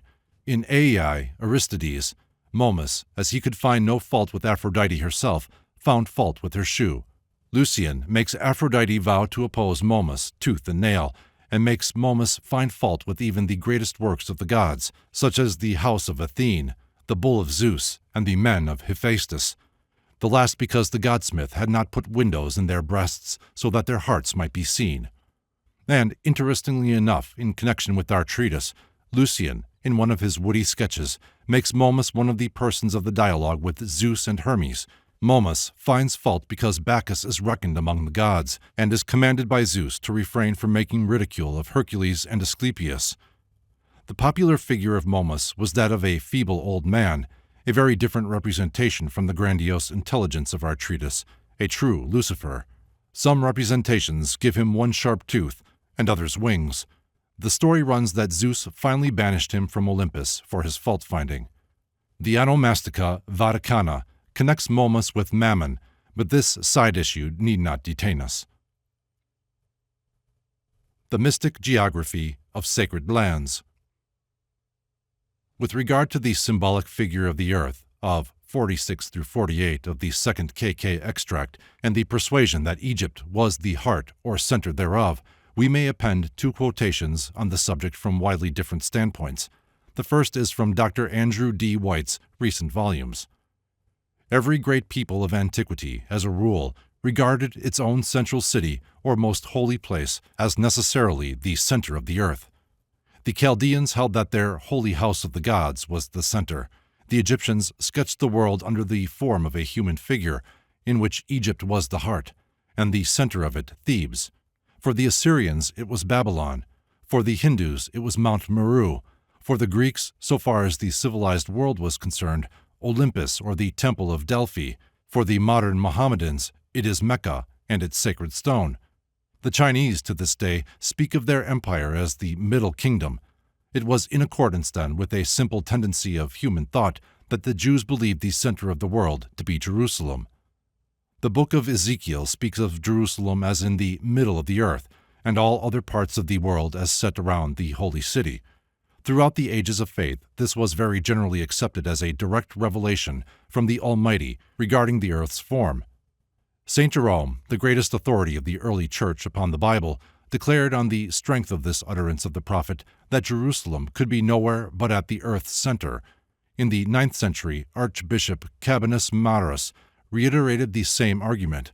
In the 11th century, Hugh of St. Victor gave to the doctrine another scriptural demonstration, and Pope Urban, in his great sermon at Clermont, urging the Franks to the crusade, declared, "Jerusalem is the middle point of the earth." In the 13th century, an ecclesiastical writer much in vogue, the monk Caesarius of Histerbach, declared, "As the heart in the midst of the body, so is Jerusalem situated in the midst of our inhabited earth." So it was that Christ was crucified at the center of the earth. Dante accepted this view of Jerusalem as a certainty, wedding it to immortal verse, and in the Pious Book of Travels, ascribed to Sir John Mandeville, so widely read in the Middle Ages, it is declared that Jerusalem is at the center of the world, and that a spear standing erect at the Holy Sepulchre casts no shadow at the equinox. Ezekiel's statement thus became the standard of orthodoxy to early mapmakers. The map of the world at Hereford Cathedral, the maps of Andrea Bianco, Marino Sanuto, and a multitude of others fixed this view in men's minds, and doubtless discouraged during many generations any scientific statements tending to unbalance this geographical center revealed in the Scripture. So much for the righteous indignation of modern physical science. Now for cryptology and mysticism. M. W. Blackton, in a recent article on The Mysteries and the Book of the Dead, writes as follows: "One other key there is, without which it is useless to approach the Book of the Dead with the idea of discussing any of those gems of wisdom for which old Egypt was so famous. The knowledge of its existence is no recent discovery. It is simply that ancient nations, such as the Egyptians, Chaldeans, and Jews, had a system of symbolic geography. The Jewish and Egyptian priestly caste endeavored to map out their lands in accordance with their symbols of spiritual things, so far as the physical features would permit. This symbolism of mountain, city, plain, desert, and river extended from the various parts and furniture of the lodge, to use Masonic phraseology, up to the spiritual anatomy, as it were, of both macrocosm and microcosm. Thus, in the Jewish scriptures, it is not difficult to distinguish, in the prophetic battles of the nations that were to rage round about Jerusalem, the same symbolism as we have more directly expressed in a little book called The Siege of Mansoul, the author of which was the John Bunyan of the Pilgrim's Progress, a man who could well grasp the excellence of geographical symbolism. I cannot, of course, here enter at length into the geographical symbols of Egypt. It would take too long, but as I have given Jerusalem as a symbol, I may say further that Jerusalem as a symbol corresponds to the Egyptian On, or Heliopolis, and so astronomically to the center of the world and of the universe, and in the microcosm to the spiritual heart of man. But there is one difference between the Hebrew and Egyptian city, for whereas the actual Jerusalem corresponds among the Hebrew prophets to that Jerusalem that now is, and is in bondage with her children, Heliopolis corresponded among the Egyptian priesthood to that city which was to come, the heavenly city, the new heart, that should be given to redeemed mankind. Here then we have a thesis that deserves a volume to itself, and so I leave it to him who has a mind to undertake the labor." Excerpt 27. From the Sermon of Isis to Horus. Patrizzi runs this on to the last without a break. Text from Stobaeus, under the heading of Hermes, a Sermon of Isis to Horus, and Maynard, of Fragments, etc., as above. In wondrous fashion, Horus said, "Hast thou explained to me, most mighty Mother Isis, the details of God's wondrous soul-making, and I remain in wonder. But not as yet hast thou told me whereto the souls, when freed from body, go. I would then thank thee for being made initiate by word of mouth into this vision of the soul, O only Mother, deathless one." And Isis said, "Give ear, my son. Most indispensable is this research. That which doth hold together doth also have a place which doth not disappear. For this is what my sermon will set forth. O wondrous mighty son of mighty sire Osiris, the souls, when they go forth from bodies, are not confusedly and in a rush dissolved into the air and scattered in the rest of boundless breath, so that they cannot any more as the same souls return again to bodies. Nor is it possible again to turn them back unto that place from which they came at first. No more than water taken from the bottom of a jar can be poured back again into the self-same place whence it was taken. Nor does the same when taken a place peculiar to it, but is mixed up with the whole mass of water. Not thus is it with souls, high-minded Horus. Now, as I chance myself to be as though initiate into the nature which transcendeth death, and that my feet have crossed the plane of truth, I will explain to thee in detail how it is, and preface this by telling thee that water is a body void of reason, condensed from many compound things into a fluid mass, whereas the soul is a thing of individual nature, son, and a royal kind, a work of God's own hands and mind, and of itself, led by itself to mind. What then doth come from one, and not from other, cannot be mingled with a different thing. Wherefore it needs must be that the soul's congress with the body is a concord wrought by God's necessity, but that they are not all confusedly, and all at random and by chance sent up again to one and the same place, but each to its own proper region, is clear from what the soul doth suffer while still it is in body and in plasm, when it has been made dense against its proper nature. Now give good heed to the similitude recounted, Horace, well beloved. Suppose in one and the same cage have been shut up both men and eagles, doves and swans, and swallows, hawks and sparrows, flies and snakes and lions, leopards, wolves and dogs, and hares, and kine and sheep, and some amphibious animals, as seals and others, tortoises and our own crocodiles. Then that, my son, at one and the same moment, they are all let out. They all will turn instinctively, man to his gathering spots and roofs, the eagle to the ether, in which its nature is to spend its life, the doves into the neighboring air, the hawks to that above the doves, the swallows where men dwell, the sparrows round the fruit trees, the swans where they may sing, the flies about the earth, but only so far from it as they can without their losing smell of man, for that the fly, my son, is fond of man especially, and tends to earth. The lions and the leopards towards the hills, the wolves towards desert spots, the dogs after men's tracks, the kine to stalls and fields, the sheep to pastures, the snakes to earth's recesses, the seals and tortoises, with all their kind, unto the deeps and streams, so that they neither should be robbed of the dry land, nor taken from their cognate water, each one returning to its proper place by means of its internal means of judgment.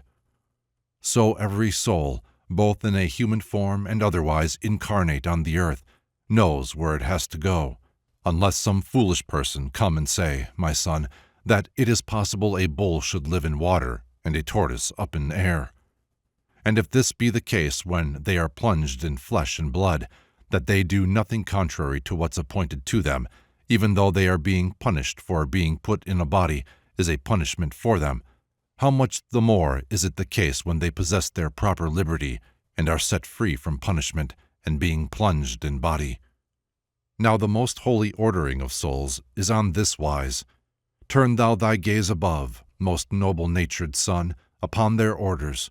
The space from height of heaven to the moon devotes itself unto the gods and stars and to the rest of providence. The space, my son, from moon to us is dwelling place of souls. This so great air, however, has in it a belt, to which it is our use to give the name of wind, a definite expanse in which it is kept moving to refresh the things on earth, and which I will hereafter tell about. Yet in no manner by its motion on itself does it become an obstacle to souls, for though it keeps on moving, souls can dart up or dart down, just as the case may be, free from all let and hindrance. For they pass through without immixture or adhesion, as water flows through oil. Now of this interval, Horace, my son, there are 4 main divisions and 60 special spaces. Of these divisions, the first one upwards from the earth is of 4 spaces, so that the earth in certain of its mountain heights and peaks extends and comes so far, but beyond these it cannot in its nature go in height. The second after this is of 8 spaces, in which the motions of the winds take place. Give heed, O son, for thou art hearing mysteries that must not be disclosed, of earth and heaven and all the holy air which lies between, in which there is motion of the wind and flight of the birds. For above this the air doth have no motion, and sustains no life. This moving air, moreover, hath of its own nature this authority, that it can circulate in its own spaces and also in the 4 of earth, with all the lives which it contains, while earth cannot ascend to its realm. The third consists of 16 spaces, filled with subtle air and pure. The fourth consists of 32 spaces, in which there is the subtlest and finest air. It is by means of this that air shuts from itself the heavens above, which are by nature fiery. This ordering is up and down in a straight line, and has no overlapping, so that there are 4 main divisions, 12 intervallic ones, and 60 spaces. And in these 60 spaces dwell the souls, each one according to its nature, for though they are of one and the same substance, they are not of the same dignity. For by so much as any space is higher from the earth than any other, By so much do the souls in them, my son, surpass in eminence the one, the other. What souls, however, go to teach of them, I will accordingly begin again to tell thee, Horus, son of great renown, taking their order from above down to the earth. Concerning the inbreathing and the transmigration of the soul. The air between the earth and heavens, Horus, is spaced out by measure and by harmony. These spaces have been named by some of our forefathers zones, by others firmaments, by others layers. And in them dwell both souls which have been set free from their bodies, and also those which have as yet been never shut in body. And each of them, my son, hath just the place it doth deserve, so that the godly and the kingly ones dwell in the highest space of all, those least in honor and the rest of the decadent ones dwell in the lowest space of all, while middling souls dwell in the middle space.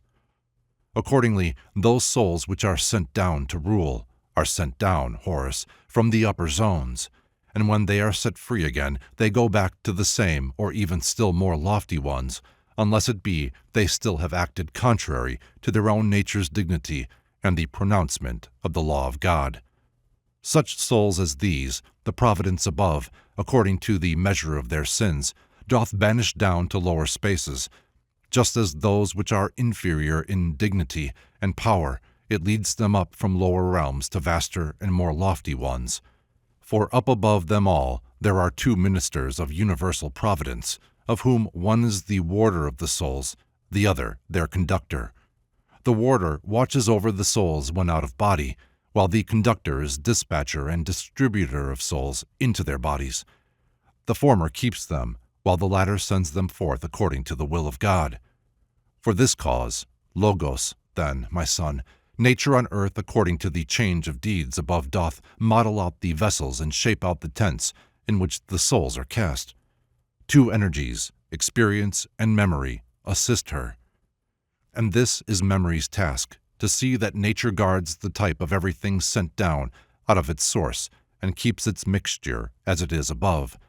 While of experience, the work is this, to see conformably to every one of the descending souls it may have its embodiment, and that the plasms may be made effective, for that the swift ones of the souls, the bodies also may be swift, for slow ones, slow, for active, active ones, for sluggish, sluggish ones, for powerful, powerful, and for crafty, crafty ones, and, in a word, for every one of them as it is fit.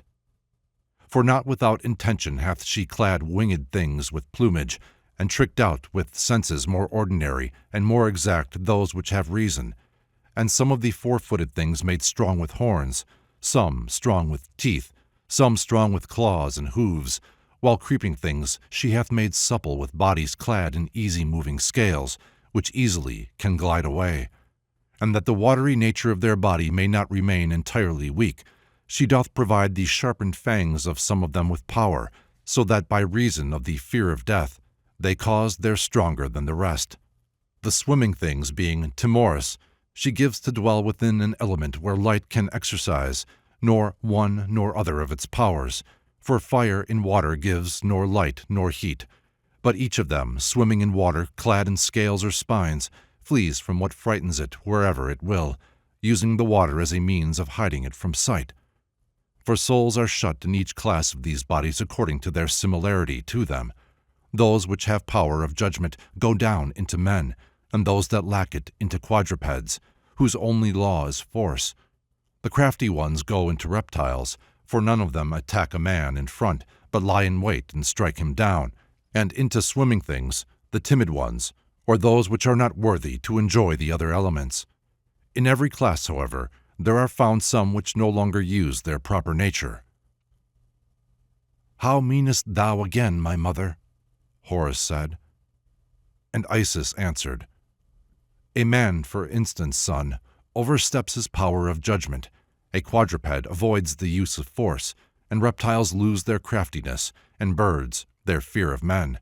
So much, then, for the ordering of souls above and their descent, and for the making of their bodies. In every class and kind of the above, my son, there may be found some regal souls. Others also descend with various natures, some fiery and some cold, some overbearing and some mild, some skilled, some unskilled, some idle, some industrious, some one thing, some another. And this results from the arrangement of the regions whence the souls leap down to their embodiment. For from the regal zone they leap down into birth, the soul of the like nature ruling them, for there are many sovereignties. Some are of souls, and some of bodies, and some of arts, and some of sciences, and some are of ourselves. How meanest thou again, my mother, of ourselves?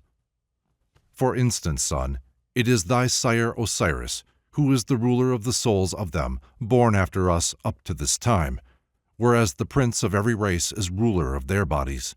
The king of counsel is the father and the guide of all, thrice-greatest Hermes. Of medicine, Asclepius, Hephaestus' son.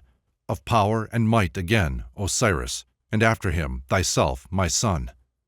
And of philosophy, Arnabiscinus, of poetry again Asclepius Imuth. For generally, my son, thou wilt find, if thou inquirest, that there are many ruling many things, and many holding sway over many, and he who rules them all, my son, is from the highest space, while he who rules some part of them doth have the rank of that particular realm from which he is. Those who come from the regal zone have a more ruling part to play. Those from the zone of fire become fireworkers and fire-tenders. Those from the watery one live out their life in waters. Those from the zone of science and of art are occupied with arts and sciences. Those from the zone of inactivity inactively and heedlessly live out their lives. For that the sources of all things wrought on the earth by word or deed are up above, and they dispense for us their essences by weight and measure, and there is naught which hath not come down from above, and will return again to redescend. What dost thou mean again by this, my mother? Tell me. And Isis once again did make reply. Most holy nature hath set in living creatures the clear sign of this return, for that this breath which we breathe from above out of the air we send out up again, to take it in once more. And we have in us organs, son, to do this work, and when they close their mouths whereby the breath's received, then we no longer are as we are, but we depart. Moreover, son of high renown, there are some other things which we have added to us outside the weighed-out mixture of the body. What then, said Horace, is this mixture, mother? It is a union and a blend of the four elements, and from this blend and union a certain vapor rises, which is enveloped by the soul, but circulates within the body, sharing with each, with body and with soul, its nature. And thus the differences of changes are effected both in soul and body. For if there be in the corporeal make-up more of fire, thereon the soul, which is by nature hot, taking unto itself another thing that's hot, and so being made more fiery, makes the life more energetic and more passionate, and the body quick and active. If there be more of air, thereon the life becomes both light and springy, and unsteady both in the soul and body. If there's more of water, then the creature also doth become of supple soul, and of easy disposition, and ready of embrace, and able easily to meet and join with others, through water's power of union and communion with the rest of things, for that it finds a place in all, and, when it is abundant, doth dissolve what it surrounds, while if there's little of it, it sinks into and doth become what it is mingled with.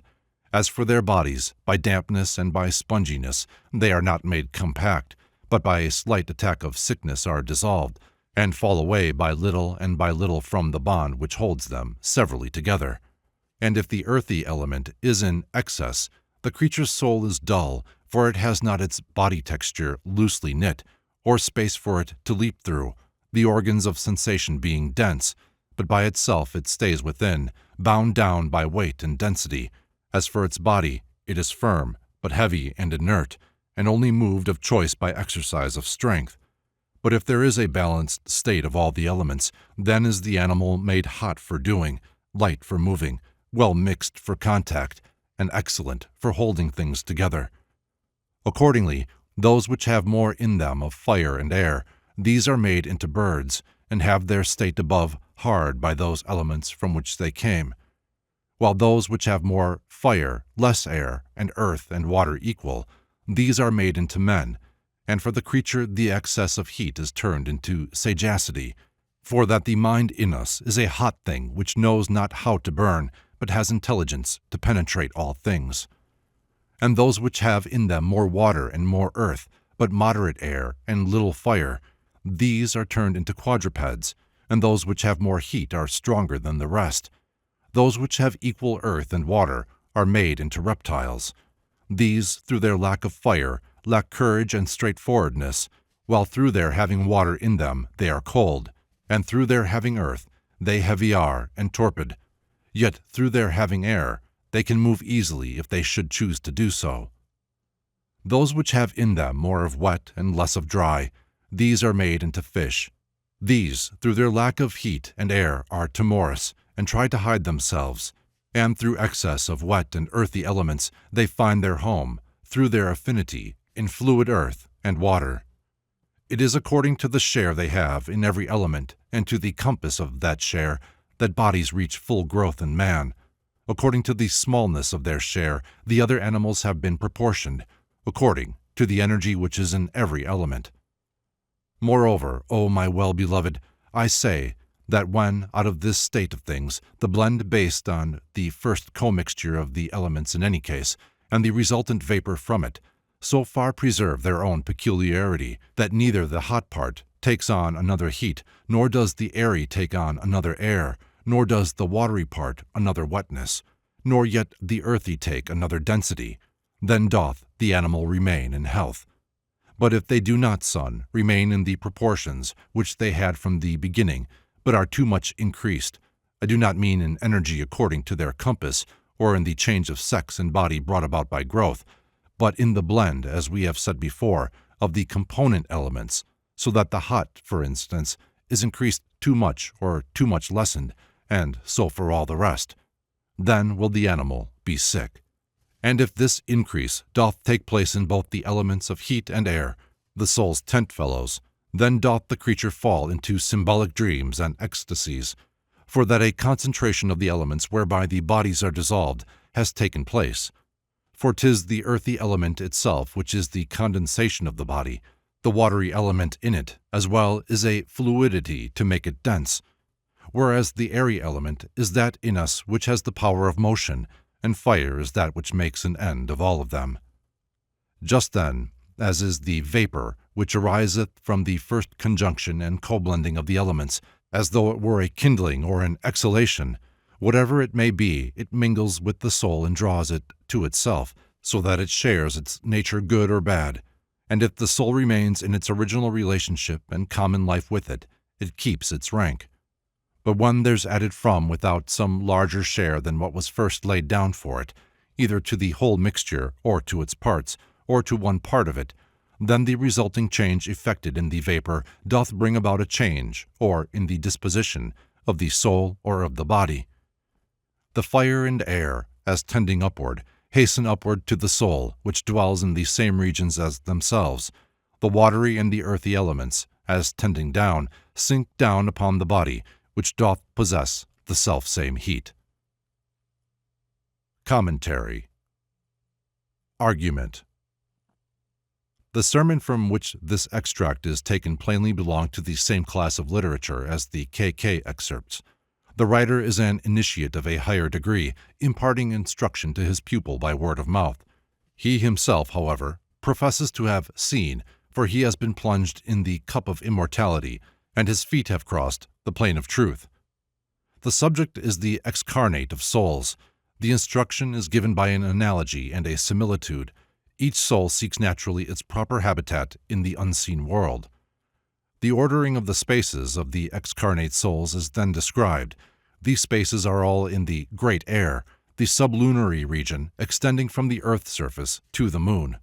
Of this great interval, there are 4 main divisions and 60 spaces, the divisions consisting respectively of 4, 8, 16, and 32 subspaces.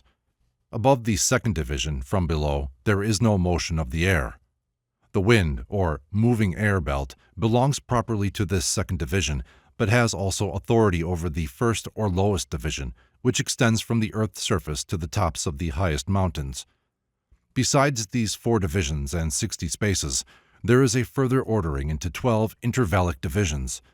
All is arranged by measure and harmony, and after death every soul goes to the space of its desert, ascending and descending according to an unerring law of providence. To carry out this economy there are 2 ministers of providence, the warder and the conductor of souls. The one watches over souls who are out of body, and the other brings them back to suitable bodies. These bodies are made by nature in exact correspondence with their former deeds and characters. In this, nature is aided by the energies of experience and memory. The nature of the soul is conditioned by its habitat in the air spaces or zones, and this is especially the case with those of the regal type. The names of some of these royal souls and their offices are given. In brief, all is ordered from above. The source of all is above in the soul spaces, and as all souls come thence, so will all return thither. How this is effected is explained as being conditioned by a certain link between soul and body, a sort of quintessence or exhalation or vapor of the blend of sub-elements which compose the body. It is a sort of etheric link between soul and body. It circulates in the body, but also shares with the soul, which is not thought of as being in the body, but as a sphere enveloping the body, or at any rate, the body is in the soul, and not the soul in the body. Health is said to depend upon the maintenance of the due proportion of the vapors of this etheric double. Not only so, but the increase of vitality or intensity in these elements, in the vapor, is the means of remembering symbolic dreams and passing into a state of ecstasy. Finally, it is the fiery element of this vapor which dissolves this spirituous body. It is by means of this link that changes are effective from soul to body, and from body to soul, and here, unfortunately, Stobaeus ends his excerpt. Title and ordering. The Sermon of Isis to Horus extract is, in both style and context, so similar to the KK excerpts that we might also take it to be part and parcel of the very same treatise, but if this had been the case, Stobaeus, following his custom, would have presumably headed it with a simple "from the same." He may, however, have made a mistake, for that the good Johannes sometimes nods may be seen from the short excerpt 21, which he says is also taken from the Sermon of Isis to Horus, but this cannot be the case, since Isis is here addressing a certain king as her pupil, and not Horus. Moreover, at the very beginning of our excerpt, Horus distinctly states that Isis has already explained to him the details of God's wondrous soul-making, and thanks her for being made initiate by word of mouth into the vision of the soul, all of which is a precise reference to the contents of the KK excerpts. I am therefore inclined to think that not only is it a further tractate of instruction following immediately on KK, but that even if it were supposed to be part and parcel of the same sermon, and that the Sermon of Isis to Horus was simply a subtitle or alternative title of the Virgin of the World, the hypothesis could not be easily set aside. In any case, it is quite certain that SIH belongs to precisely the same type as KK, and that it pertains to the same special class of Trismegistic literature, and to a somewhat similar type as the treatise from which Cyril quotes, fragments 19, 20, 21, in which Osiris figures as the disciple of the good daemon, Trismegistus. The Books of Isis and Horus. Here also, as in KK, Isis comes forward as initiated into the nature that transcendeth death. Her feet have crossed the plane of truth. That is, as we have shown in the comments on KK 10, the writer claims to have reached the degree of illumination which bestows on men the consciousness of the gods. Isis, then, is not common to all priests, as Iamblichus says of Hermes, without the honorific qualification, thrice greatest, but rather of a certain grade of initiation, the teacher of that lower grade, or Horus grade, being Hermes's representative. Isis was commonly regarded as the lady of all wisdom and teacher of all magic. Already in the earliest Hellenistic period, she had attributes similar to those of Thoth Hermes, and thus comes forward as the orderer of the world, and not only so, but like Thoth, She is called Lady of the Heart and of the Tongue, that is to say, her attributes were those of the Logos. That there was a secret theosophic and apocalyptic nature ascribed to Isis and Horus may be seen from Lucian, who, in one of his humorous sketches, puts into the mouth of Pythagoras the following sentence: "I also journeyed to Egypt, that I might make the acquaintance of the prophets of wisdom, and I descended into the shrines of the temples and learned the books of Isis and Horus." Here again, then, as Manetho tells us, these books, as the books of Hermes, were kept secret in the Holy of Holies of the temples, and these shrines were evidently underground, for Pythagoras is said to have descended to them. This is the Horus who is not only, after Osiris, the lord of power and might, that is, king, but lord of philosophy, as Arnibashinus. For Arnibashinus, that is, Harnibashinus, is, as Spielberg has shown, an Egyptian proper name, meaning Horus, lord of Letopolis, at one time an important city in the Delta. In the alchemical literature, also, we meet with Horus as a writer of books, as for instance in the superscription, Horus, the gold miner, to Cronus, who is Ammon. Here we see that Horus stands to Isis as Asclepius to Hermes. Asclepius wrote books to Ammon, and so Horus wrote books to Ammon. But whereas the Trismegistic tradition proper looked back to Cronus, or Ammon, as one of the earliest teachers, the later writings converted Ammon into a king who was taught by Asclepius, or by Horus. The watery sphere and subtle body. The writer of SIH tells us that the soul in its royal state, that is, while lord of itself, is a divine creature, but in incarnation it is united with the watery plasm or subtle body of KK 18, where Hermes says that in making it he used more water than was required, and to which the soul in its complaint refers as a watery sphere. This union makes it dense against its proper nature, and it is further densified by a certain vaporous nature which unites it with the physical frame, concerning all of which it is of interest to refer to Philoponus, who tells us that they, the ancients, further add that there is something of a plantal and plastic life, also exercised by the soul in those spirituous and airy bodies after death, they being nourished too, though not after the same manner, as those gross earthly bodies of ours are here, but by vapors, and that not by parts or organs, but throughout the whole of them as sponges, they imbibing everywhere those vapors, for which cause they who are wise will in this life also take care of using a thinner and drier diet, that so that spirituous body, which we have also at this present time within our grosser body, may not be clogged and incrassated, but attenuated, over and above which these ancients made use of catharms or purgations, to the same end and purpose also. For as this earthly body is washed with water, so is that spirituous body cleansed by cathartic vapors, some of these vapors being nutritive, others purgative. Moreover, these ancients further declared concerning this spirituous body, that it was not organized, but did the whole of it, in every part, throughout, exercise all functions of sense, the soul hearing and seeing, and perceiving all sensibles, by it, everywhere. The habitat of excarnate souls. But to return to our treatise, the dwelling place of excarnate souls is the air, the sublunary region of four main layers, which are successively subtler and finer as they are more removed from the earth. The upper limit of the air is coterminous with the fiery or etheric realms, the habitat of the gods. In the different zones or firmaments or layers of this air dwell not only excarnate souls during the period between their incarnations, but also those which have never yet been shut in body, that is, presumably, the daemons. With regard to the manner in which souls are kept in their appropriate spaces after the death of the body, and the way in which they are brought back to appropriate bodies, and the two ministers of providence, it is of value to note that in this we have a simple outline of what is explained at great length and in much detail in the Coptic Gnostic work called Pistis Sophia. It would, however, occupy too much space here to deal with the representations of the Egyptian Gnostic work on this subject in a satisfactory manner, and as the text is now accessible in English, it can easily be consulted by the reader. Section 2. References and Fragments in the Fathers. 1.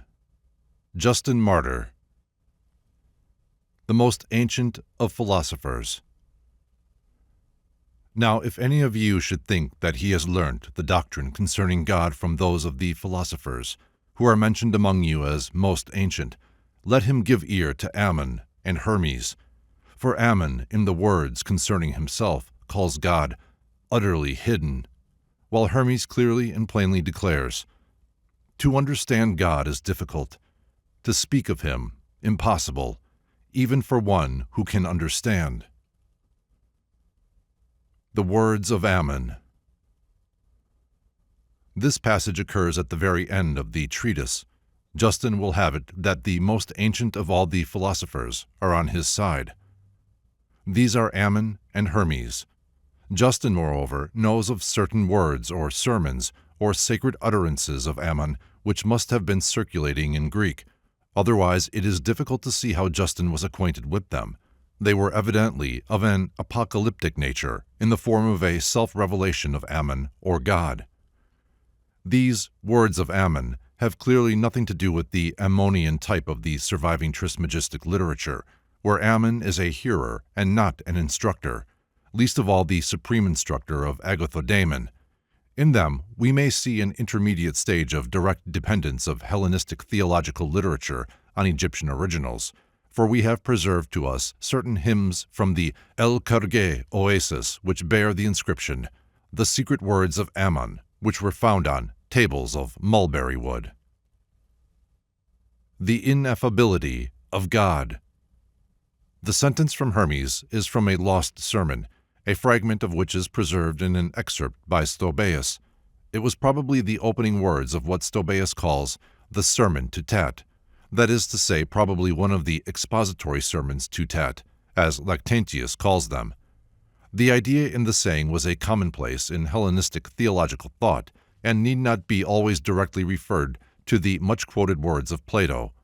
To find the Father and the Maker of this universe is a great work, and finding him, it is impossible to tell him unto all.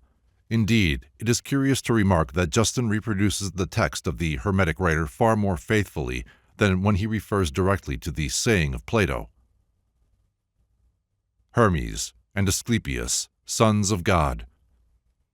And when we say that the Word, or Logos, which is the first beginning of God, was begotten without intercourse, Jesus Christ, our Master, and that he was crucified and was dead, and rose again and ascended into heaven, we bring forward no new thing beyond those among you who are called sons of Zeus. For ye know how many sons the writers who are held in honor among you ascribe to Zeus.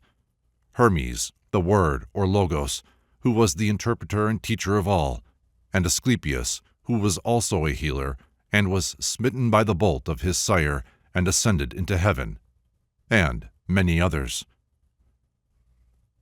Hermes, the Word who brings tidings from God. But as to the Son of God called Jesus, even though he were only a man born in the common way, yet because of his wisdom he is worthy to be called Son of God, for all writers call God Father of men and gods. And if we say further that he was also in a special way, beyond his common birth, begotten of God as Word or Logos of God, let us have this in common with you who call Hermes the Word or Logos, who brings tidings from God. The sons of God in Hellenistic theology.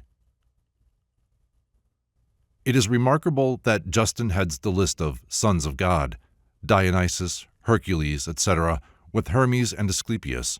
Moreover, when he returns to the subject, he again refers to Hermes and to Hermes alone. This clearly shows that the most telling parallel he could bring forward was that of Hermes, who, in the Hellenistic theological world of his day, was especially thought of under the concept of the Logos. The immediate association of the name of Asclepius with that of Hermes is also remarkable, and indicates that they were closely associated in Justin's mind.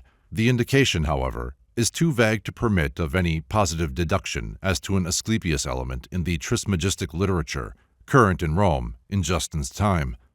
Justin, in any case, has apparently very little first-hand knowledge of the subject, for he introduces the purely Hellenic myth of Asclepius being struck by a thunderbolt, which, we need hardly say, is entirely foreign to the conception of the Hellenistic Asclepius, the disciple of Hermes. An unverifiable quotation. To these quotations, Chambers adds the following passage from Apologia 6, which in date may be placed some 4 or 5 years after the first. Now to the Father of all no name can be given, seeing that he is ingenerable, for by whatsoever name one may be called, he has as his elder the one who gives the name. But Father and God and Creator and Lord and Master are not names, but terms of address derived from his blessings and his works. It is true that this passage might be taken verbally from a Hermetic tractate, but I can find no authority in the text of Justin for claiming it as a quotation. For the same idea in Hermes, compare Corpus Hermeticum and Lactantius. 2. Athenagoras. Athenagoras was acquainted with a Greek literature circulated under the name of Hermes Trismegistus, to whom he refers as authority for his euhemeristic contention that the gods were once simply men. 3. Clement of Alexandria. Many Hermeses and Asclepiuses.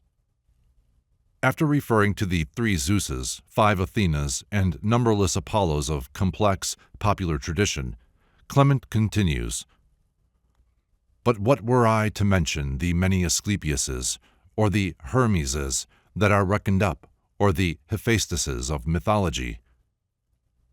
Clement lived in the very center of Hellenistic theology, and his grouping together of the names of Asclepius, Hermes, and Hephaestus, the demiurge Ptah, whose tradition was incorporated into the Poimander doctrine, is therefore not fortuitous, but shows that these 3 names were closely associated in his mind, and that therefore he was acquainted with the Trismegistic literature.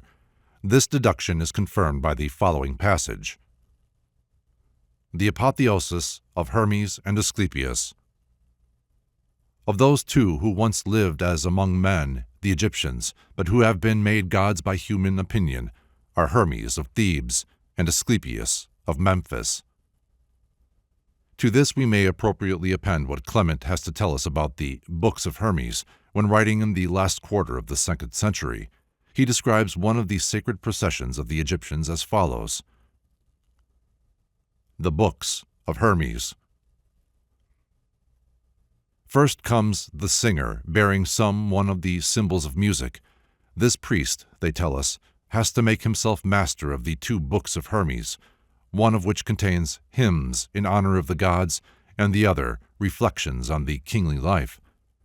After the singer comes the time watcher, bearing the symbols of the star science, a dial after a hand and phoenix. He must have the division of the Books of Hermes, which treats of the stars ever at the tip of his tongue, there being 4 of such books.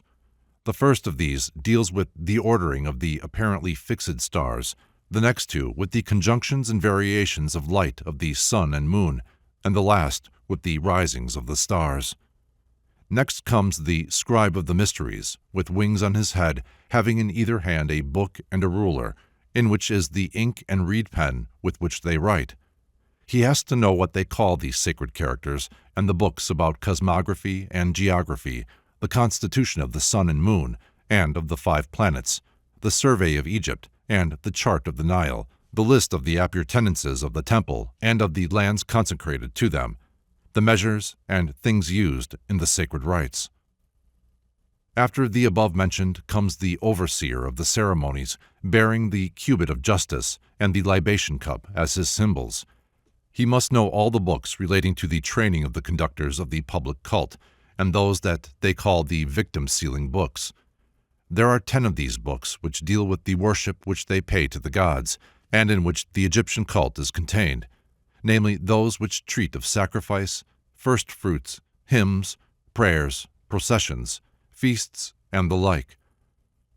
After all of these comes the prophet, clasping to his breast the water vase so that all can see it, and after him follow those who carry the bread that is to be distributed. The prophet, as chief of the temple, learns by heart the 10 books which are called hieratic. These contain the volumes treating of the laws, and the gods, and the whole discipline of the priests. For you must know that the prophet among the Egyptians is also the supervisor of the distribution of the temple revenues. Now the books which are absolutely indispensable for Hermes are 42 in number. 36 of them, which contain the whole wisdom discipline of the Egyptians, are learned by heart by the grades of priests already mentioned. The remaining 6 are learned by the shrine-bearers. These are medical treatises dealing with the constitution of the body, with diseases, instruments, drugs, eyes, and finally with the maladies of women. The General Catalogue of the Egyptian Priestly Library. This exceedingly interesting passage of Clement gives us the general catalogue of the Egyptian priestly library and the background of the Greek translations and adaptations in our Trismegistic writings. The whole of these writings fall into this frame, and the oldest deposit or poimander type fits in excellently with the content of the hieratic books, the titles of which Clement has unfortunately omitted, or with those that were kept secret. These hieratic books were evidently the more important and were in charge of the prophet, that is to say, of those high priests of the temples who were directors of the prophetic discipline, the very subject of our poimander treatises. 4. Tertullian. Hermes, the master of all physics. Writing sarcastically of the Gnostic Sophia myth, Tertullian exclaims, "Well then, let the Pythagoreans learn, the Stoics know, yea, Plato even, whence matter, which they, the Pythagoreans and the rest, would have to be ingenerable, derived its source and substance to form this pile of a world, a mystery which not even the famous thrice-greatest Hermes, the master of all physics, has thought out." The doctrine of Hermes and of Hellenistic theology in general, however, is that matter comes from the one God. It is remarkable that Tertullian keeps his final taunt for that school which was evidently thought the foremost of all, that of the famous thrice-greatest Hermes. Hermes, the writer of Scripture. Inveighing against the wisdom of the philosophers, Tertullian says, "She, philosophy, has also been under the impression that she too has drawn from what they, the philosophers, consider sacred scriptures, because antiquity thought that most authors were gods, and not merely inspired by them, as, for instance, Egyptian Hermes, with whom especially Plato had intercourse, and others." Here again, as with Justin, Hermes heads the list.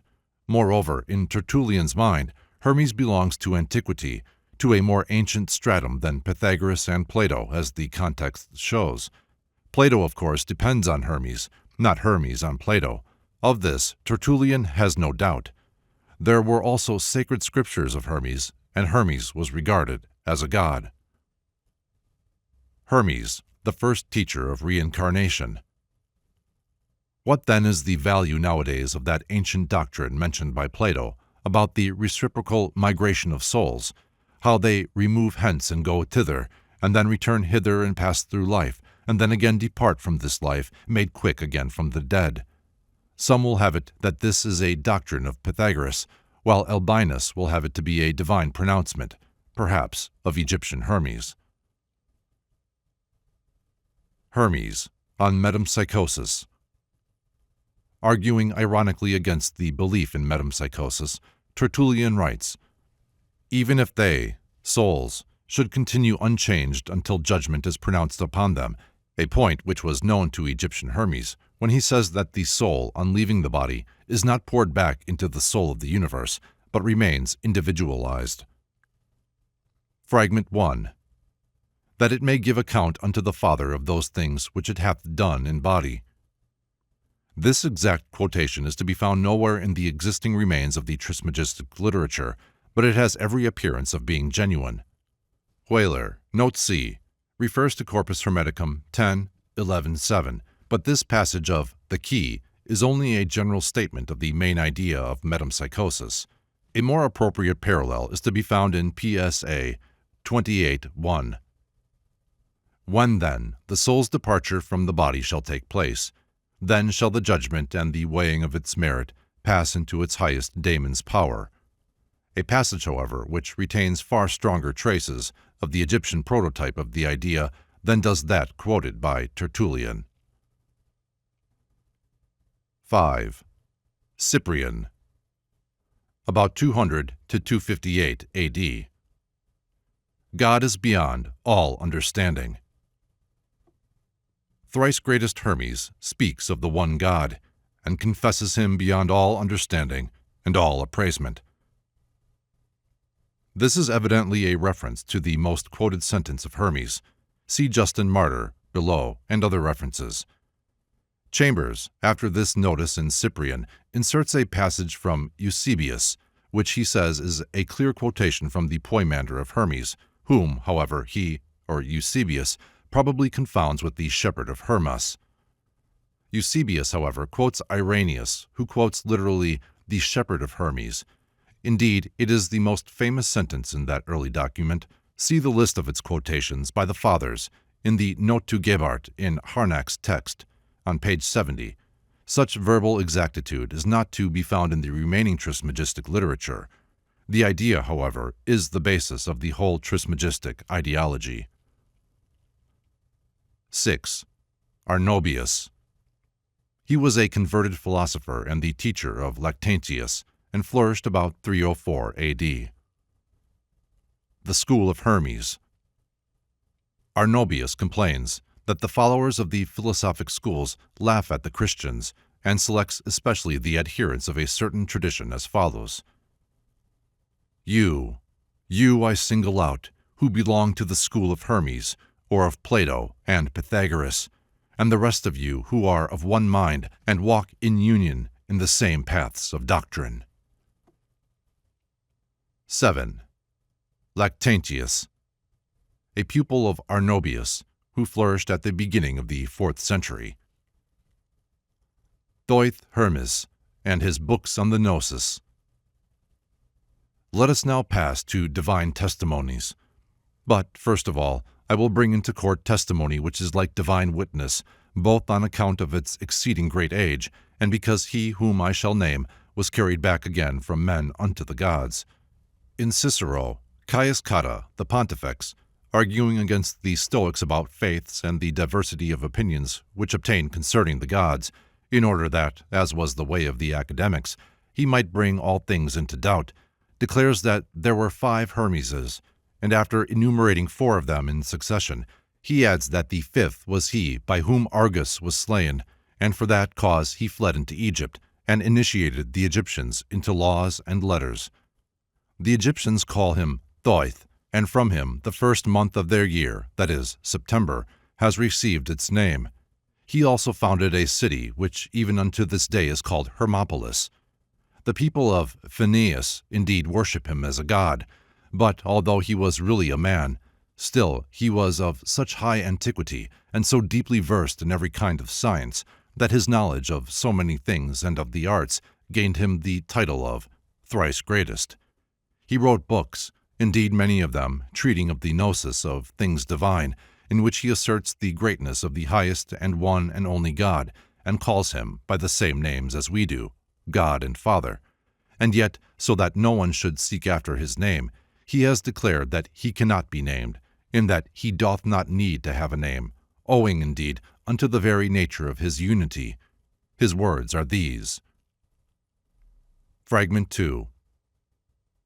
But God is one, and he whose one needs not a name, for he as one is the beyond all names.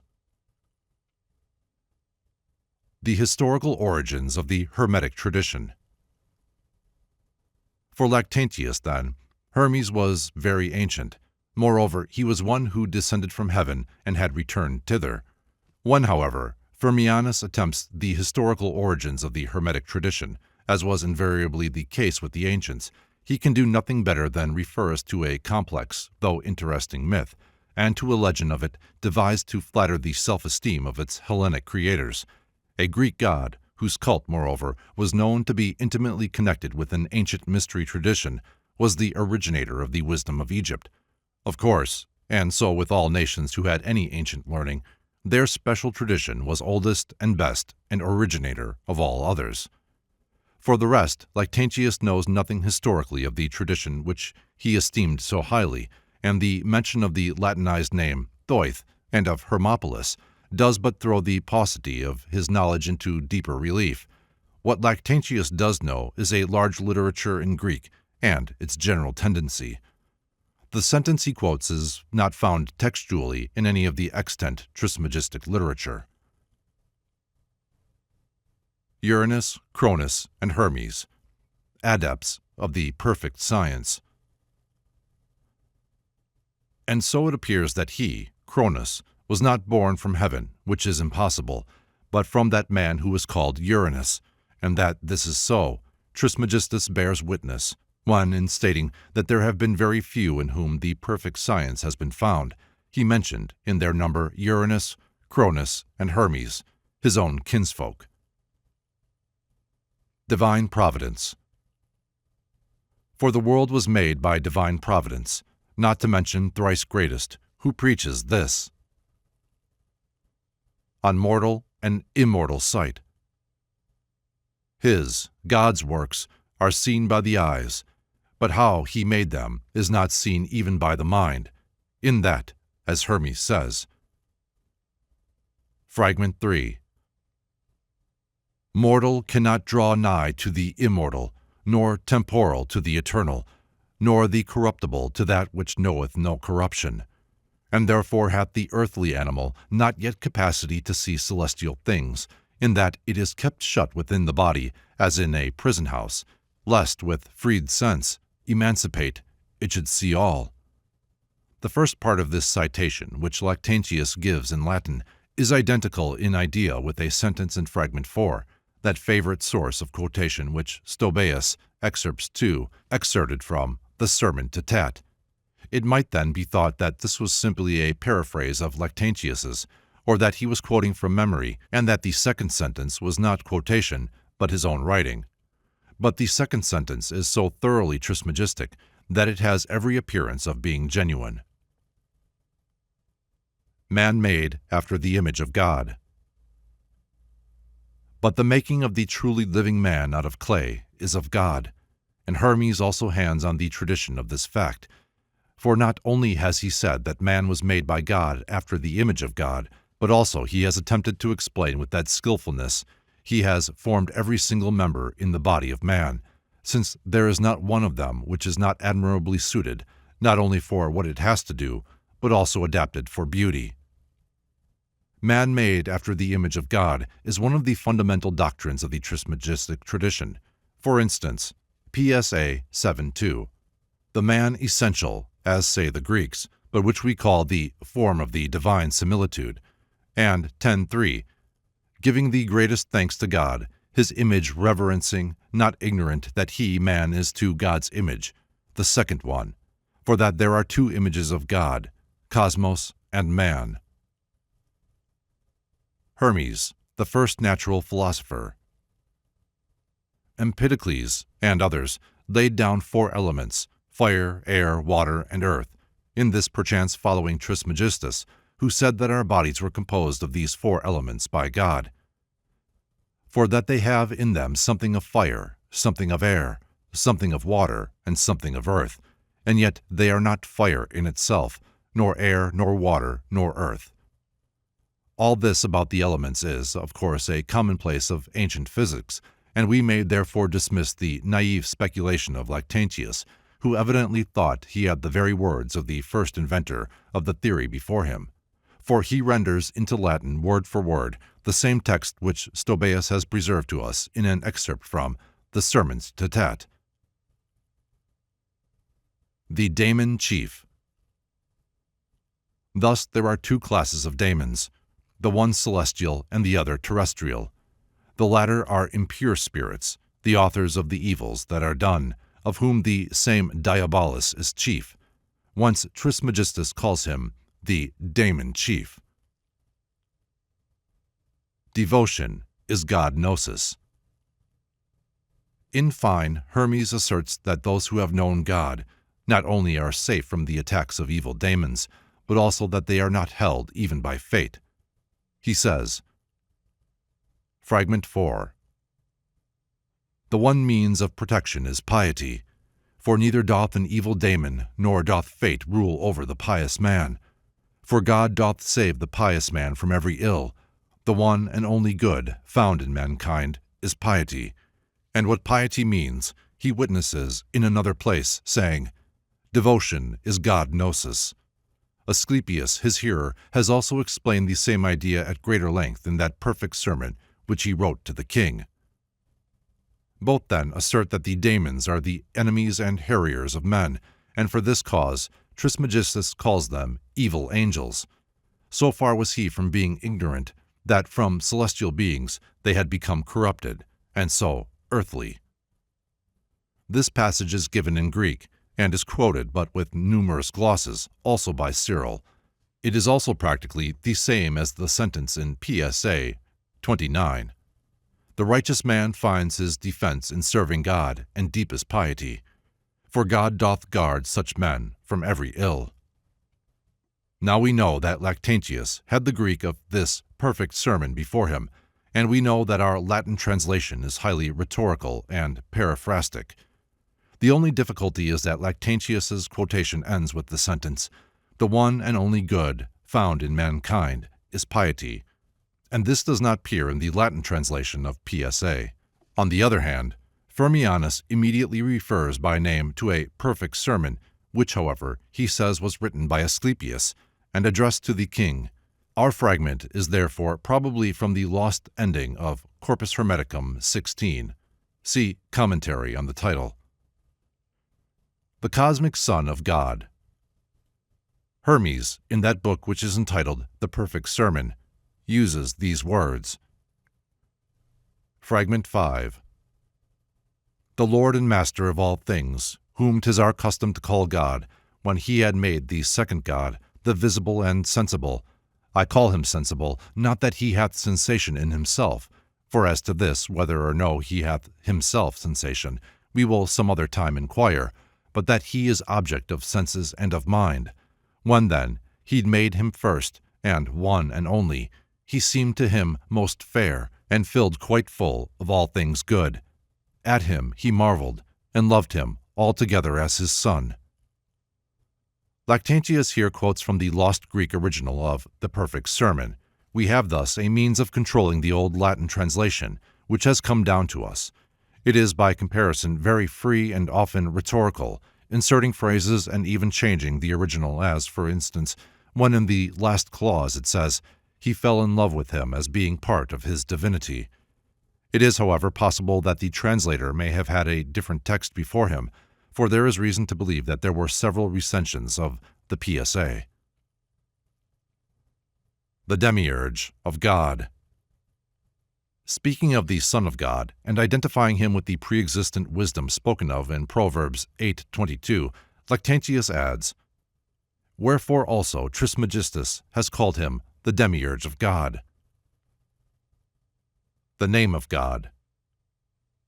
Even then, when the world shall be consummated, it, God's name, will not be able to be uttered by the mouth of man, as Hermes teaches, saying, Fragment 6. But the cause of this cause is the divine and the ingenerable goods, goodwill, which first brought forth the God whose name cannot be spoken by the mouth of man. The Holy Word, about the Lord of all. And a little after he says to his Son, Fragment 7. For that there is, my son, a word, or logos of wisdom, that no tongue can tell, a holy word about the only Lord of all, the God before all thought, whom to declare transcends all human power, his own father and own mother. But Hermes also was of the same opinion when he says, his own father and his own mother. The power and greatness of the Word. Trismegistus, who has tracked out, I know not how, almost all truth, has often described the power and greatness of the Word or Logos, as the above quotation from him shows, in which he confesses the Word to be ineffable and holy, and in that its telling forth transcends the power of man.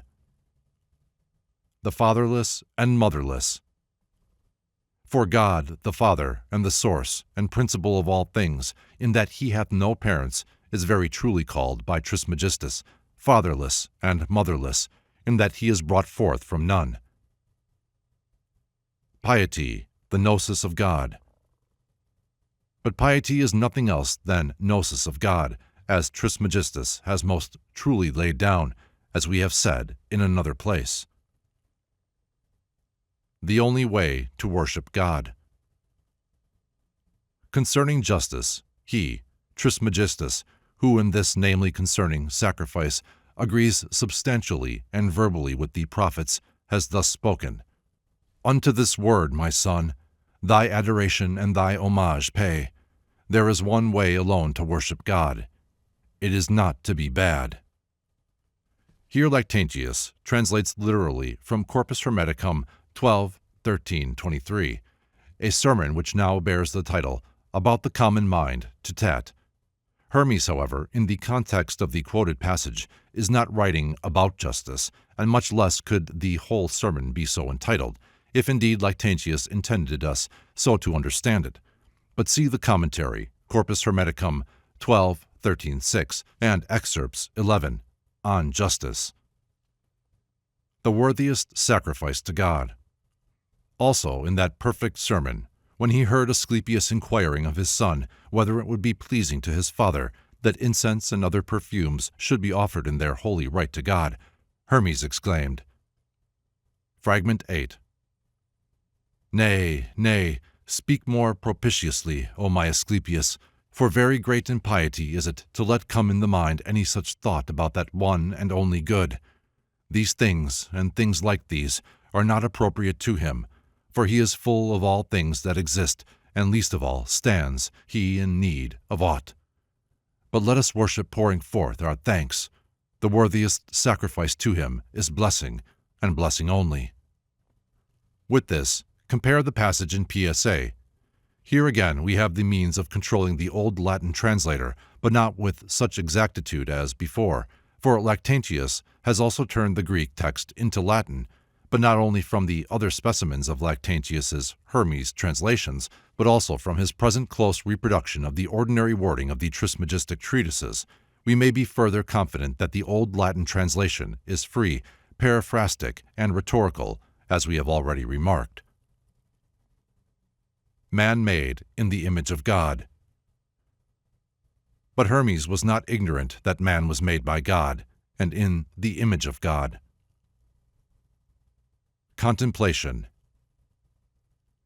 Speaking of man being the only animal that has his body upright and face raised to heaven, looking towards his Maker, Lactantius says, And this looking Hermes has most rightly named contemplation. The dual nature of man. Hermes, in describing the nature of man, in order that he might teach how he was made by God, brings forward the following. Fragment 9. From the two natures, the deathless and mortal, he made one nature, that of man, one and the self-same thing, and having made the self-same man, both somehow deathless and somehow mortal, he brought him forth, and set him up betwixt like God-like. He brought him forth, and set him up betwixt the godlike and immortal nature and the mortal, that seeing all he might wonder at all. Wonder, the beginning of philosophy. This idea of wondering was, doubtless, a commonplace in Hellenistic philosophical circles, and looked back to the Platonic saying, there is no other beginning of philosophy than wondering. Compare also one of the newest found logoi of Jesus from the rubbish heaps of Oxyrhynchus, which runs, Let not him that seeketh cease until he find, and when he finds he shall wonder. Wondering he shall reign, and reigning he shall rest. Wondering is the beginning of gnosis. This makes a man king of himself, and thus master of gods and men, and so he has peace. The translation of Basilucii by Grenfell and Hunt as reach the kingdom seems to me to have no justification. Lactantius here quotes the Greek text of PSA 8:3, and so once again we can control the Old Latin version. The Church Father is plainly the more reliable, reproducing as he does familiar Hermetic phrasing and style, and we thus again have an insight into the methods of our rhetorical, truncated, and interpolated Latin version. The Cosmic Restoration. And Hermes states this, the destruction of the world, plainly, for in that book which bears the title of The Perfect Sermon, after an enumeration of the evils of which we have spoken, he adds, Fragment 10. Now when these things shall be, as I have said, Asclepius, then will our Lord and Sire, the God and Maker of the first and the one God, look down on what is done, and, making firm his will, that is the good, against disorder, recalling error, and purging out the bad, either by washing it away with water flood, or burning it away with swiftest fire, or forcibly expelling it with war and famine.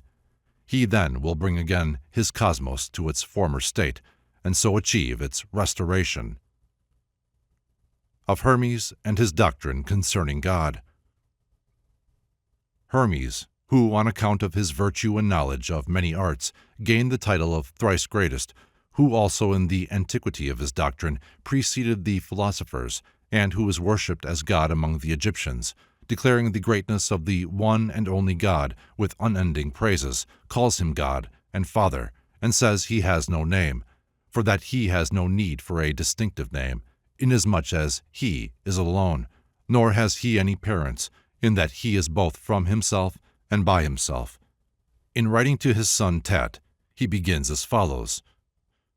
To comprehend God is difficult, to speak of him impossible, even for one who can comprehend, for the perfect sermon cannot be comprehended by the imperfect, nor the invisible by the visible. A repetition. Lactantius repeats in almost identical words what he has written in 1:11. Plato, as prophet, follows Trismegistus. By means of him, the Logos, as demiurge, as Hermes says, he, God the Father, hath devised the beautiful and wondrous creation of the world. Finally, Plato has spoken concerning the first and second God, not plainly as a philosopher, but as a prophet, perchance in this following Trismegistus, whose words I have added in translation from the Greek. Lactantius then translates verbally from the Greek text he has quoted in 6:4, omitting, however, the last clause and parenthesis in the middle. 8. Augustine. 3 quotations from the Old Latin version of The Perfect Sermon. Augustine is arguing against the views of Apuleius, first half of the 2nd century, on the cult of the daemons, and in doing so introduces a long disquisition on the doctrine of Egyptian Hermes, whom they call thrice greatest, concerning image worship, or the consecrated and ensouled, or animated, statues of the gods. In the course of his remarks, the Bishop of Hippo quotes at length from a current Latin version of The Perfect Sermon, or Asclepius, though without himself giving any title, which we see at once must have been the very same text that has come down to us in its entirety. It is precisely the same text, word for word, with ours, the variance being practically of the most minute character. First of all, Augustine quotes from PSA 23:3-24:2. This prophecy of the downfall of the Egyptian religion Augustine naturally takes as referring to the triumph of Christianity, and so he ridicules Hermes. Qui tam impudenter dolabat, quam imprudenter sciabat. The Bishop of Hippo begins his next chapter with a quotation from PSA 37:1-2 on the same subject, and proceeds scornfully to criticize the statements of the Trismegistic writer. After quoting the sentence from PSA 24:3, in which Hermes says that the pure temples of Egypt will all be polluted with tombs and corpses, Augustine proceeds to contend that the gods of Egypt are all dead men, and in support of his contention, he quotes PSA 37:3-4. 9. Cyril of Alexandria. The date of Cyril's patriarchate is 412 to 444 AD. Cyril's corpus of 15 books. Cyril, after claiming that Pythagoras and Plato obtained their wisdom in Egypt from what, he professes, they had heard of Moses there, proceeds. And I think the Egyptian Hermes also should be considered worthy of mention and recollection, he who they say bears the title of thrice greatest because of the honor paid him by his contemporaries, and, as some think, in comparison with Hermes, the fabled son of Zeus and Maia. This Hermes of Egypt, then, although an initiator into mysteries, and though he never ceased to cleave to the shrines of idols, is nevertheless found to have grasped the doctrines of Moses, if not with entire correctness and beyond all cavil, yet still in part. For both Hermes himself has been benefited by Moses, and reminder of this fact has also been made in his own writings by the editor at Athens, who put together the 15 books entitled Hermetica. This editor writes concerning him, Hermes, in the first book, putting the words into the mouth of one of the priests of the sacred rites. In order then that we may come to things of a like nature, have you not heard that our Hermes divided the whole of Egypt into allotments and portions, measuring off the acres with the chain, and cut canals for irrigation purposes, and made nomes, and named the lands comprised in them after them, and established the interchange of contracts, and drew up a list of the risings of the stars, and the proper times to cut plants, and beyond all this he discovered and bequeathed to posterity numbers and calculations, and geometry and astronomy, and astrology and music, and the whole of grammar? This corpus of 15 books is evidently the source of Cyril's information, and he takes the above quotation from the introduction, which, purported to be written by an Egyptian priest, as is also the case in the treatise De Mysteriis, traditionally ascribed to Iamblichus, but which Cyril says was written at Athens by presumably some Greek editor. The Incorporeal Eye. Thrice Greatest Hermes says somewhat as follows. Cyril then quotes, with 4 slight verbal variants, the first 4 paragraphs of the passage excerpted by Stobaeus, Excerpt 2, and then proceeds without a break.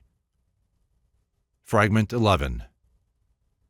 If then there be an incorporeal eye, let it go forth from body unto the vision of the beautiful, let it fly up and soar aloft, seeking to seek not form, nor body, nor even types of things, but rather that which is the maker of all these, the quiet and serene, the stable and the changeless one, the self, the all, the one, the self of self, the self in self, the like to self alone, that which is neither like to other, nor yet unlike to self, and yet again himself.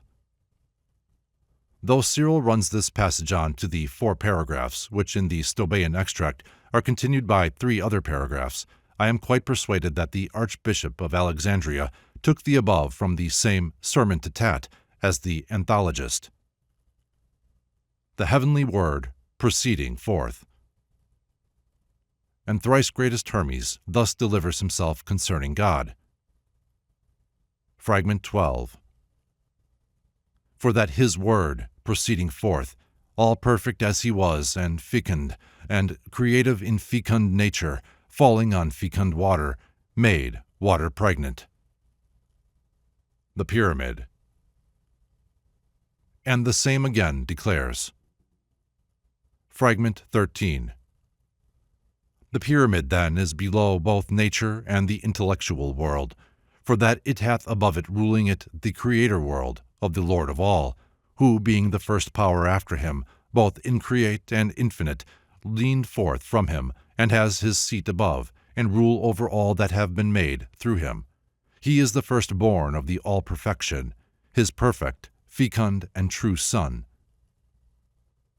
The nature of God's intellectual word. And again, the same Hermes, when one of the temple folk in Egypt questions him, and says, Fragment 14. But why, O most mighty good Damon, was he called by this name, by the Lord of all? Replies, Yea, have I told thee in what has gone before, but thou hast not perceived it. The nature of his intellectual word is a productive and creative nature.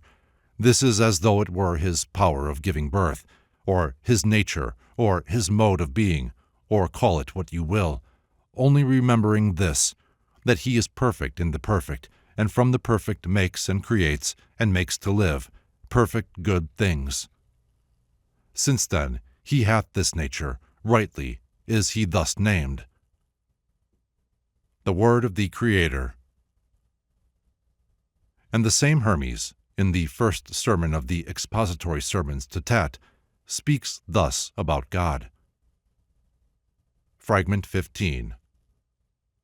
The word of the Creator, O my son, transcends all sight. He is self-moved, he cannot be increased, nor yet diminished. Alone is he, and like unto himself alone, equal, identical, perfect in his stability, perfect in order, for that he is the one, after the God alone, beyond all knowing. The first two fragments, 11 and 12, seem to be taken from the same sermon, the contents of which resemble the first part of the Shepherd of Men treatise.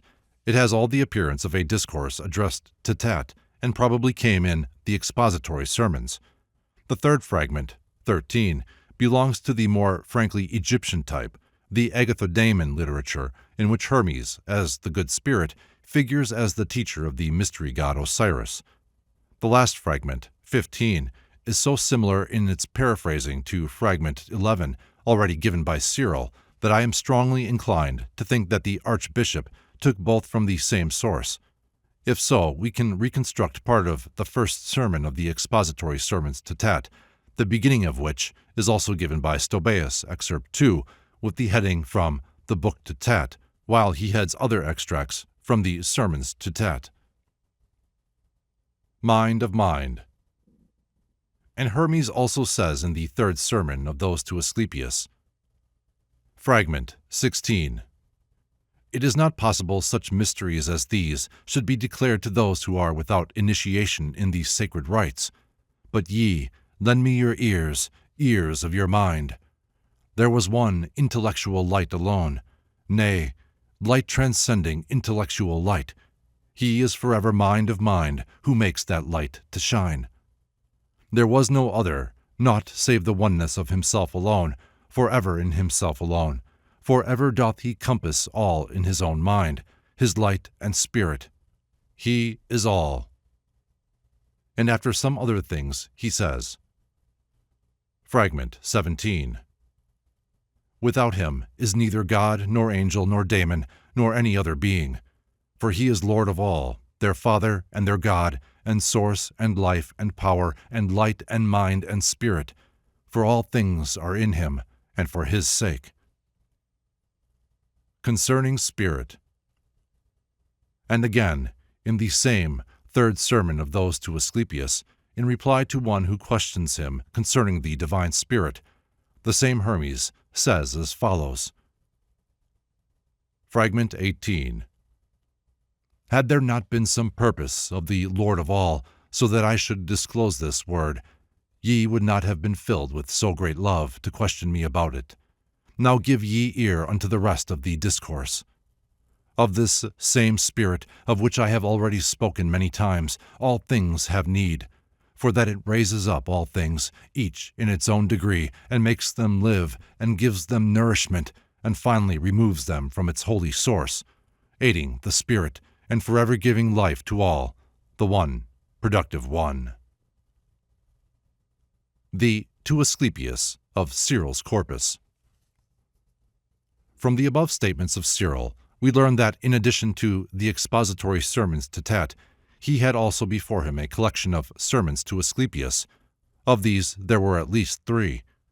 Was the perfect sermon one of this collection? It may have been, for the style of it is cast in the same mold as that of these fragments in Cyril. Hermes, in the third sermon of Cyril's collection, is addressing several hearers, for he uses the plural. So also in PSA 1-2, Hermes addresses Asclepius, Tat, and Ammon. In the third sermon, Hermes also says, it is not possible such mysteries should be declared to those who are without initiation in these sacred rites. In PSA 1-2, Hermes declares, it is a mark of an impious mind to publish to the knowledge of the crowd a tractate brimming over with the full grandeur of divinity. The numinous majestus, or grandeur of divinity, is precisely the same idea as the spirit, the divine supremacy and power, as Cyril says, referring to Hermes. Finally, in the third sermon, Hermes makes the striking remark that the love of the gnosis, which urges on the disciples, is inspired by the providence or foresight of God, that is, by His Spirit. PSA 128 ends with the words, "To them, sunk in fit silence reverently, their souls and minds pendant on Hermes' lips, thus love divine began to speak." The setting of the mode of exposition is then identical in the two sermons, and we may thus very well refer them to the same collection. From the Mind. To this I will add what thrice-greatest Hermes wrote to his own mind, for thus the book is called. Cyril then quotes, with very slight verbal variants, the last question and answer in Corpus Hermeticum 11:12-22. In our Corpus, the treatise is not written by Hermes to the mind, but, on the contrary, it is cast in the mold of a revelation of the mind to Hermes, and is so entitled. Cyril thus seems to have been mistaken. It may then have been that in the copy which lay before the Church Father, the title simply read, The Mind. Osiris and thrice-greatest, Agathodaimon. But I will call to mind the words of Hermes, the thrice-greatest. In the Asclepius, he says, Fragment 19. Osiris said, How then, O thou thrice-greatest, thou good spirit, did earth in its entirety appear? The great good spirit made reply, By gradual drying up, as I have said, and when the many waters got commandment to go into themselves again, the earth in its entirety appeared, muddy and shaking. Then, when the sun shone forth, and without ceasing burned and dried it up, the earth stood compact in the waters, with water all around. Let there be earth. Further, in yet another place he writes, Fragment 20. The Maker and the Lord of all thus spake, Let there be earth, and let the firmament appear. And forthwith the beginning of the whole creation, earth, was brought into existence. The generation of the sun. So much about the earth. As to the sun, he again says as follows. Fragment 21. Then said Osiris, O thou thrice-greatest, thou good spirit, whence came this mighty one? Wouldest thou, Osiris, that we tell to thee the generation of the sun, whence he appeared? He came from out the foresight of the Lord of all. Yea, the sun's birth proceedeth from the Lord of all, through his creative holy word. Let the sun be. In like manner also, in the first expository sermon to Tat, he says, Fragment 22. Straightway the Lord of all spake unto his own holy and intelligible, to his creative word, Let the sun be. And straightway with his word, the fire that hath its nature tending upward, I mean pure fire, that which gives greatest light, has the most energy, and fecundates the most, nature embraced with her own spirit, and raised it up aloft out of the water. After referring to Genesis 1:6, And God said, Let there be a firmament in the midst of the waters, and let it divide the waters from the waters, Cyril proceeds, The firmament. Moreover, the Hermes who was with them, thrice-greatest mentions this, that is, the firmament again, for he describes God as saying to his creations. Fragment 23. I will encompass you with this necessity, you who are disobedient to me, which hath been laid on you as a command, through my own word. For him ye have as law. This quotation also is probably taken from the same source as the previous passage, that is, from the first expository sermon to Tat. The idea and setting, however, should also be compared with the parallel in the KK excerpt. O souls, love and necessity shall be your lords, they who are lords and marshals after me of all, where the after me might perhaps confirm the up to me in the preceding note as the more correct rendering. From the To Asclepius. For Hermes, who is called thrice-greatest, writes thus to Asclepius about the nature of the universe. Here follows with a few slight verbal variants the text of the Corpus Hermeticum 14, 15, 6, 7, beginning, "If then all things have been admitted to be two." And some lines after he proceeds in warmer language, setting forth a striking argument, and says, Then follows 8, 9 of the same sermon, except the third sentence, and 10, omitting the last sentence. The same treatise must have lain before Cyril as that contained in our corpus in the form of a letter with the heading, "Unto Asclepius, good health of soul," for the archbishop says that Hermes writes thus to Asclepius. The soul protection. After quoting Porphyry as warning against participation in blood rites for fear of contamination from evil daemons, Cyril proceeds, "And their thrice greatest Hermes seems also to be of the same opinion, for he too writes as follows in the sermon to Asclepius concerning those unholy daemons against whom we ought to protect ourselves and flee from them with all the speed we can. The sole protection, and this we must have, is piety, for neither evil daemon, yea, nor fate can ever overcome or dominate a man who pious is, and pure and holy, for God doth save the truly pious man from every ill." The Supreme Artist. Moreover, their thrice greatest Hermes has said somewhere about God, the supreme artist of all things. Fragment 24. Moreover, as perfectly wise he established order and its opposite, in order that things intellectual, as being older and better, might have the government of things and the chief place, and that things sensible, as being second, might be subject to these. Accordingly, that which tends downward, and is heavier than the intellectual, has in itself the wise creative word. An unreferenced quotation. Chambers gives the following, Cyril contra Julian, citing Hermes, but without any reference, and I can find it nowhere in the text. Fragment 25.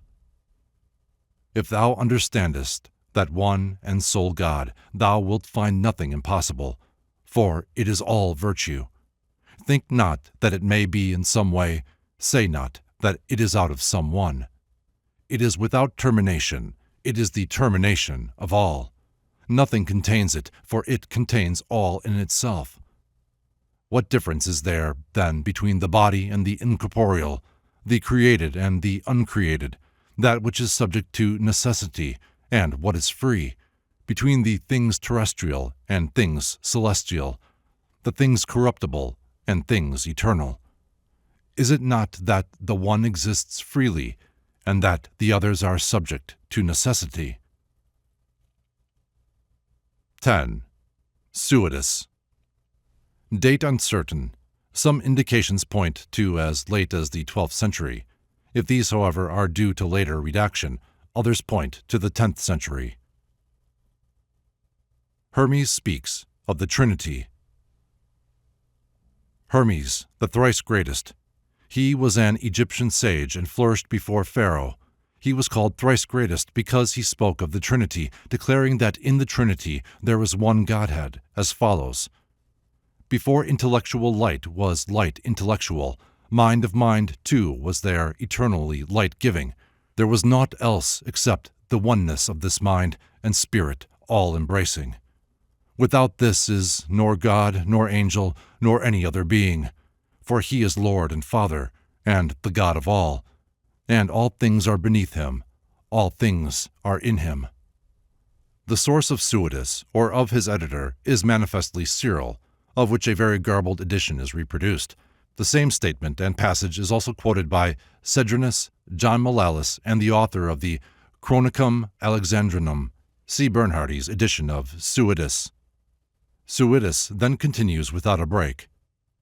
His word, all perfect as he was fecund and creative, falling in fecund nature, yea, in fecund water, made water pregnant.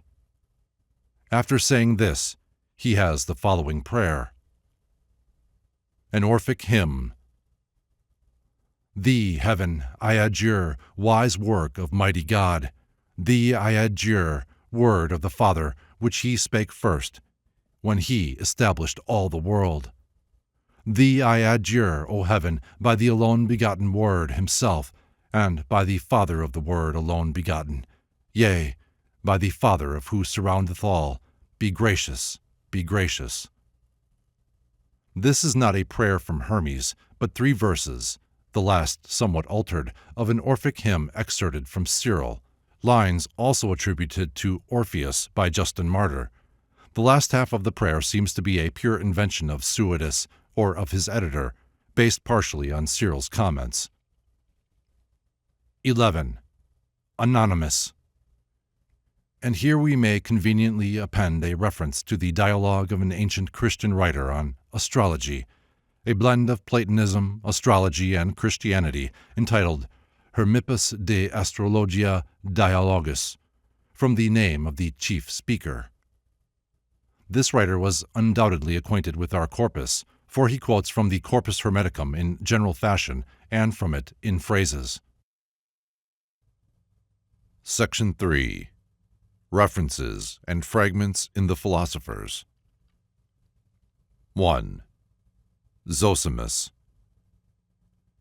On the Anthropos Doctrine. Zosimus flourished somewhere at the end of the 3rd and beginning of the 4th century A.D. He was a member of what Reitzenstein calls the Poimander Gemende, and, in writing to a certain Theosebia, a fellow believer in the wisdom tradition, though not as yet initiated into its spiritual mysteries, he urges her to hasten to Poimander and baptize herself in the cup. The following quotation is of first importance for the understanding of the Anthropos doctrine, or myth of man, in the mysteries. In one of the books of his great work, distinguished by the letter Omega, and dedicated to Oceanus as the genesis and seed of all the gods, speaking of the uninitiated, those still beneath the sway of the Heimarmene, or fate, who cannot understand his revelations, he writes, The procession of fate. Such men our Hermes, in his concerning nature, hath called mindless, naught but processions of fate, in that they have no notion of aught of things incorporeal, or even of fate herself who justly leads them, but they blaspheme her corporal schoolings, and have no notion of aught else but of her favors. The inner door. But Hermes and Zoroaster have said the race of wisdom lovers is superior to fate, by their neither rejoicing in her favors, for they have mastered pleasures, not by their being struck down by her ills, for ever living at the inner door, and not receiving from her fair gift, in that they look unto the termination of her ills. On which account, too, Hesiod doth introduce Prometheus counseling Epimetheus, and doth tell him not to take the gift from Zeus who rules Olympus, but send it back again, thus teaching his own brother through philosophy to return the gifts of Zeus, that is, of fate. But Zoroaster, boasting in knowledge of all things above, and in the magic of embodied speech, professes that all ills of fate, both special ills and general ones, are thus averted. Against magic. Hermes, however, in his About the Inner Door, doth deprecate this magic even, declaring that the spiritual man, the man who knows himself, should not accomplish anything by means of magic, even though he think it is a good thing, nor should he force necessity, but suffer her to take her course. According to her nature and decree, he should progress by seeking only, through the knowledge of himself and God, to gain the Trinity that none can name, and let fate do whatever she will to her own clay, that is, the body. Fragment 26. And being so minded, he says, and so ordering his life, he shall behold the Son of God, becoming all things for holy souls, that he may draw her forth from out the region of the fate into the incorporeal man. For having power in all, he becometh all things, whatsoever he will, and in obedience to the Father's nod, through the whole body doth he penetrate, and pouring forth his light into the mind of every soul, he starts it back unto the blessed region, where it was before it had become corporal, following after him, yearning and led by him, unto the light. Thoth, the first man.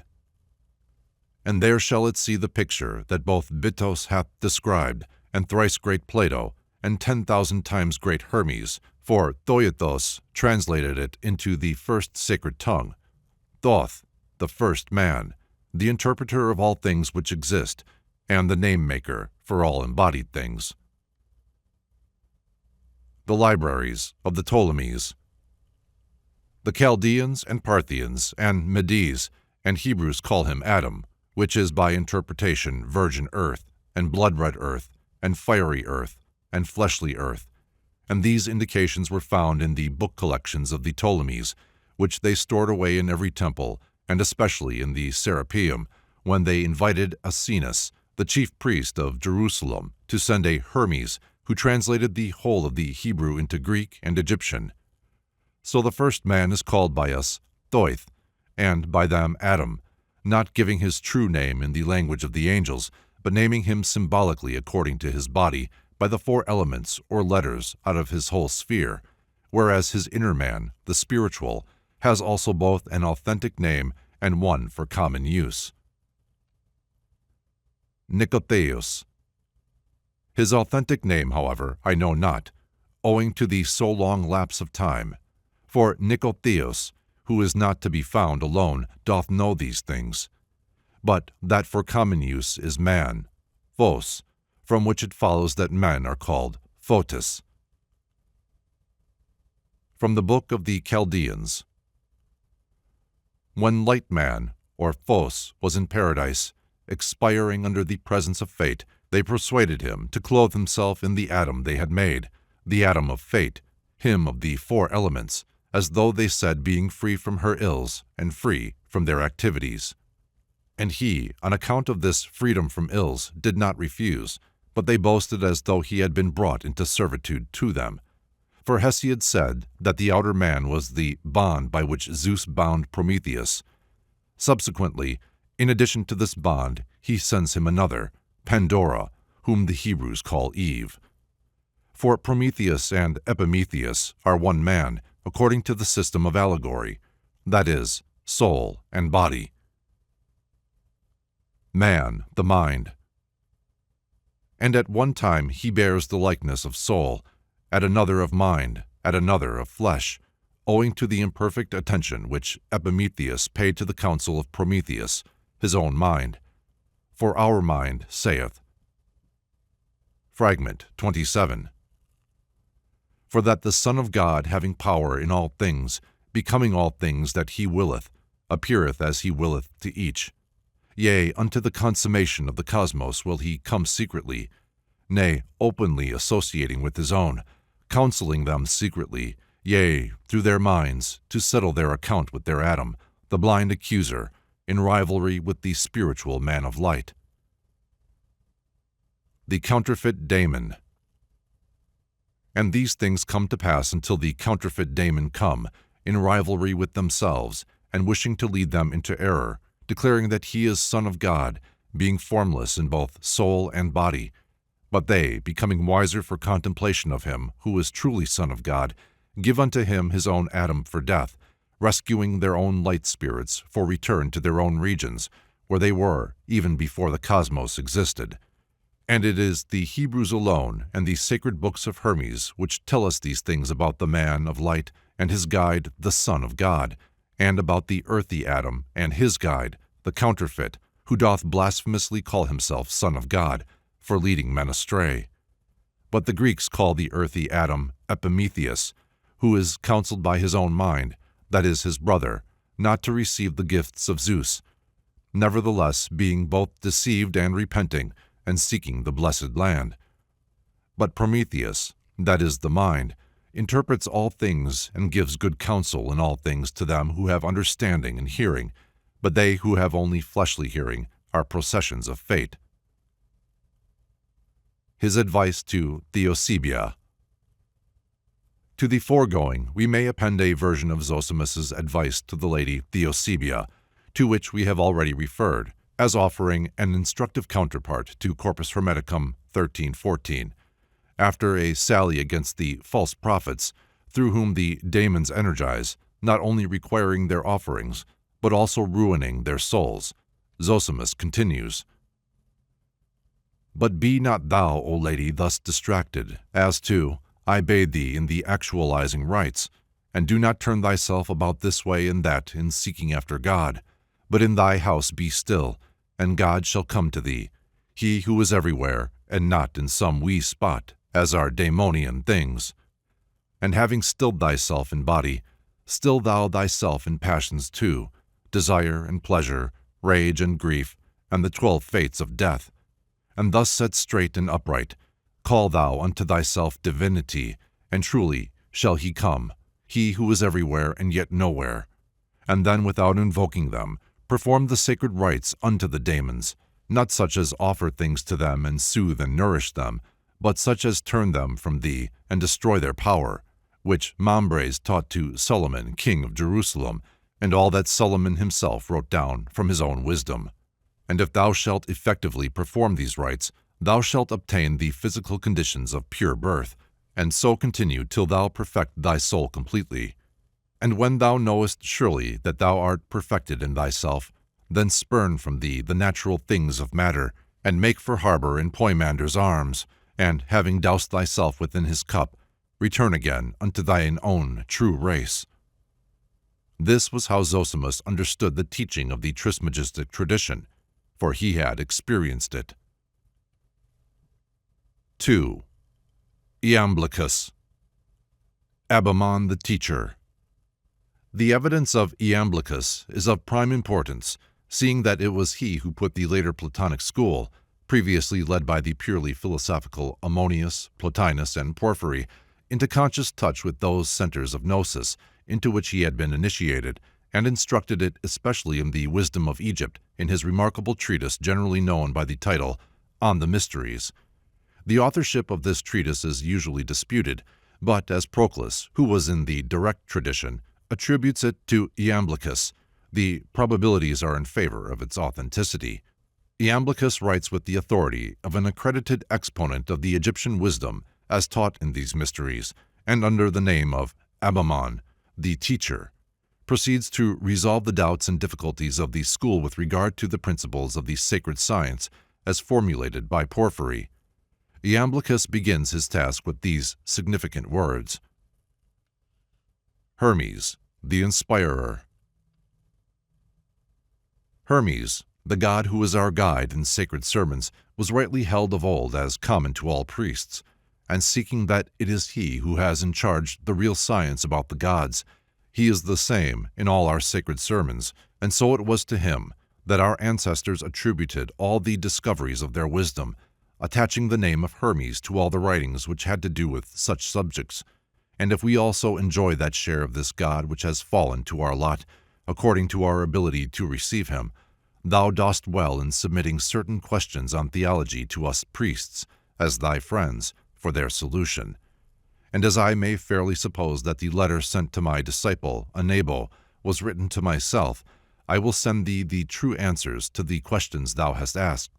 For it would not be proper that Pythagoras and Plato, and Democritus and Eudoxus, and many others of the ancient Greeks, should have obtained fitting instruction from the recorders of the sacred science of their times, and that thou, our contemporary, who art of a like mind with these ancients, should lack guidance from the now living bearers of the title Common Teachers.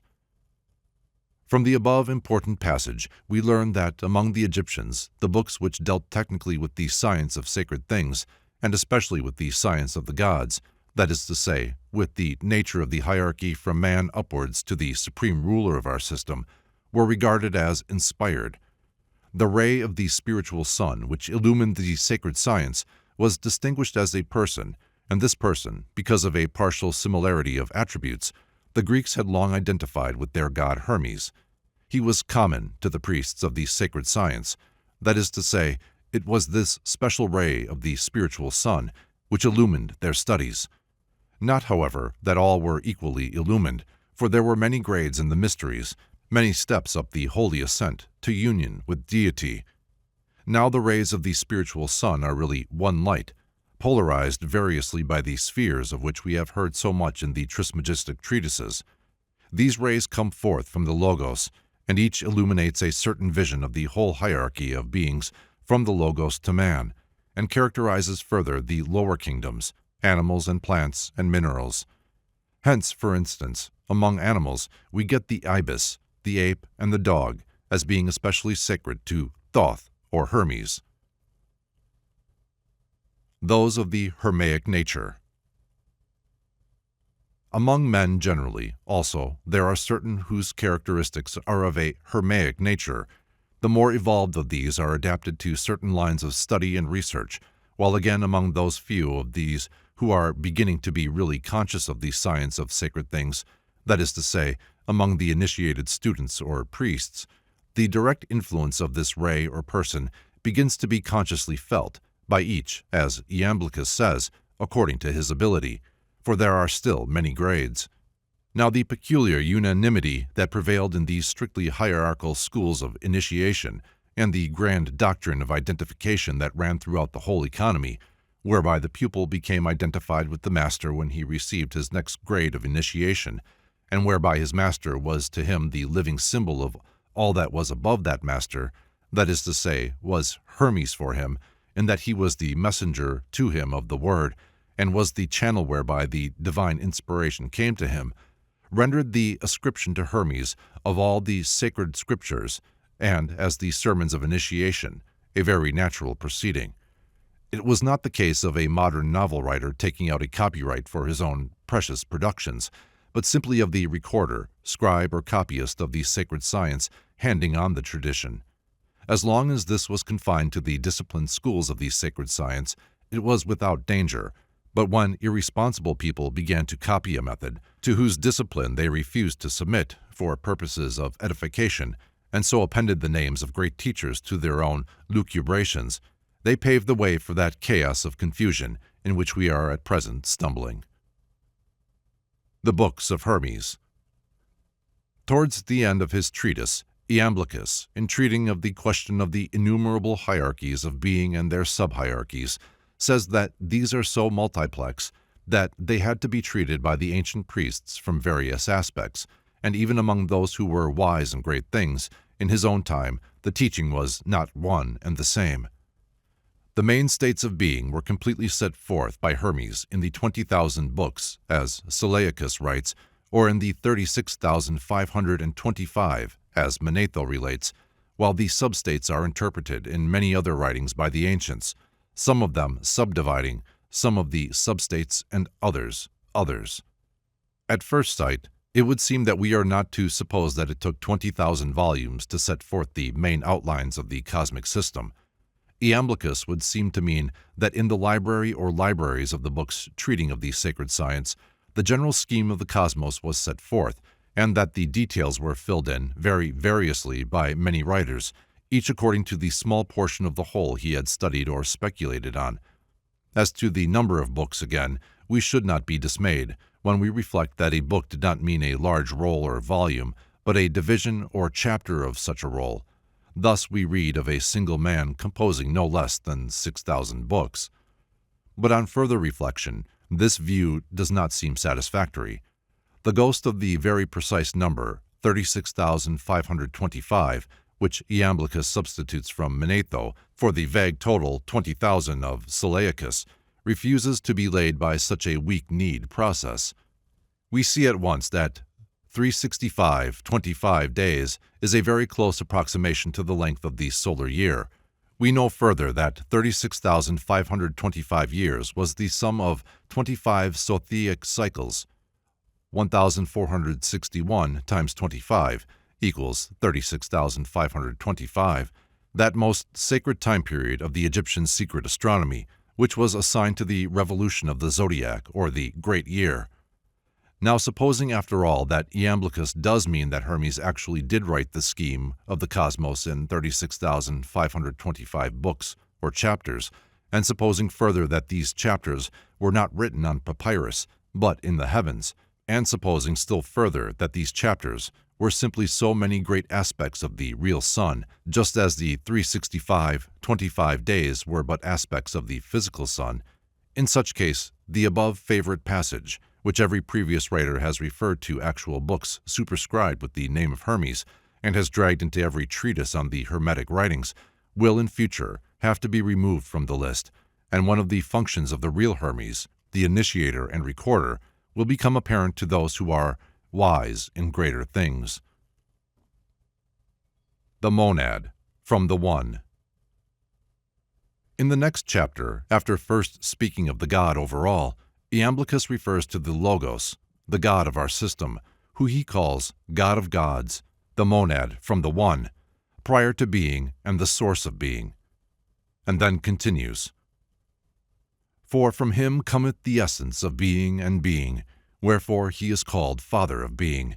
For he is prior to being, the source of spiritual existences, wherefore also is he called source of spiritual things. These latter are the most ancient sources of all things, and Hermes places them before the ethereal and empyrean and celestial gods, bequeathing to us 100 books on the history of the empyrean, and a like number on that of the ethereal, but 1,000 of them concerning the celestial. I am inclined to think that there is a mistake in the numbers of these books, and that we should have 10 assigned to the first class, 100 to the second, and 1,000 to the third. In any case, we will see that all are multiples of that perfect number 10, and that thus my theory is still supported by the further information that Iamblichus gives us. The tradition of the Trismegistic literature. We next come to a passage which deals directly with our Trismegistic literature. Iamblichus tells Porphyry that with the explanations he has already given him, he will be able to find his way in the Hermetic writings which have come into his hands. For the books in circulation bearing the name of Hermes contain Hermaic doctrines, although they often use the language of the philosophers, seeing that they were translated from the Egyptian by men well skilled in philosophy. The information given by Iamblichus is precise. They were translations, but instead of a literal rendering, the translators used the usual phraseology of the Greek philosophical writers. Iamblichus then goes on to say that physical astronomy and physical research generally were but a very small part of the Hermaic science, by no means the most important. For the Egyptians deny that physics are everything. On the contrary, they distinguish both the life of the soul and the life of the mind from nature, not only in the case of the cosmos, but also in man. They first posit mind and reason, or logos, as having a peculiar to themselves, and then they tell us that the world of becoming, or generation, is created. As forefather of all beings in generation, they place the Creator, and are acquainted with the life-giving power which is prior to these celestial spaces, and permeates them. Above the universe they place pure mind.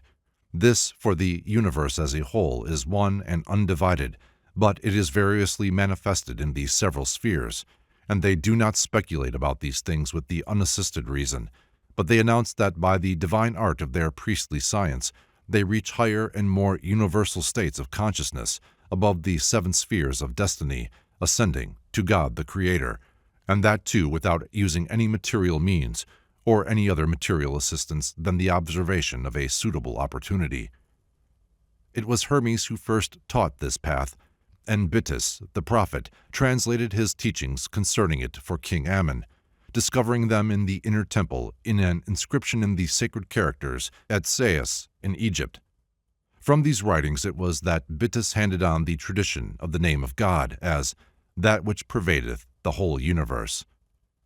As to the good itself, the Egyptians regard it in its translation to the divine as the God that transcends all thought, and in its translation to man as the at-one-ment with him, a doctrine which Bytis translated from the Hermaic books.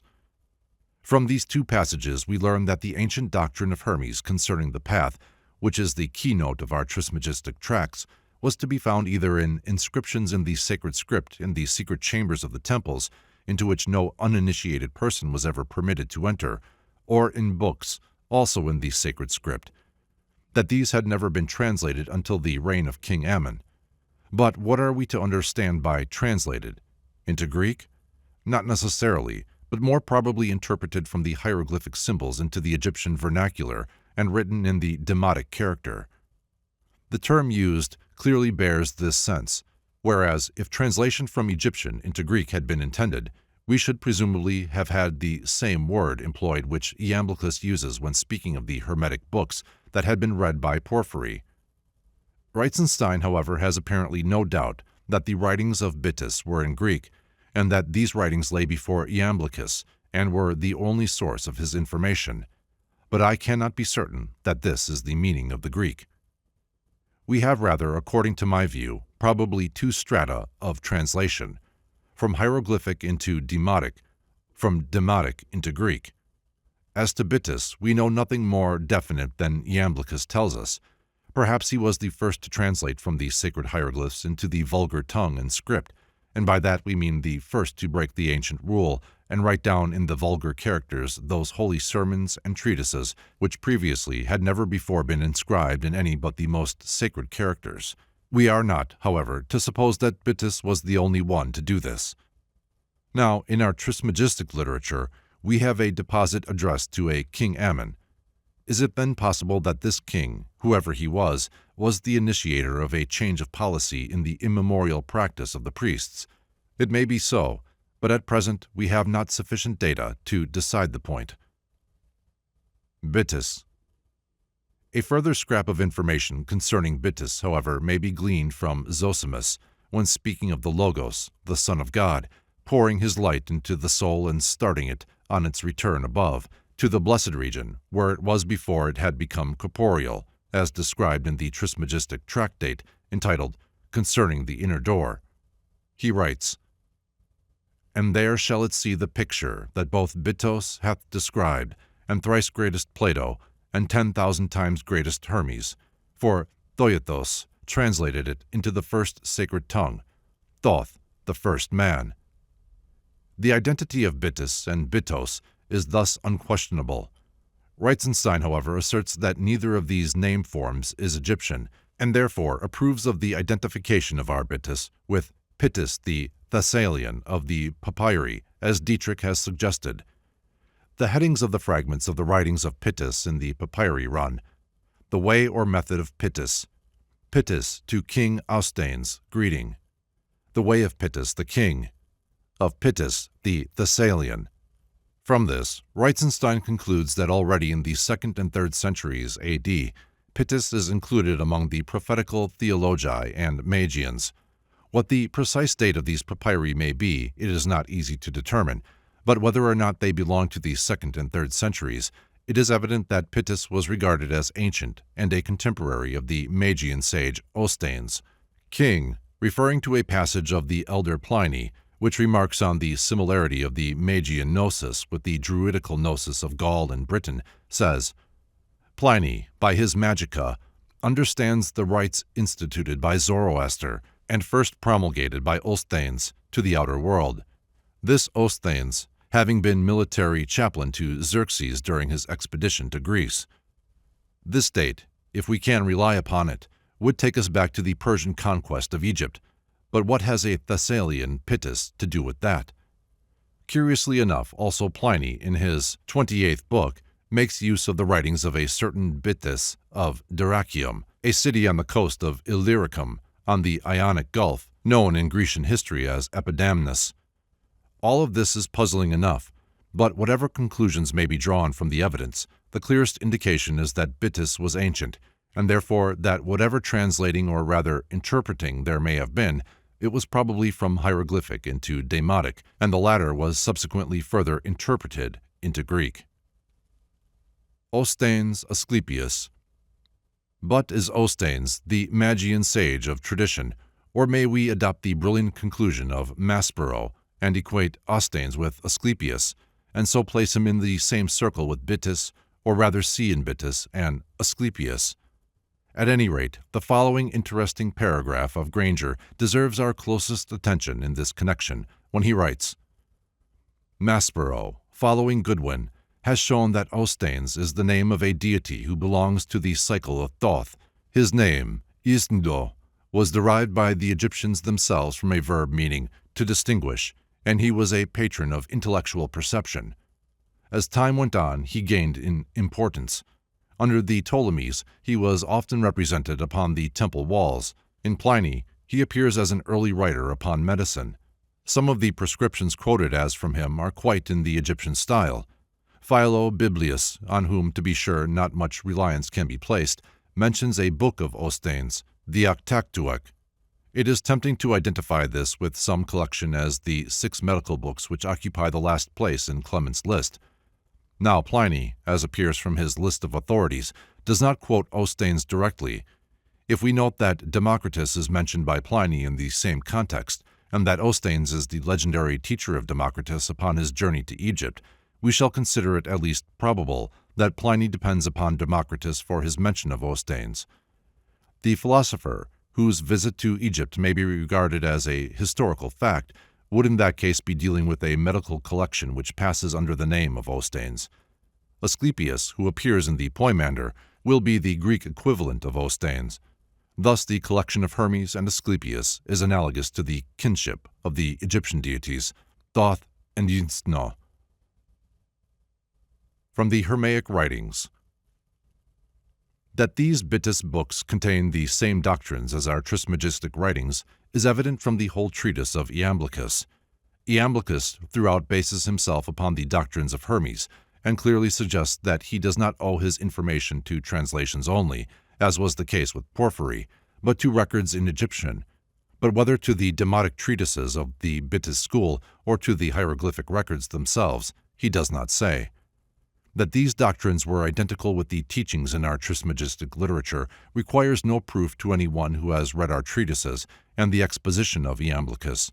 For the benefit, however, of those who have not read Iamblichus, we append a passage to show the striking similarity of ideas, treating of the question of free will and necessity raised by Porphyry, and replying to the objection that the Egyptians taught an astrological fatalism.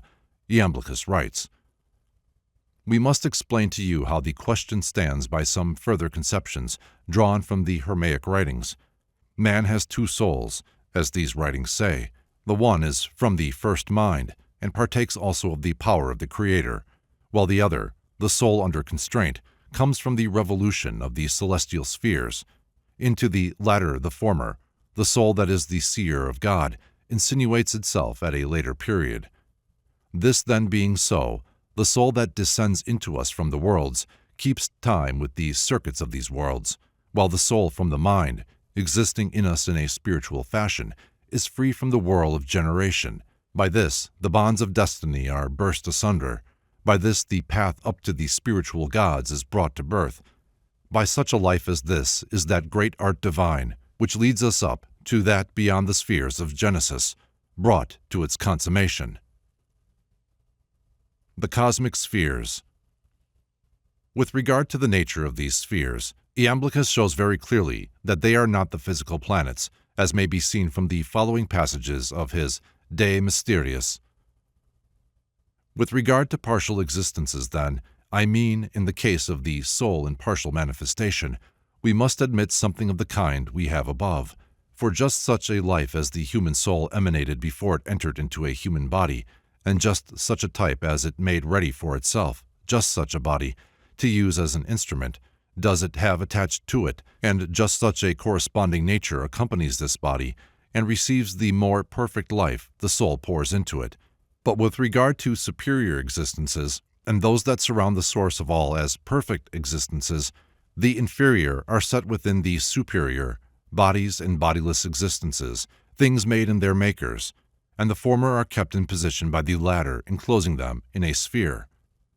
The revolutions of the heavenly bodies, therefore, being from the first set in the celestial revolutions of the ethereal soul, forever continue in this relationship, while the souls of the invisible worlds, extending to their common mind, are completely surrounded by it, and from the beginning have their birth in it. And mind, in like manner, both partially and as a whole, is also contained in superior states of existence. Again, in another passage, Iamblichus writes, "We say that the spiritual sun and moon, and the rest are so far from being contained within their bodies, that, on the contrary, it is they who contain these bodies of theirs within spheres of their own vitality and energy, and so far are they from tending towards their bodies, that the tendency of these very bodies is towards their divine cause. Moreover, their bodies do not impede the perfection of their spiritual and incorporeal nature, or disturb it by being situated in it. To this we may add what Proclus writes in his commentary on the Timaeus of Plato. Each of these 7 planetary spheres is a complete world, containing a number of divine offspring, which are invisible to us, and over all of these spheres the star we see is ruler. Now, fixed stars differ from those in the planetary spheres in that the former have but one monad, namely their system as a whole, while the latter, namely the invisible globes in each of the planetary spheres, which globes have an orbit of their own determined by the revolution of their respective spheres, have a double monad, namely their system as a whole, and that dominant characteristic which has been evolved by selection in the several spheres of the system. For since globes are secondary to fixed stars, they require a double order of government, first subordination to their system as a whole, and then subordination to their respective spheres, and that in each of these spheres there is a host on the same level with each, you may infer from the extremes. For if the fixed sphere has a host on the same level as itself, and earth has a host of earthy animals, just as the former a host of heavenly animals, it is necessary that every whole should have a number of animals on the same level with itself.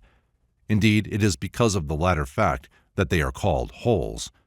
The intermediate levels, however, are outside the range of our senses, the extremes only being visible, the one through the transcendent brilliance of its nature, the other through its kinship with ourselves. It is evident that we are here dealing with what are known to theosophical students as the planetary chains of our system, and that therefore these spheres are not the physical planets. The visible planets are but a very small portion of the globes of these chains, of some of which there are no globes at all visible. The ascription, therefore, of the influence of these spheres to the sun, moon, and 5 of the visible planets is at best a makeshift, a correspondence, or a symbolism. 3. Julian the Emperor. Julian the Emperor reigned 360 to 360 A.D. It was during the last year of his reign that he wrote Contra Christianos, the disciples of wisdom.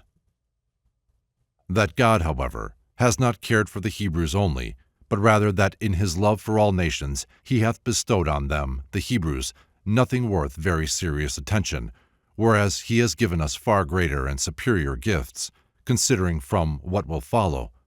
The Egyptians, counting up of their own race the names of not a few sages, can also say that they have had many who have followed in the steps of Hermes. I mean of the 3rd Hermes, who used to come down to them in Egypt. The Chaldeans also can tell of the disciples of Oannes and of Belus, and the Greeks of tens of thousands, who have the wisdom from Chiron. For it is from him that they derived their initiation into the mysteries of nature, and their knowledge of divine things, so that indeed, in comparison, the Hebrews seem only to give themselves airs about their own attainments. Here we learn from Julian that the 3rd Hermes, the Hermes presumably of our sermons, was known, by those initiated into the Gnosis, to be no physical historical teacher, but a teaching power or person who taught from within spiritually. 4. Fulgentius, the mythographer. The date of this Afro-Latin writer cannot be later than the 6th century. An intermediate of the parent copy of our corpus, in every probability, lay before Fulgentius. Thus we find him referring to the first sermon, though barbarously enough, in the phrase, Hermes in opinandre libro, and quoting from the introductory words, he also quotes some words from Corpus Hermeticum 12 and 13, stupidly referring them to Plato, adding in Greek. Fragment 28. The human mind is God. If it be good, God then doth shower his benefits upon us. Section 4. Conclusion. An attempt at classifying the extant literature. Before we proceed to append our concluding remarks, it will be as well to set down some attempt at classifying our extant sermons and fragments. Unfortunately, however, This cannot be done in any scientific manner, owing to the fact that the literature, even were it fully before us, would be found to be too chaotic. Indeed, even with our fragmentary information concerning it, we are acquainted with no less than 4 unrelated corpora, those that lay before Lactantius, Cyril, and Stobaeus, and our own imperfect corpus of Byzantine tradition. There must also have been other corpora or collections, as, for instance, the books that Iamblichus used, not to mention the ancient body of manuscripts which lay before Pittocerus and Nicepso. Of Hermes. First and foremost, standing in a class by itself, must be placed the Poimander. This is the fundamental gospel of the school, the self-instruction of the Hermes or master grade. With it, as based upon it in general type, though not in form, must be taken Mind unto Hermes. This is of a later date, but still it must have been comparatively early, for it introduces the Aeon doctrine, which must be early, and is the esoteric instruction on the doctrines laid down in Corpus Hermeticum 4 and 5, the cup, which was perhaps regarded as the most important sermon after the Poimander. Of the lost early literature we can get no clear indication. It may, however, be mentioned that the sayings of Agathodamon, referred to in the Tat sermon, Corpus Hermeticum 12 and 13, probably belong to the most archaic deposit of the Trismegistic literature, and may be compared with the sayings of Ammon, mentioned by Justin Martyr. These belonged, presumably, originally solely to the Hermes grade. With the same type as the conclusion of the Poimander in its present form, that is to say with a later development, we must classify the Sacred Sermon and Whither Stumble Ye? Here also, for lack of a more satisfactory heading, we must place an Apophthegm of Hermes, a hymn of the gods, from the inner door, for our mind saith, the last being probably from one of the oldest deposits of the literature. The next most convenient heading for classification is that under which we can place the greatest number of pieces, namely, to Tat. We know that the Tat instruction was divided into A. The general sermons, of which Corpus Hermeticum 10 and 11, the key, is said to be the epitome or rather summation, and B. The expository sermons, of which Corpus Hermeticum 13 and 14, the sacred sermon on the mountain, was the consummation. It is of course not certain whether the Tat sermons were divided simply into these 2 classes, for though we are certain in a number of instances that we are dealing with an extract from an expository sermon, we are often in doubt when the heading is only from the sermon or sermons to Tat, how to classify it. We do not know how many general sermons there may have been, or whether they were divided into books as were the expository sermons and the To Asclepius, at any rate in the Corpus of Cyril. For convenience of classification, however, we may consider, though perfectly arbitrarily, that all the sermons and fragments which cannot fall under the heading of expository may be treated as general. The general sermons. The general sermon, that no one of existing things do perish, concerning the rule of providence, of justice, the power of choice, the key. This last is stated to be the epitome or summation of the general sermons. It is addressed to both Asclepius and Tat, and is to be taken in connection with the perfect sermon. The expository sermons. Of these there were in the Corpus of Cyril 3 books, to the first of which are assigned fragments 20, 22, 23, and 24, excerpts 2, and fragment 3, 11, 12, and 15. To be assigned to the expository sermons in general without any clearer indications, excerpts 3, of truth, excerpt 4, excerpts 5, 6, 7, 8, 9, excerpt 1, of piety and true philosophy. From the Corpus Hermeticum we may conjecturally assign the following to this class: the cup, though manifest, about the common mind. Finally, the whole course of these expository sermons is consummated by what we may call the initiation of Tat, the secret sermon on the mountain, We next pass on to what Cyril calls the To Asclepius, of which, as of the expository sermons, there were in his corpus at least 3 books. To Asclepius. In our Corpus Hermeticum, the following are assigned to Asclepius: An introduction to the gnosis of the nature of all things. In God alone is good. About sense. A letter to Asclepius. From the To Asclepius in Cyril's collection we have Fragment 25, and definitely from the third To Asclepius, Fragments 15 through 18. In this third book, it is probable that the perfect sermon was included in Cyril's corpus. This sermon, which is the longest we possess, was evidently originally addressed to Asclepius alone, for its alternative title is par excellence, the Asclepius, and my conjecture that the introduction of the Holy Three, Asclepius, Tat, and Ammon, is due to a later editor is amply borne out by all the evidence. We may thus well conclude our list with the perfect sermon. For the fragments of the lost Greek original of this important tractate, see Lactantius, fragment 5, 8, 9, and 10. This sermon is to be taken in close connection with the Key, which sums up the general sermons to Tat. To Ammon. Stobaeus ascribes 8 of his extracts to a book of books of his collection entitled To Ammon.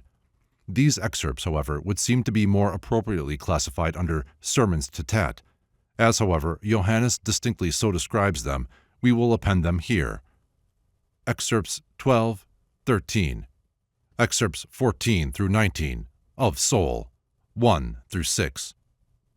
Excerpts 14 through 19 follow one another in the text of the excerpts by Stobaeus, as excerpt 18, however, refers to the general sermons. It therefore would make us suppose that either we are here dealing with the expository sermons to Tat, or that the Ammon grade had already had communicated to them the general sermons. The above are the 4 types of Trismegistic sermons proper, and we next turn to the writings of the disciples of Hermes. Of Asclepius. It is remarkable that Asclepius, the most learned of the 3, writes his treatises and letters not to philosophers or priests or students, nor yet to his younger brother Tat, but invariably to the king or 2 kings. He invariably writes to Ammon, and the once existing literature of this class was a very rich one, if we can believe the writer or redactor of the Corpus Hermeticum 9. The fragments that remain, however, are by no means numerous, if we can believe the writer or redactor of Corpus Hermeticum 16. The fragments that remain, however, are by no means numerous, and include the definitions of Asclepius. Fragment 4, probably from the lost ending of above, of Asclepius and the king. Excerpt 21, which may perhaps be more correctly headed, of Asclepius to the king, instead of, with Stobaeus, of Isis to Horus. To neither Tat nor Ammon are tractates assigned, for when Tat is perfected he becomes in his turn Hermes, and so writes as Hermes, while Ammon is the man of action and affairs who does not teach. May we further, from these phenomena, conclude that Asclepius was the man who was skilled in theory and intellectual grasp, but was not capable of direct illumination as was Tat? The next class of literature falls under the heading of Isis. Whether or not the forms of this literature which we possess are contemporaneous with or later than the Tat and Asclepius sermons, we cannot say, but in any case they are based on ancient types, the books of Isis to Horus. To this type we assign Excerpt 21, of Isis to Horus, though, as we have suggested above, this is an error of Johannes, and should be rather of Asclepius to the king. Excerpt 23, from Aphrodite, where Aphrodite probably equates with Isis. Excerpts 25, 26, the Virgin of the World. Excerpts 27, from the Sermon of Isis to Horus. The remaining class of literature is connected with the name of Osiris as the disciple of Agatha-daemon, the thrice-greatest, and may be headed as From the Agatha-daemon Literature. Our fragments are all taken from Cyril's corpus, and are referred to by him under the heading to Asclepius. We have, however, not included them under this heading in our tentative classification, because they are plainly not addressed to Asclepius, but belong to a quite different form of literature, most probably throwing back to an ancient type of the same nature as the books of Isis. To this class are to be assigned fragments 8, 9, fragments 13, 14, 19, and 21. This form may be perhaps more appropriately taken with the sayings of Agathodamon and the sayings of Ammon as Agathodamon, both of which pertain to the oldest types of the Trismegistic literature. Finally, we add the appendix to our corpus written by a poemandrist, rhetor, and apologist, the encomium of kings. This may be taken with the quotation from the editor of Cyril's corpus of 15 books. And so we come to the end of our tentative classification, with the full conviction, however, that as no one at the time when the literature was extant in a number of corpora and collections of all sorts attempted to classify it, so now that we have only the flotsam and jetsam of this once abundantly rich cargo before us, no inventory can be made that is of the slightest scientific value, and we can at best offer the reader a few sordid heaps of disjecta membra of varying dates. Of judgments of value. We now approach the conclusion of our task, but with the feeling that the whole matter should be put aside for years before any attempt be made to set down any judgments of value. We are as yet too much involved in a maze of details to be able to extricate ourselves into the clear space in which we can walk at ease round the labyrinth and view it from a general and detached point of view. Nevertheless, we will endeavor to set down some general impressions of our experiences in the labyrinth, of the many windings we have had to traverse, and the many places with no way out into which we have been led by following the paths of history and criticism, out of which there has been time and again no egress, even when holding fast to the thread of light woven out of the illuminating rays of the doctrines of the tradition. It is indeed a difficult task to stand with the feet of the mind set firm on the surface of objectivity, and with the head and heart of it in the heights and depths of the subjective and unmanifest. And yet this almost superhuman task is the great work set before every scholar of the Gnosis, the man who would think truly and judge justly, viewing the matter from all standpoints, and appraising it from without and within, from above and below, endeavoring to unite center and circumference in a blended intuitional sense that transcends our divided senses and intellect. The Trismegistic literature is scripture, and to its understanding we must bring all and every faculty that the best minds of today are bringing to bear upon the special scripture which each one may believe to be the most precious legacy from the past to the present. Now the application of what is called criticism to scripture is the wielding of a two-edged sword. This sword is not only two-edged, but it is fiery. If it is rightly used, it will disperse the hosts of error and hew a path into the paradise of truth. But if it is wrongly used, it will react on the daring soul that attempts to grasp it, and he will find in it the flaming brand in the hands of the angel warden that keeps him from the gate of heaven. Criticism, which is regarded with such fear and trembling by some, and is sneered at and despised by others, is the sword that the Christ has brought on earth in these latter days. There is now war in the members of the faithful, war within them, such war as they cannot escape, if God has given them a mind with which to reason. Every man of intelligence who loves his own special scripture is keenly aware of the war within his members, head against heart, and heart against head, form against substance, and substance against form. This is keenly felt by those who love their own special Bible, but how few can enter into the feelings of another who loves with equal fervor some other Bible? Who can be really fair to any other man's religion? And by this we do not mean an absolutely lifeless indifference, in which the head alone is concerned, for there are not a few men of this type who deal with the comparative science of religion, but a lively sympathy that knows that the other man's religion is the highest thing on earth for him, and the light-giving revelation of God's wisdom. The Sons of God. In treating of the religion of the mind, of the Gnosis of thrice-greatest Hermes, I have endeavored to enter into it as I conceive the disciples of that way enter into it with love and reverence. I would do the same with any other of the great religions of humanity, and have done so in some cases. If I desired fervently, all prejudices and predilections apart, I will not say to understand it, for what mortal mind can grasp the divine revelation in any of its great forms, but to share, however, imperfectly in its illumination. Now, this attitude of mind and love of God and man is strongly deprecated by those who fear to stand accused of lack of loyalty to their own particular form of that great form of faith which God has given for their guidance. The one object of their enquiries into other great forms of faith is to prove that their own small form of the great form to which they give allegiance is the end of all ends, and the highest of all heights, and that the other countless forms are of the enemy of their God. My God, or rather God, for he is the Father of all, has no enemies. He has many sons, all brethren, and loves them equally, even though they refuse to believe him. There is but one religion. Its great forms are many. The forms of these forms are innumerable, as many as are the individual minds and hearts of men, and the many hearts and minds of individual man. And here I would set forth my present all-insufficient notion of the great form of religion known as Christianity, for there will doubtless be some who read these volumes who will accuse me of I know not what attitude other than that of their own to that faith. My faith in the Master of Christendom is unbounded. I dare not limit it or qualify it, for that Master is for me the mind of all masterhood, Poimander himself.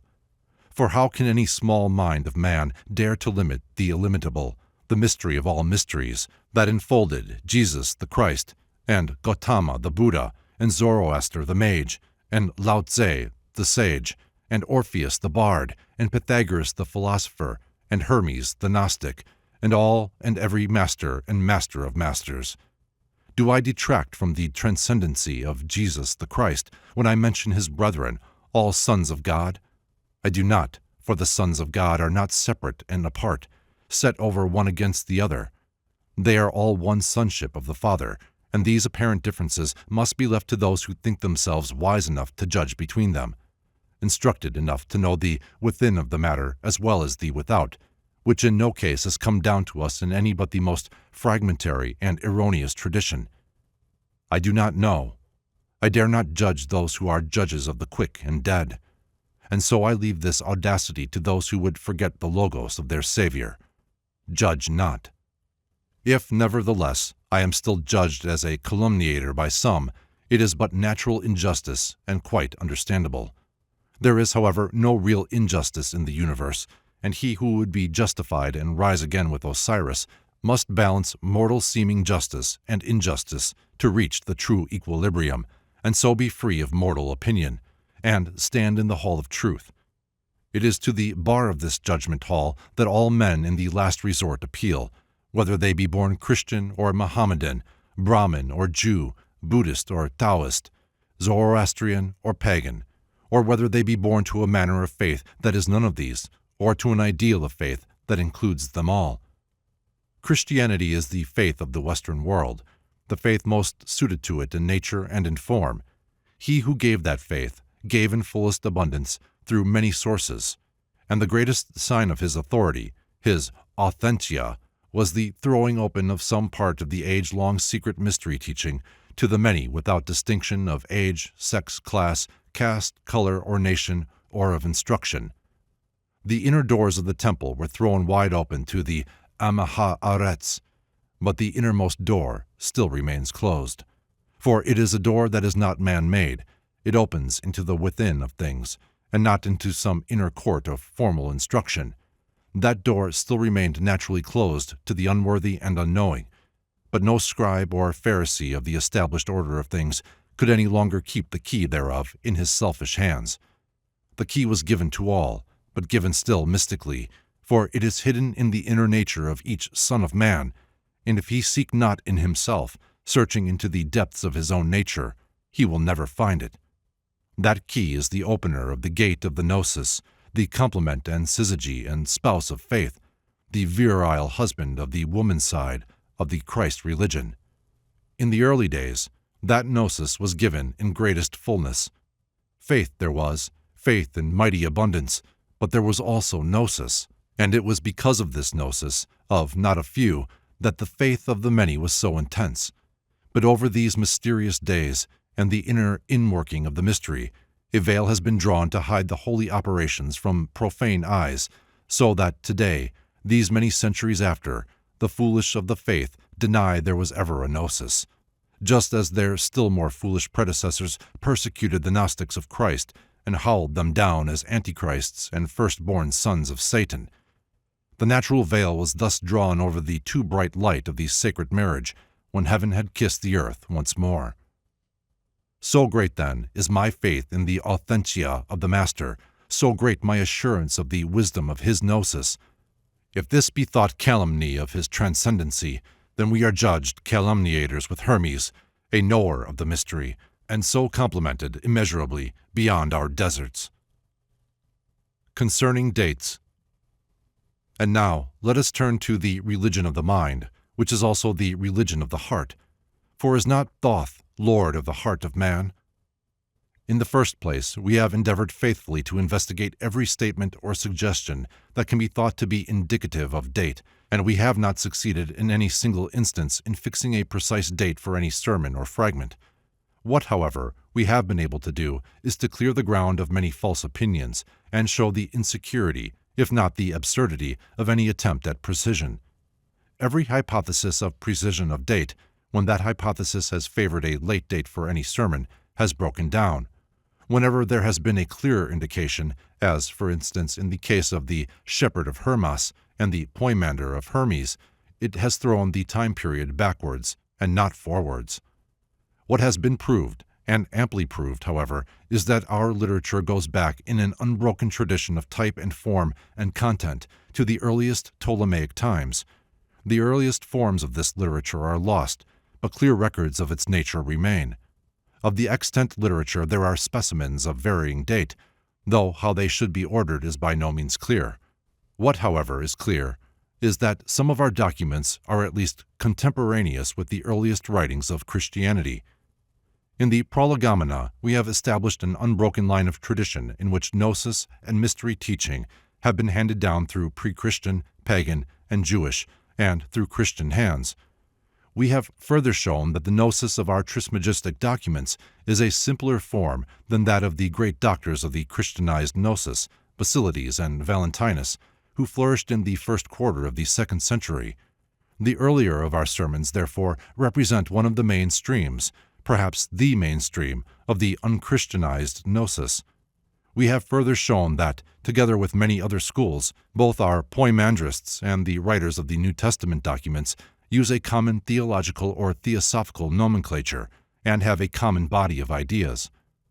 What is clear from all this is that there is no plagiarism, no deliberate copying, no logiclopia of other men's secrets, though there was the freest drawing on a common fund. The condition of affairs and the nature of the problems involved are such that any theory of plagiarism at once becomes a two-edged sword. He who says that Trismegisticism copied from Christianity can at once have his argument reversed into the form that Christianity copied from Trismegisticism. As to date, then, we are dealing with a period when there was as yet no divorcement between gnosis and faith, even in Christianity itself, and therefore the canons of judgment erected in later times by ecclesiastical self-limitation cannot be made to apply. The blend of traditions. The view of general Christianity, gradually narrowed down by the Church Fathers into dogmatic Nicene Christianity, looked to one tradition only as the schoolmaster of the faith, the tradition of Israel as the God-favored folk. Nevertheless, it was the fair Greek tongue and the Greek method of thought that were used in evolving this special dispensation into a world cult for the many. The Trismegistic tradition labored under no such limitation. Its sympathies were more Catholic. It is true that its main source was in Egypt, but it embraced with wholehearted affection the wisdom of Hellas and the genius of Greece, which were developed under divine providence to teach the Western nations the glory and beauty of the mind. At the same time, its sympathies were not divorced from the tradition of the Hebrews, though it refused to set them apart from the rest of humanity, and looked rather to the great river of wisdom in the books of the Chaldeans, Persians, Medes, and Parthians than to the single stream shut off in the books of Israel. The spirit of our Trismegistic writings is the same as that which inspired the pagan and Jewish and Christian Gnostic scribes of the Nicene document, all of whom believed that there was but one mystery which all the mystery institutions of the world attempted to adumbrate. If, then, we were to say for the sake of convenience that our Trismegistic writings enshrine the wisdom of Egypt in Greek tradition, we should not divorce that wisdom from the wisdom of the Chaldeans and the rest. The wisdom was one, the forms were many, and both Egypt and Chaldea looked back to an archaic gnosis that was the common mother of their most ancient forms of mystery teaching. And if we say that this wisdom has come down to us in Greek tradition, we should ever remember that this Graicizing or philosophizing has to do with the form and not with the substance. For whence did Thales and Pythagoras and Plato draw the inspiration for their philosophy or love of wisdom? Was it not from Egypt? At any rate, so say the Greeks themselves without a single dissentient voice. And can we think that the Greeks, who were always so proud of their own achievements and boasted their own genius so loudly, would have given the palm of wisdom to Egypt had they not been compelled by overwhelming evidence to do so? But this does not mean that we are to deprive Hellas of her just laurels. Hellas was the mother of philosophy in the sense of systematic thinking and the development of the analytic reason. This is her great virtue and honor. Independent research and the piercing analysis of the intellect and the beauty of clear thinking in excellent expression were her gifts to the Western world. It was she, beyond the other nations, that created for herself a subtler vehicle of thought for the manifestation of the powers of mental analysis. That, however, is not necessarily in itself wisdom, but the perfecting of an instrument whereby wisdom, if it be attained by other means, may be the more clearly expressed for those in whom the analytic faculties are being developed. Wisdom transcends this mode of mind, for ratiocination is not ecstasis. The practical intelligence is not the contemplative mind, nor is mind, using it as contrasted with the other faculties and energies and powers in man, the only or even the highest thing in man. This secret of the Sphinx Egypt had possessed for millennia, so that her priests could say to Solon, "You Greeks are all children." For the intellect in Greece was young, though destined to grow into a giant, whereas the horary gnosis of the heart of man was prior to the aeons, and will continue when the aeons shall cease. That gnosis of man still awaits decipherment in Egypt. It is hidden in her glyphs and symbols and holy signs, but that gnosis will never yield its secret to those who persist in interpreting these symbols of the language of the gods into their lower forms, forms intended for children and not for men. And indeed our Trismegistic sermons, if they should teach us nothing else, can at least assure us of this, for their writers were still ear to mouth with the living voice of that once great church of wisdom. Our poimandrists knew what the mystery tradition inculcated. They knew, for that they had been within the holy shrines. At any rate, for my part, I prefer to believe their view of the matter than to listen to the contemptuous patronage of modern conceit, bred of complete ignorance of the manifold natures and powers and energies in man. Of initiation. Indeed, the whole of this theosophy of Egypt, as indeed of the theosophy of all climes and times, was intended to lead a man up the stairway of perfectioning, to the portals of the first true natural initiation, whereby he becomes Superman, or, as Hermes would say, at last and in truth, man, and not a procession of fate. Beyond that stage are many others too sublime for us in any way to understand, and it is just because of their sublimity that we do not understand, and so we interpret things of the height into the lowest notions and opinions of the most limited things of sense. For beyond the Superman stage comes the Christ, and then, but who shall speak of that which transcends even perfected masterhood? And by initiation, in this sense, we do not mean probationary forms of drama and of instruction, of things said and done, but a natural thing and process, all that which the Christ of Christendom has labored to inculcate with so much wisdom even in the blurred record that has come down to us. To this initiation, a man may come without a physical guide or the help of any tradition of formal ceremony. Nevertheless, he would indeed be foolish who should say that the greater mystery institutions which have been established by wise teachers and the providence of God have been, or are of, no effect. On the contrary, the disciple of wisdom will study every record of such institutions accessible to him, and ponder on their marvelous multiplicity, and marvel at the infinite modes devised to play the pedagogue, so that man may be brought unto his God. Nevertheless, if he has not the love and wit to study such things, he should not despair, for is he not already in the outer court of the temple, if he would but lift up his eyes to see the mysteries of the universe that surround him on every side? We are all babes in the womb of the Great Mother.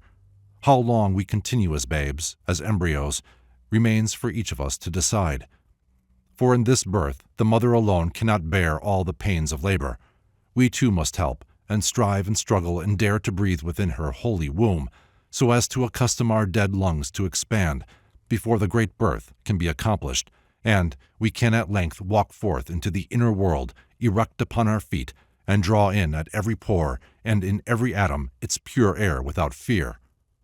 But this inner world is no thin shadow of the outer world, as it may appear to us in the dark night of our present ignorance. It is the inner cosmos, not the inner earth. Rapts and visions may let us see some mysteries of the inner earth, but not the mysteries of earth, much less the divine mysteries of cosmos. Nor is there any need to label these things with precise terms, for now even the most experienced in such vision can know but in part, whereas then we shall know the fullness, face to face, without a parable. But knowing this, who shall tell the mystery? Who can tell the mystery? For is it not the whole of nature telling us this mystery now at every moment, with infinite voices from infinite mouths, and yet we hear nothing? For is not the whole creation designed with this one purpose, to tell every son of man that he is of light and life, and only happens to be out of them, as Hermes says? A last word. But it is very possible that some who have done me the honor of reading to the end will say, "This man is a dreamer, an ecstatic. We have no use for such in the hard world of rigid facts that confront us in our everyday life." But indeed, I have little time for dreams and ecstasies in the sense in which my supposed critics would use the words, as anyone may see who can realize the labor that has been expended on these volumes, 9/10 of which are filled with translations and commentaries, criticisms and notes, in which dreams and ecstasies have no part, but only strenuous co-labor of mind and soul and body, and that is just the carrying out of what I hold to be the true doctrine of practical mysticism, or, if objection be taken by the reader to that much ill-used word, of the great work of life. It is true that it is almost impossible to talk of these high or deep things except in language that in every expression and in every word is liable to misconstruction. For even when we call them high things, they are not high in space or place, but rather in the sense that they are of greater intensity than the shows and appearances of opinion that form the surfaces or superficialities of our world of normal conditioning. Spirit in itself is not superior to mind, or mind to soul, or soul to body.